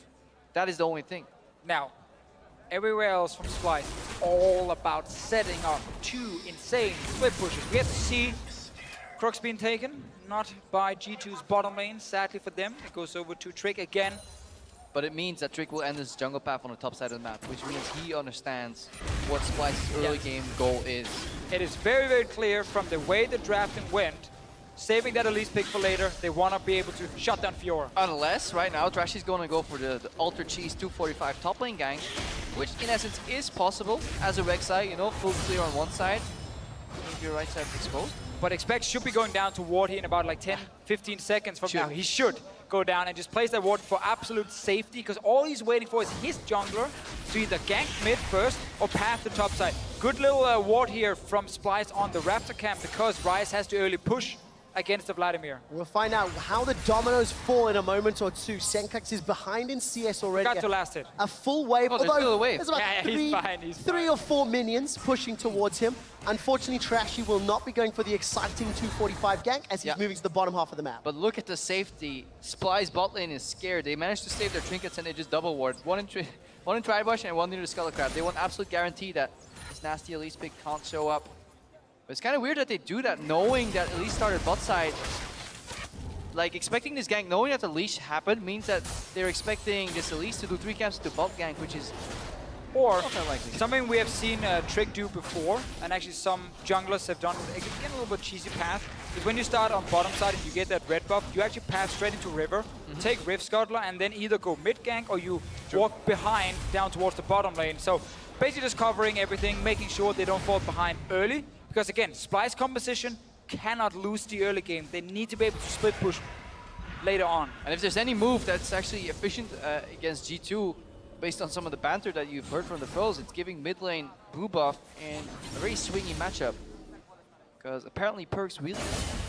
And apparently Trick has realized top lane is what he needs to cover. So very, very smart decision from Trick, and not a hard one once you see the pick a ban face, being like, oh, I should probably be top lane. Trick walks over the ward, Trashy will get revealed, and Tremor Sense will, there we go, spot Trick up, there's no Krugs. It's picked off and the Cocoon goes wide. Just a little bit behind him. You see also the difference here and why Elise is honestly the queen of the jungle, because she has an incredibly sustained jungle path. It's incredibly hard for her to fall low in health. Still 2 stacks on that potion too. That means Trick did something really good in terms of using his W. And smite on red, obviously. Making the small spider length tank as much as possible. I've tried it. Doesn't work for me. I need 2 potion stacks. Sad to announce, Krepo, you're not at the level of Trick. Yeah, guess So, what? Good to see that in the opening 4 minutes of the game, that sort of first gank attempt, neither team has made any big mistakes. Warding still fairly defensive from Splyce, and I think Expect still holding on to that trinket. No real threat just yet. Yeah, I mean, here in the early game, Trick was just tough to kind of cover because his Shen had pushed all the way to tower. And that's all they need to do. Make sure Expect doesn't go down early. Fiora needs items to be effective. That's one of the reasons people don't like playing her, because once she falls behind, she's extremely weak. Her early laning phase, if you're fantastic, you're really good on her, can be okay, but it's hard for her to like destroy a Shen 1v1 without any jungle help. So that's why she needs time, and that's why you cover that lane. Expect gonna start leading in CS here if he can get the CS on the turret. Most fun to watch. Game of tilting. This gives you good insights into just how mastered the champion is in the player's hands. Especially when you consider this is the first time on Shen in this series. It has been Wunder's preferred champ. His picks and bans has allowed him to stay comfortable. First backs, no real surprises here. Itemization, MR again early for PerkZ. This time around into the tier of the goddess for Senpai. Yeah, Trashy shadowing bot lane here, which allows them to push a little bit more confident than they usually can. It's not going to amount to too much. This is just to get the wave in. Oh, but someone here.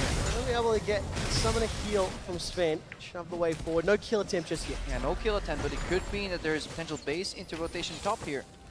For example, from the Splyce bot lane. Unlikely, but it's on the table. Yeah, the only problem for Splyce is the fact they actually want Fiora to just keep sitting in that 1v1 lane. But they obviously know she can get ganked.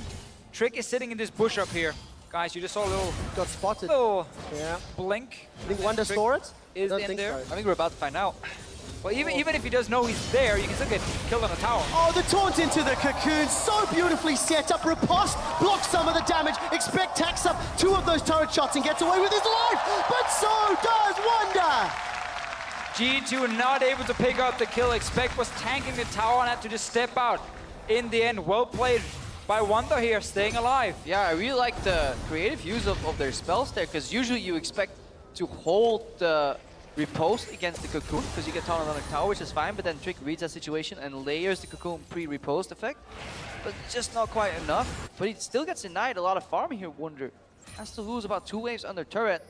Obviously, then Splyce goes in for the tag team, where they have to take over. This kind of helps them hide the losses. Yeah, as soon as they see the gank, you know, Wunder being forced back, you can set up the dual lane, but it's very easy now for G2 to react and just kind of do the same. So you have the 2v2 lanes just meet on top side now. Yeah, but Mikyx, once he's 6, they can push out again, go bot, and then accelerate the next play with the Tahm Kench ulti as well, potentially surprise here. So that's, take a look for that. Let's see how much experience Miky has.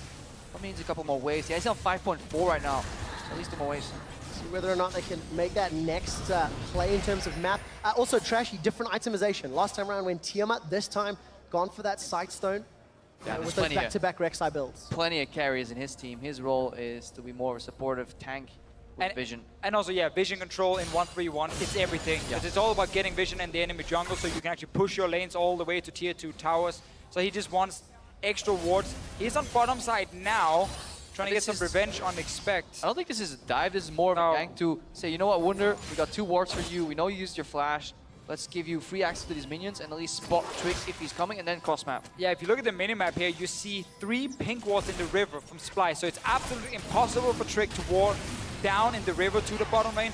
And now with this deep vision as well, there's only really the tri-bush he can actually sneak through, get into river and down to gank. But he doesn't know, obviously, that ward is placed specifically in that bush. Yeah, so usually he'll go from Krux to at least check out, go around the wall here. Sencux is playing back in mid as well. He's playing safe. The top lane is hard to gank, so this poses a very interesting question for Trick. Where is he going to strike? And if he realizes that he's outwarded, is he just going to keep farming and go for maybe a mid-game spike, you know? And at least with a couple items, is still a real threat. 44 CS to 42, no sizable lead there. Sencux, however, has been really bullied around in this lane. We've not seen too much of it. He's falling behind in CS, and PerkZ already roaming towards this top lane for a potential dive, but it doesn't look like he's going to commit just yet. Yeah, blue buff was handed off to Rise, which means PerkZ could move up to top lane. It's a good read from Splyce. They don't really relinquish that tower. Yeah, a little bit too risky to just dive against Tahm Kench. The amount of time he can buy. Also with Breakside ulti available, always able to quickly appear in the top side. So G2 plays it smart here. What's important for them is just the fact they can actually keep pushing this lane and stop Splyce from making that play you talked about earlier, Krepo, where they rotate down to the bottom lane. So they just keep the pressure going. And for G2, honestly, just sitting and comfortably farming up for the first item here is perfectly fine. They do really want to keep this Furor down, and right now Wunder is getting all the farm he needs. All the pressure is on Splyce. All the pressure is on them to make the plays, get the split push, and also bounce back. This is the last game they have if they do not pick up that Nexus win. So all of that additional weight on their shoulders here in the arena. But look at Trick. He pathed all the way to bottom tri-bush, then passed by Raptors actually to go and clear out a ward, and now goes back to the camp. It is efficient in terms of map play, but it's inefficient of camp clearing speed, you know? So they're actually keeping Trick down with his vision control. They're slowing him down, and he's not amassing that usual CS that he gets so often in many of these games, because he has to fight for vision control first, ganks second.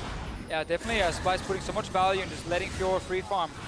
3 pink wards and 2 deep wards were placed just to protect Wunder down the bottom lane, and so far, again, it's working for them. Mid lane, it is harder now for Rise to out-trade the Vladimir due to that early magic resist always being picked up from Vladimir early on.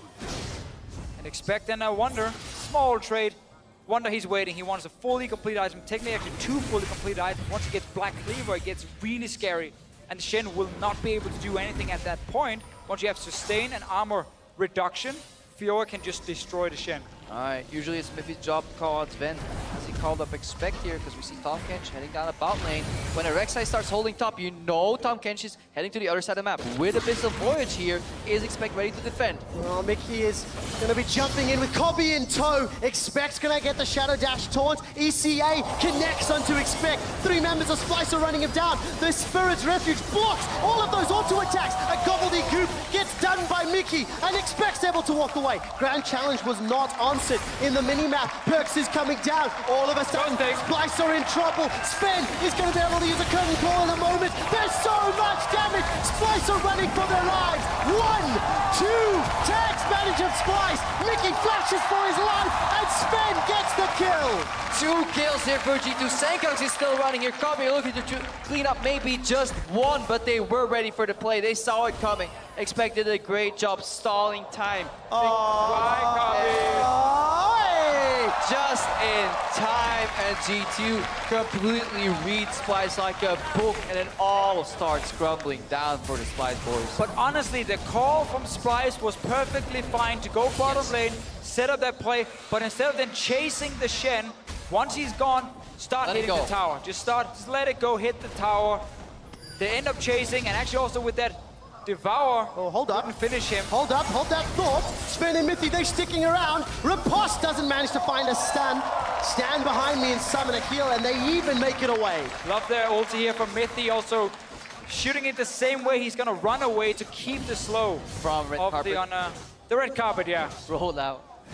Don't want to step on this one. I have to wonder where that riposte was coming from. There's only one animation that should trigger it, which is Mithy's ultimate. So, play is actually good with the Tahm Kench, but as soon as Expect leaves, if you want to keep chasing here for this play, arrow is good timing, flash is already gone, but now, as soon as Trick shows up, instead of being able to finish it, because Mikyx has a defensive Devour, there's actually no damage now to kill Expect. There's also a problem when Shen puts a W down, where he gets denied auto attacks, stuff like Braum, concussive blows, and Mikyx's passive will not get applied, so Mikyx was really desperately looking for a 3-point passive into Devour on the Shen, but he couldn't get it. That's why his Devour turned defensively. Obviously, PerkZ will have had the quicker route to bot lane since he is a blue side mid laner. And then Zven had some really good rockets there at the end. Curtain kept calling. Mithy called him. Everybody called him. Splyce fell down. And those curtains might be closing for Splyce. The level 1 Realm Warp doing a whole lot at level 10. You don't see it that soon. Up in the top lane, Mikyx and Kobbe there being jumped on. as Expect and Trick are gonna get themselves some catfish for dinner. Mithy gives up the 4th kill of the game, and Expect is starting to get fed. And it's just, again, Trick together with Expect here, making sure the Shen does not fall behind. Twice he's been there, and twice G2 has picked up more kills. And yeah, you talked about also the Rise ulti before here, Trevor. You don't normally see it still super early. It was before level 10 in this one, but normally you get it level 10, you get it level 11, because the first rank is so useless that it's just not worth it. Instead, get another rank in your Q, another rank in your E, because that's, again, your max Q, then your max E. Only get ulti at 10 and 11. It's like a baby Tom Kench ultimate. You already have a Tom Kench. The audacity of Sven. Playing some music to Wunder. Oh, this is so important as well now for G2, and this is often what happens when a game is snowballing out of control. Massive goal lead for G2, and after getting those kills in top, they know Wunder sitting bot lane, they know no one is top, because no one is at this minion wave. Free Rift held for the Shen, buys him even more time where he can actually sit toe-to-toe with the Fiora. And you have to get reminded of what's at stake here for Splyce. If they don't win here, they have to win in the regional qualifier. We'll expand to that in a second. This is how Kobbe and Mikyx ran down. Mikyx gets stopped here, so he can only spit out Kobbe so far. Trick and Expect closing up there, just so hard to deal with. When junglers, top lane get fed, 2v2 bot lane cannot deal with it at this point here. So Splyce went all in on single move, and yeah, their block got called on the backhand. They should have just turned around, went for the tower. Deficio explained it earlier too. It just was a bit too much, and that's really hard to call in the heat of the moment, because you really want to get that play off. Because if it hits and it works, Splyce are suddenly in control of the game. Yeah, I mean, in Splyce's mind, they get that kill. Wunder gets the kill specifically, so he now suddenly gets some early gold. You take tower maybe right after, and then suddenly you kind of snowball the game for yourself. Because again, 1v1 comes, they have to do well, especially once you hit the mid game. If you're too weak to fight side lanes, and a 1-3-1 comp, then you can't do anything. Your comp just falls apart. And this is the last attempt here for Splyce to snowball Wunder with a gank, but Expect has been on point in terms of safety. Look at PerkZ kind of hovering around just in case he needs to pop the ghost to go top lane. He's there too.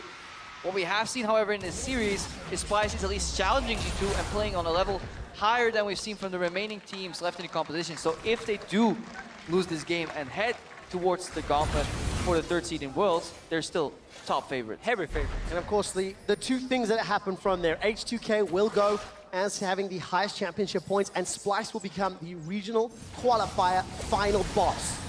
And between Giants and G2 will become the Lords of Confetti. Here we go. That's what they're looking for. And G2 looking so likely doing their tower shots. The riposte. Grand challenge comes out. Wunder's going to use the passive to get some HP. Heals up from popping the challenge, but that's just to survive. Splyce's ulti now can actually appear behind. Yes, G2 is making a play in the bottom side, so now Splyce's bottom lane just needs to run away while they're diving in. Well, Expect's in trouble. Shadow dashes over. Trashy reads it. There's a flash over the wall. Trashy follows suit. Follow-up flash from Sencux. The rest of G2 are taking Splyce on a wild goose chase. Expect is going to get rooted down. Kill picked up as well as the tower, but at what cost? All right, G2 right now, they want to finish that tower, hopefully, because they also have a rotation kind of put on in the bot lane, but however, there's a teleport from Wunder. If there's ever a turning point, it may be this. Glacial Fissure comes down. Mithy will likely drop up in the top lane, though. Mithy's killed. Mikyx's going to be the target. Hemoplague should be able to take him out. PerkZ, no, not going to get the kill just yet. Now Trick is running for his life. Sven comes in. Wunder is just dropped where he stands. Sanguine Pool buys some time, and PerkZ flashes away to safety. Trashy lands a Prey Seeker, but it won't be enough. Mithy sidesteps the tides of blood. This fight's gone on so long. Stand United comes down. And now down the bottom lane, G2 can keep pushing, getting some more damage on the tower. They won't be able to kill it. Despite losing an early member, they managed to just run around the map. Splyce right behind them, but not close enough. Wunder on that final play wanted some more gold. Tried to type in greed is good, but it wasn't. Greed was really bad in that case, and he got caught out by Trick. Turn it all around. Trick got to kill him with the Proto Belt. Best feeling in the world. He's got belted, boy. Let's see here. So this is the Rift Held trade from Expect. And also, guys, remember, when you have these tanks and they go early defensive items, the defensive items have so much value in the early game. When you go from a low amount of armor to just a still like sub 100 or straight 100 armor, you get so much damage reduction from that. It's so effective. So he can't really trade effectively with him or kill him. Obviously, if you bring your friends, if you're cheating. Yeah, always bring your friends to the party, but it was a bit of a a bit of a misplay too, because it was one of the few times your post wasn't kind of predicted on the taunt on the tower. Tower shots help you so much, and it allowed Expect to just survive a little bit longer. That was the start of the play. I really like that Splyce pulled the trigger afterwards on this teleport, but we do have a bit of a green at the end on the chase. Yeah, so as you said, this is good from Splyce. They have to go for this one. You're so far down. You need Fiora here to pick up some kills. You need Rise to get them as well. Wunder does his job. Rest of Splyce, and now stick together. Yeah. Once you start splitting up here, Wunder goes alone. He knew that Sven was on the bottom side, then he could just join. He thinks he can get that last hit. Yeah, he was so close to fucking the passive again, but just not enough. But you gotta go for the risky plays if you are this far down already. Well, you have to make it up. Sencux has been jumped on, Hemo Plague, Proto Belt used. Trick has thrown his down as well. Trick's got himself a kill onto Sencux. The root from the deadly flourish. Mikyx will at least save Trashy's life for a few seconds longer, only to spit him out. Sencux and the tower are the victims of the next engage. It's only 20 minutes on the clock, and G2 look ready to close it out. Yeah, they hard commit on 4 in the bot lane. We saw Expect teleport to the mid lane, but he still has his ultimate available. There's a flank from Wunder, but look for Shen ultimate. Splyce so desperate to get back in the game, but I think they're aware of this. G2 should be comfortable defending this. Rise does have ulti when he's alive in a few seconds. PerkZ does stay around with Trick. Trick is very low as well. Oh, but Kobbe! He gets nailed by the skill shots. Second death of the game opens up the base.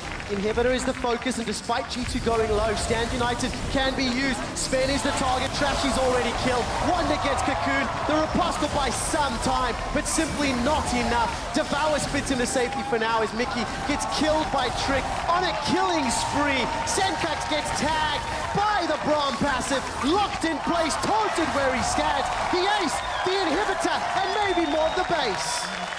Not for now, Trevor. They are backing away. Death timers are so low. We're only 20 minutes into the game, but this Splyce 1-3-1 comp has fallen behind, and the comp of G2 just does so well on these 1 to 2 items. Ghostblade Jhin, obviously going full armor on the Shin against a lot of physical damage from Splyce, and we talked about how effective these defensive items are in the start with the amount of damage reduction they give you. Even a Protobell Spirit Visage Vladimir, he's not gonna die. The Rise can't kill him now. These champions are so effective on 1 to 2 items. Splyce's composition is not. A complete uphill battle here, and it doesn't help that Kobbe eats the deadly flourish here, and at this point G2 can commit so early in the game. Around 20 minutes already challenging inhibitors. Really good exhaust here too. Look at Wunder gets no chance to do anything in this fight. Instant exhaust. Braum concussive blows will proc, force Mikyx to use the Devour here. And eventually G2 sweep with an ace.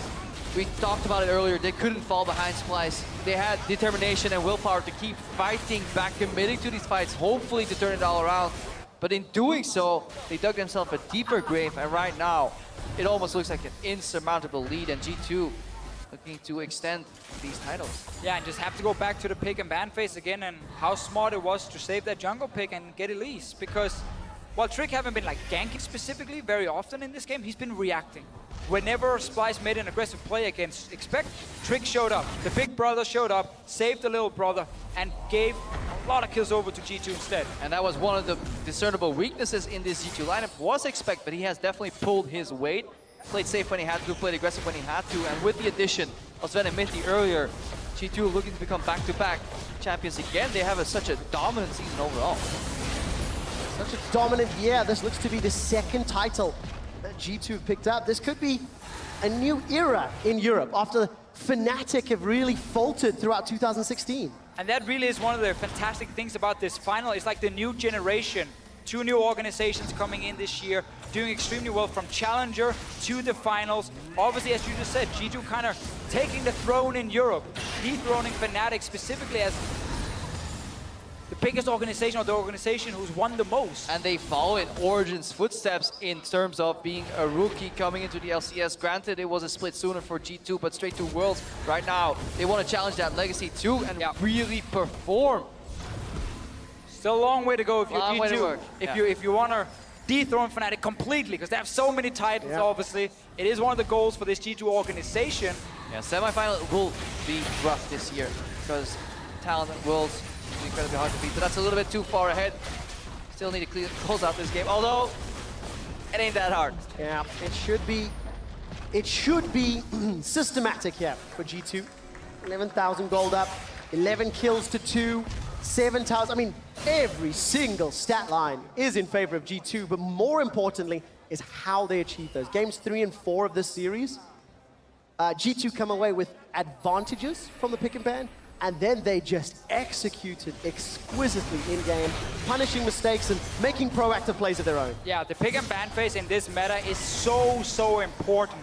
And when you manage to get these very good compositions with early pressure from a jungler against a 1v1 comp and you execute it properly, well, this is what happens. Last game was just won in the draft phase by G2 as well. Yeah, final assault here. Baron attempt, looking to be flanked on. We see Wunder in the bottom left of your screen, but PerkZ is going in. Well, PerkZ is in a little bit of trouble. Sanguine Pool will buy a lot of time, and the Hemo play gives him HP. Riposte does nothing, and Wunder's running from the curtain call. Dodges 2, third one, fourth one will not hit either. And the Danish sniper does not exist from Sven. And the back line, though, G2, they're clearing up the fight. Trashy's running for his life. There's minions inside the base, and Trashy is getting run down. Finds himself a tunnel. He's trying to distract and dissuade G2 from moving into the base, and luckily for Splyce, Kobbe can do some way of clearing on those Nexus turrets. Nexus tower killing Trashy. I'd probably go for killing Trashy as well, like G2 is trying to do. Sadly, he doesn't want to play. He just leaves. And no one dies. Yeah, come on. Who does that? Take the fight. It's only a final. Live a little. You're only down 12,000 gold as well. Well, actually, live a little. That's the definition of Splyce right now. Live a little. Oh, here's that. Before G2 killed trying to stop a Baron that's not been taken. Yeah, So. there's a pulse. It's faint, but it's there. Splyce looking to fight back. But all in all, they can still be proud of this season. I mean, this is a last-ditch effort. They had the flank here. Yeah. Trashy gets found out. Mikyx was he the sacrificial lamb? Somebody dies here early. But Splyce right now, they tried to challenge this final, but it wasn't enough. They still are one layer down compared to G2 eSports. But the grind and the growth they've shown over the season has been magnificent. It's actually funny with G2 in these best-of series. They tend to win game 1, then lose game 2, and then bounce back, fix the champ select, and then win like get very angry as well, then win game 3 and game 4 like they did the same against Origin last split, where they also managed to obviously close out the final with style. The last game was great from G2, like this one we're seeing right here. And of course, while we're in that replay, Inhibitor has respawned for Splyce. It's the smallest of reprieves. And I want to go back to what we're talking about regarding Splyce. They have shown growth. They have proven to be one tier above almost everyone else. And so unexpected. Many people, like, looking back at the Splyce of Spring, they were just so unimpressive, lackluster. One roster change, a complete rookie, a guy that sat on the bench for Fnatic for an entire season. Oh, you had to say it. He didn't get put in over multiple support players that honestly didn't impress too much either. So everybody assumed that he was just like an average solo queue support player. But Splyce, their mantra or their coaching approach is really just believe in talent and nurture it over time, and it paid off. And also the hard work pays off. Basically, every single player between the two splits went home and played tons of solo queue. And just to get better individually, and it showed. Mithy, poor guy. Yeah, unfortunate this time around. This is what happens when your support and your team is losing. You have to get in there, you have to place the ward. No one is going to help you. You talk about Splyce players playing all the solo queue, and Wunder, I think, is one of the poster boys of Splyce success. Going from one of the worst, or one of the most unimpressive top laners to truly one of the best in the summer split, adapting with the meta. As G2, they're looking to close this one out. They've caught Trashy out. Sencux gets caught out by the Shadow Dash taunt from Expect, and Sencux is running for his life. Mithy turns his attention. Sven is dominating. 6-0-8. Double kill on the background. Wunder gets at least one. Yeah, but we talked about practice, putting in the hours, putting in the effort. We saw G2 in their series in semifinals. They were not happy with the results against Unicorns. PerkZ said himself that he was going to grind it out, play a little more. There are still mistakes in his play, but overall, this is a much cleaner G2 against a much tougher opponent. So they definitely worked on fixing some of those mistakes. If they can continue that in their bootcamp in Korea, they may very well become a world-class team. Well, that's what they're going to have to do if they can close this game out. It won't be too long with Wunder going down. Now Mithy's the target. It is done. Eventually, G2 get themselves their 19th kill. Go, Kobbe, go. Be a man. Get in there. I feel like they're Hunger Games on League of Legends. Walk in and die. Just make it stop. Splyce can't contain themselves. They're already there. Kobbe's with the belt. Go, Trashy. Next man up. Smite is available. Trashy. One man, one mission. One smite, one Baron. Goal behind. One desire. Get in there. Trashy's going in. Trashy! Oh, no, they stopped the Baron. They stopped hitting it. He got baited so hard. Sencux, next man up. Sencux has arrived. All right, who's the next? Top Catch is coming soon. All right, come on, Abyssal Void. The Baron goes down. G2 are hammering all of the nails in Splyce's coffin. Trick is exhausted. He sinks in his chair. So many kills here for G2. They consistently have to just call, hit the Baron, back out, kill someone instead. Wunder tries to 1v1 PerkZ. Well, actually 1v2 him. Didn't seem to bother Wunder too much. No. Classic PerkZ has to die. Team is winning, PerkZ dies. PerkZ dies. Always one in the world. Every game. Everything, like 3 things in life are certain. Death, taxes, and PerkZ overextending when his team is ahead. Oh, the truth is harsh sometimes. Pretty sure he doesn't care right now. Team is winning. No confetti, no cares. I still think, you know, we've hit a lot of the story points of both of these teams, and now finding out who that 3rd seed is when it comes to the World Championship, finding out who's going to run the regional qualifier, and also how H2K are going to develop over the bootcamp. Wunder's going to try to run down H2K, and going to get rooted in place. Locked down, expect gets the kill with the help of a deadly flourish, because of course, here in the Tauron Arena, the local crowd, the crowd on the analyst desk, they're waiting for G2 to finish this. Yeah, because G2 winning, again, if you must have missed it, and you must not be paying attention, means that H2K will also go to Worlds as a 2nd seed, granted by the most championship points acquired, both in spring and summer, by them. Well, this has to be the final push. Baron-empowered minions. Number of abilities left, although to be fair, it's going to need those supers to make it even easier. These Splyce guys, a resilient bunch. It's a very small victories again for Splyce. Wait for super minions, then we will die. Sencux is trying to pull the attention. It's simply not going to matter. G2, they've got themselves one Nexus turret. They're turning onto Mikyx and to Kobbe. They've got the kills. This will be the final fight. Sven starts using the curtain call. Wunder's trying to jump onto him. It is a shutdown, but look at the side lane. Sencux is trying to stop the Nexus from being killed. They will hold on for a few seconds longer. The Nexus turret stands as expect, and PerkZ are running for their lives. Sencux trying to pull the minions away. It's getting messy. It's getting sloppy. It's a little bit of a fiesta. G2 expect takes down the tower before Trashy gets caught out. PerkZ goes into a sanguine pool, turns his attention onto Kobbe. PerkZ is down. Trashy backs away, and while the Nexus lives for a few seconds longer, this is for the crowd. This is for Krakow. This is for Poland. Hey, you buy a ticket to the European LCS, you wait long enough, you get a free ticket to the circus. Clown Fiesta here in the last game. It's a present, ladies and gentlemen of Poland, from G2 eSports saying H2K, H2's going to Worlds. But they take their time holding up. Eventually. They got a bit of, I mean, to be called a fight at this point. They're trying to kill the towers and get a little bit extra with them. But they get help from the turret? It does suck when you fight near the fountain and it helps feeling some damage. Yes. Hey, is that PerkZ in front? Oh, okay. As expected, Wunder goes in as well. They do it each other. Sencux here, the hero, gets down Trick. Surprisingly little help from the fountain, though. These were all damage done by... Well, they can't really dive Kobbe because he's in that fountain. No, doesn't count. The best peel for an AD carry is the fountain itself. Splyce need a 6-member Soraka hiding in the fountain. And then expect tanking the turret. Nexus tower goes down. Can they come back, guys? Is this where we build up that comeback? Okay, let's add some hype here. All right, okay, so basically what needs to happen now is we're gonna get 3 aces for Splyce, a Baron buff, and Elder Drake, and then we're even in gold. And we need another 1 team fight after that. Maybe Trick's mouse stops working and there's no replacement in the building. Don't pause it at all. 1 member leaves the stage as well, has to go to the bathroom, and we just keep playing. Gentlemen, while this is fun, G2, they've regrouped. Right, let's find out if they can do this one a little tidier.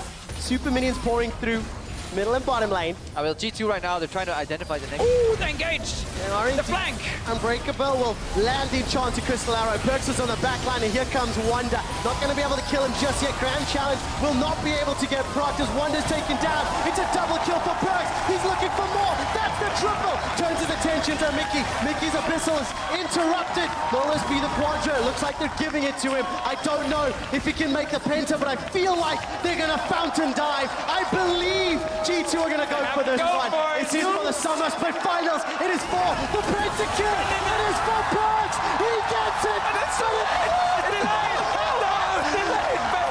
Welcome to the G2 era. They are your Summer Split champions.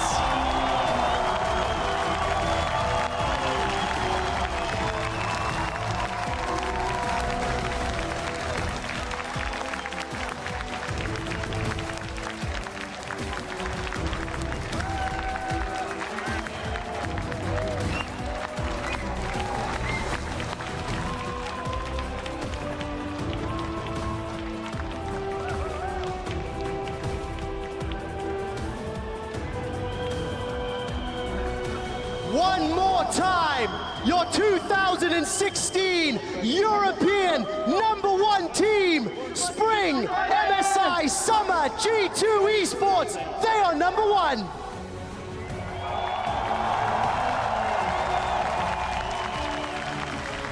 And this means so much for both Sven and Mithy. They have not won a final yet. They've been here so many times. They joined G2 with the goal of winning the split, going to Worlds, and they achieved all of it. Champions and representing Europe at the World Championship as well.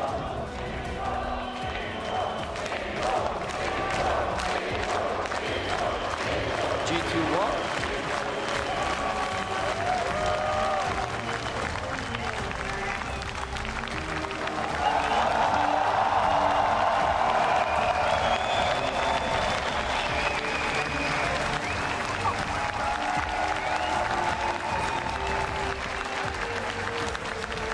A new era has begun.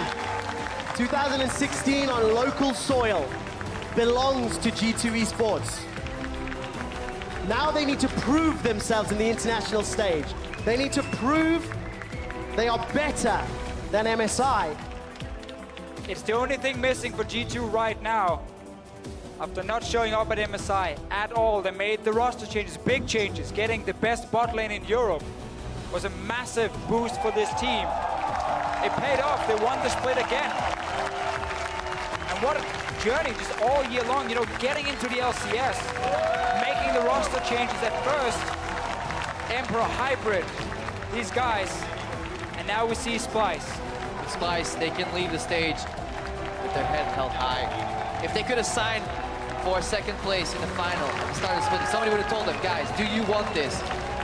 You know you can achieve this. Many of them would have even doubted it. They worked so hard for it. And you heard their owner, Marty, standing on stage saying it is one more step to Worlds. While they faltered in the finals, Splyce have one more series they need to win. Whoever is the best of the remaining members in the regional qualifier, Splyce will be the final boss. And this will not be the last time they get to play in a final like this. If you look at the players on that team, every single one stepped up big time. But the guys on your screen is G2. Then I got baited, now it's Splyce. We're just jumping around and seeing two teams, honestly, where one did what we expected. G2 was expected to win this split. After getting Sven and Mithy, yes, okay, losing Mikyx hurt them in the start, but they were still heavy favorites coming into this playoffs. They gave Expector room to develop and grow. And there are still a lot of things to work on for this team, but there has been growth. They have shored out some of their issues.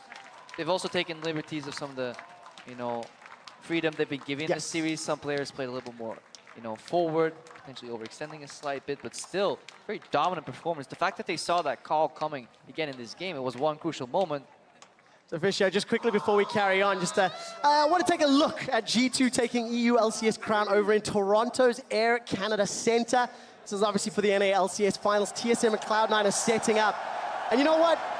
It was a bit of a fiesta at the end. It was an exciting wrap-up to our series. It was a good fiesta. And I sincerely hope NA got to watch some of the earlier games because They were significantly more interesting from a gameplay perspective. This was a super interesting game because G2 they nailed the execution. Yes. Yep. The hammer fell down and it was over for Splyce on that single Two play. games in a row. Yes. Yeah, Honestly. just they identified the one play that Splyce was going to make.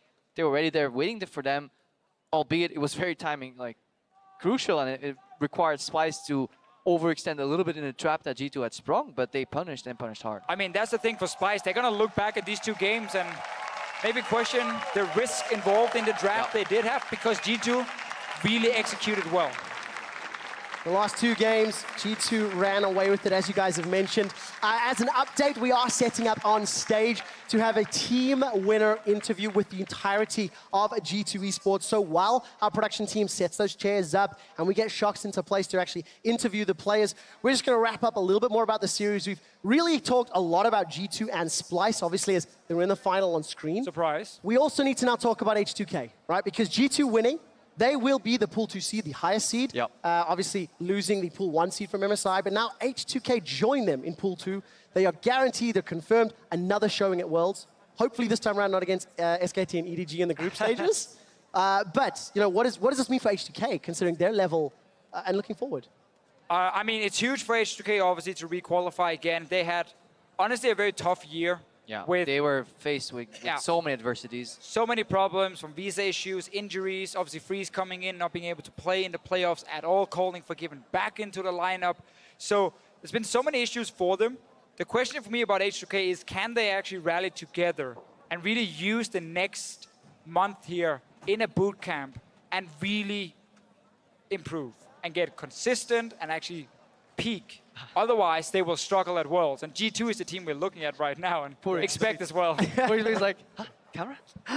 People were watching me the entire time? I thought I was at home playing. I do want to echo that sentiment, though. Can they rally? And of course, you mentioned all the problems, everything from visas to players leaving to non-synergies to physical injuries to really bad drafting. Yes, to like every single problem seemed to have hit them. Yet they're still consistently top 3, top 4, right, And all year long. Let's remember, it was 5 games against Splyce in the semi-final. That last Baron team fight where Wunder just stays alive and he TP's back, won the entire game for Splyce. So it was so close between those two guys. They were very, very close in terms of overall skill. It was just G2 slightly better than the rest, and that's why it's good to have them going as, I want to say our first seed, but we don't have that first seed because of G2 as well. So now it's kind of on them to kind of show, hey, we can do well with the second seed as well. And for Europe as a region, at least the team punished by some furious dabbing. That's a weird dabbing. Yeah, come on, bro.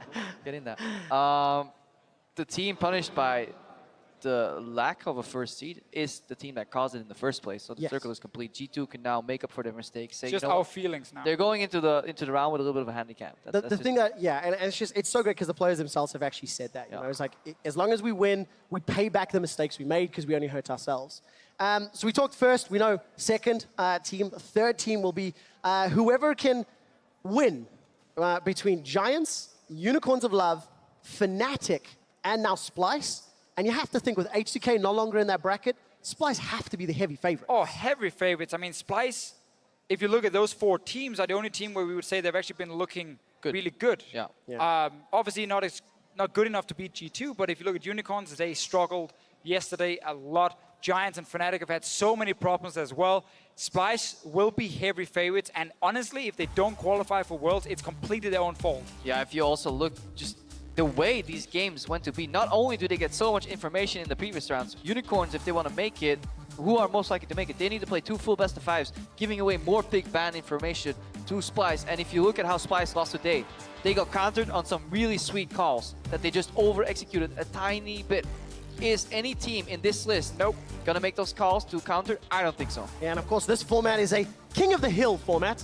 Lose and you're out. Yeah. Best of 5 starting next Saturday. We have 5 p.m. Central European Summer Time.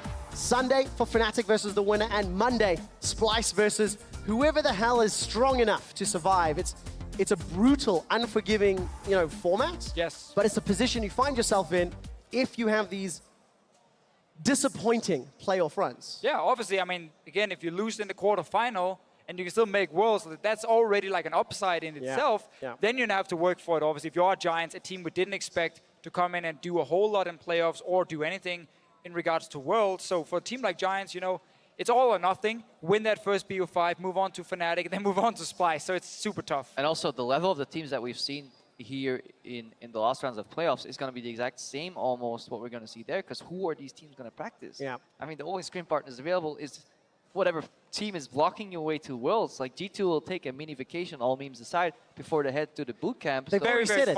They've already said it. small 3 weeks in Korea. I believe they're leaving about a week or so, ballpark. On the 5th, I believe, the league. Exactly. September 5th is when they're out, so that's very soon. That just gives them a little bit of reprise, go to see their families, maybe, you know, charge up, and then a boot camp in Korea. Honestly, fantastic environment. Yeah. You know, low ping, solo queue, try hard everywhere, getting schooled by Let's just hope players. they find the scrims, right? Let's hope they find the good quality They will, teams. because they have Trick and they have Expect, who obviously have a lot of connections, especially Trick. I also know they've been practicing and playing against people like Smep and Gorilla and so on in the past. So they know these guys, they will get good scrims. They have a mid laner with a really big mouth, and if there's anything Korean mid laners want to do, know that guy. is shut that guy down, even if it's just for one scrim. Well, especially after their MSI performance. We'll find out how that works out. That is an aside, though. For now, it's time to head on stage where Shox is waiting by with the 2016 season-long European champions. Thank you so much, guys. I'm standing by with our season-long champions, G2, and the first person I gotta go to, or the first duo, is of course Mithy and Zven. You guys have been so incredibly vocal about not wanting to be the losers today. What was it like to finally get the confetti blowing on your end on the stage when that Nexus went down? It was just really nice. I think it's so hard to explain with words. It's like a lot of hard work. Yeah, it's just really nice. Really nice. Sven, anything to add? Yeah, it's nice not to be that guy who always loses the final anymore. So it feels really good to finally have one final win at least. So yeah, it's nice. Always subdued and calm. I bet the feelings were much more intense when it just happened. Maybe the coach then, Joey Youngbuck, for you to see your players finally win that, how was that moment? Well, I wasn't just happy about us winning, but I was really heavily surprised by how they won. And this is the G2 that everyone has been wanting to see the entire split, and today it really came out. Yeah, it definitely came out by the end of the series. PerkZ, it seemed like you guys had had a newfound hunger by the end of Game 3, and especially Game 4. What happened there? How much were you set on winning it there in Game 4? Well, Game 4 was over after we got some kills bot. And then we were like, okay, guys, we got this. Just chill and we win. The second game was just a prank. It's a typical G2 lose second game of every series. Every series I ever played, I lost the second game. So it's just for the tradition. And yeah, I'm really happy how you played today. Just for tradition, I don't know if you noticed, but we had Jankos and Vander on the desk. Jankos, your biggest fan, at least today, and he told me to give you something. Here we go.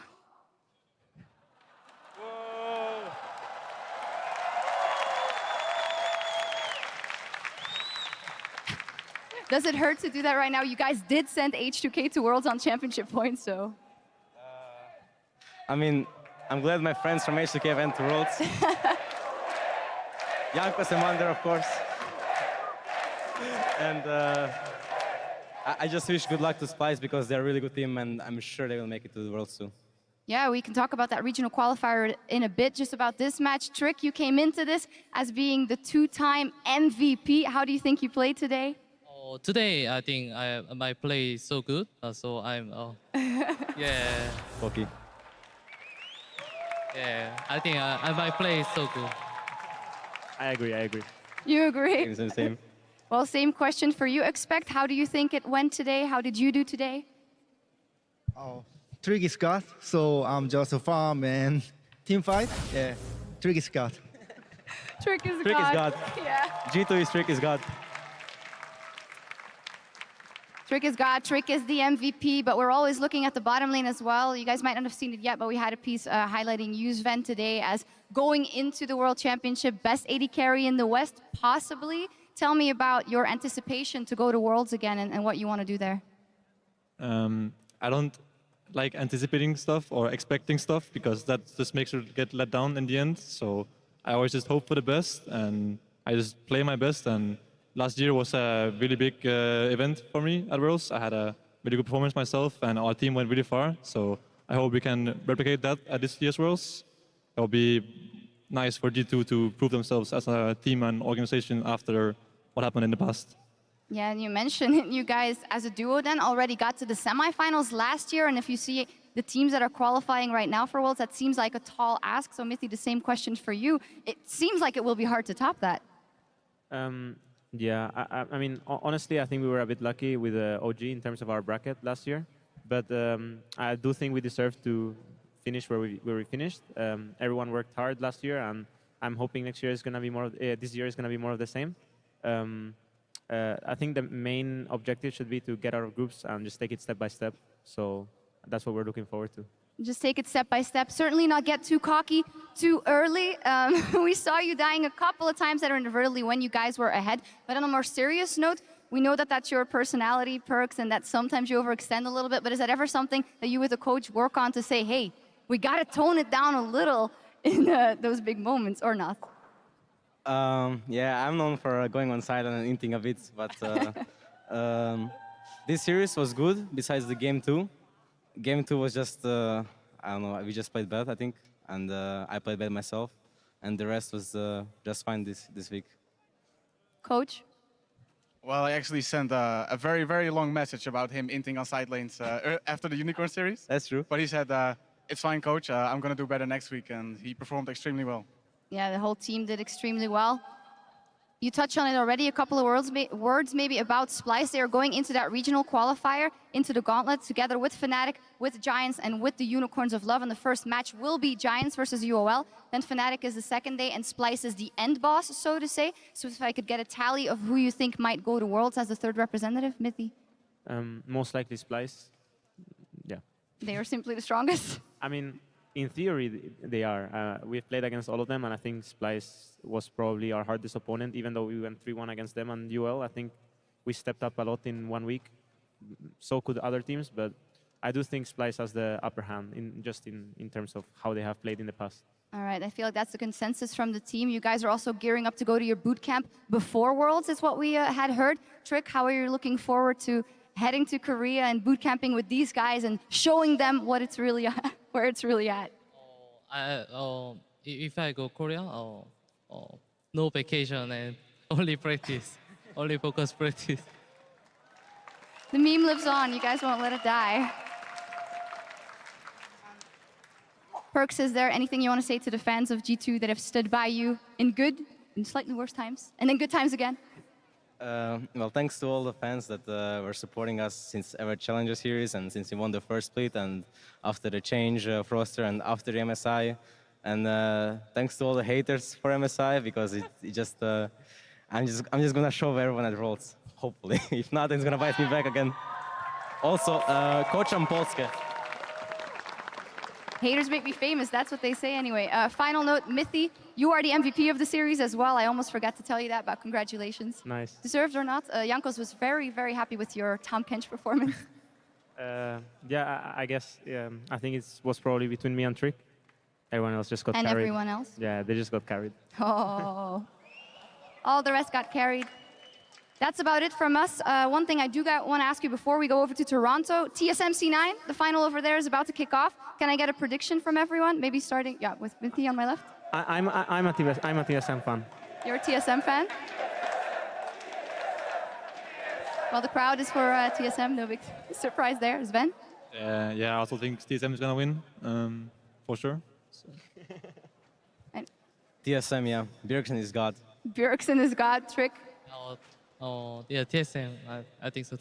Expect TSM or C9?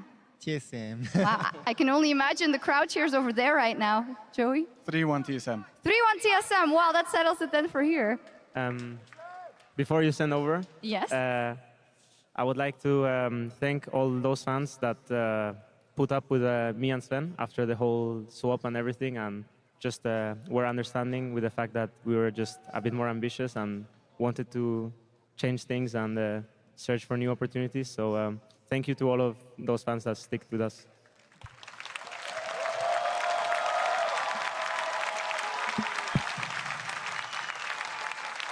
Fantastic message. I'm sure they all appreciate that and also appreciate the fact that you guys crushed it here today and are the champions once again. Now show it at Worlds as well, as we see a couple of your fans over there. Fantastic, fantastic stuff. Well, that's it from us here in Krakow. We will, of course, be back from Berlin for the regional qualifier to see the third team that goes to Worlds. From here from Krakow, it's H2K winning yesterday, going to Worlds, and today, the reigning champions of Europe, G2 eSports. And for now, it's from Tauron to Toronto, TSM versus C9.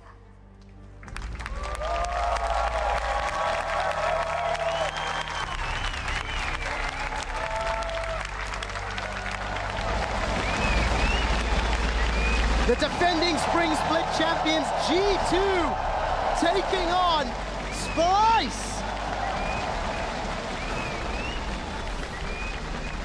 Stand United's gonna deliver Wunder. Not gonna be a kill, but the flash towards Chrono break backwards. PerkZ makes it out alive. Caretaker bounces. Okay, nice. Go mid.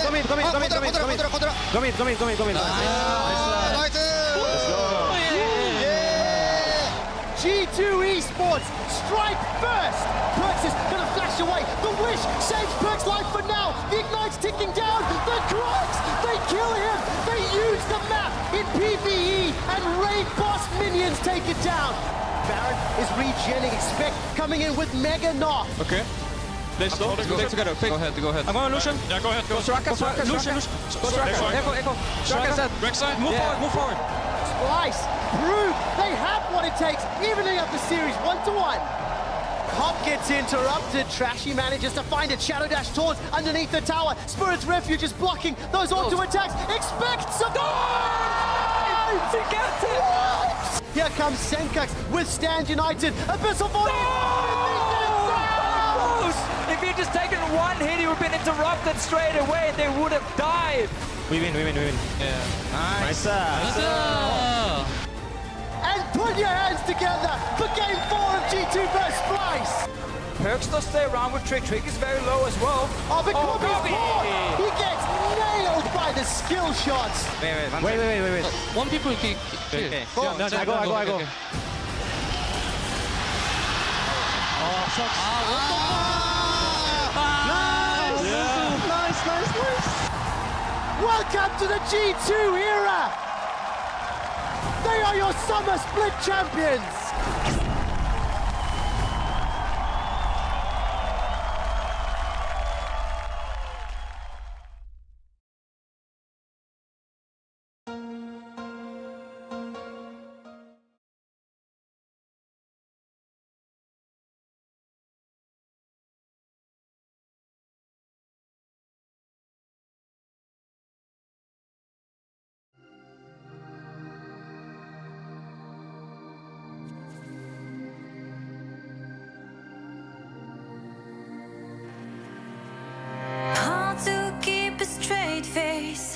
When I'm burning like fire and you walk all the sides, I'm drawn in desire and you have to think twice.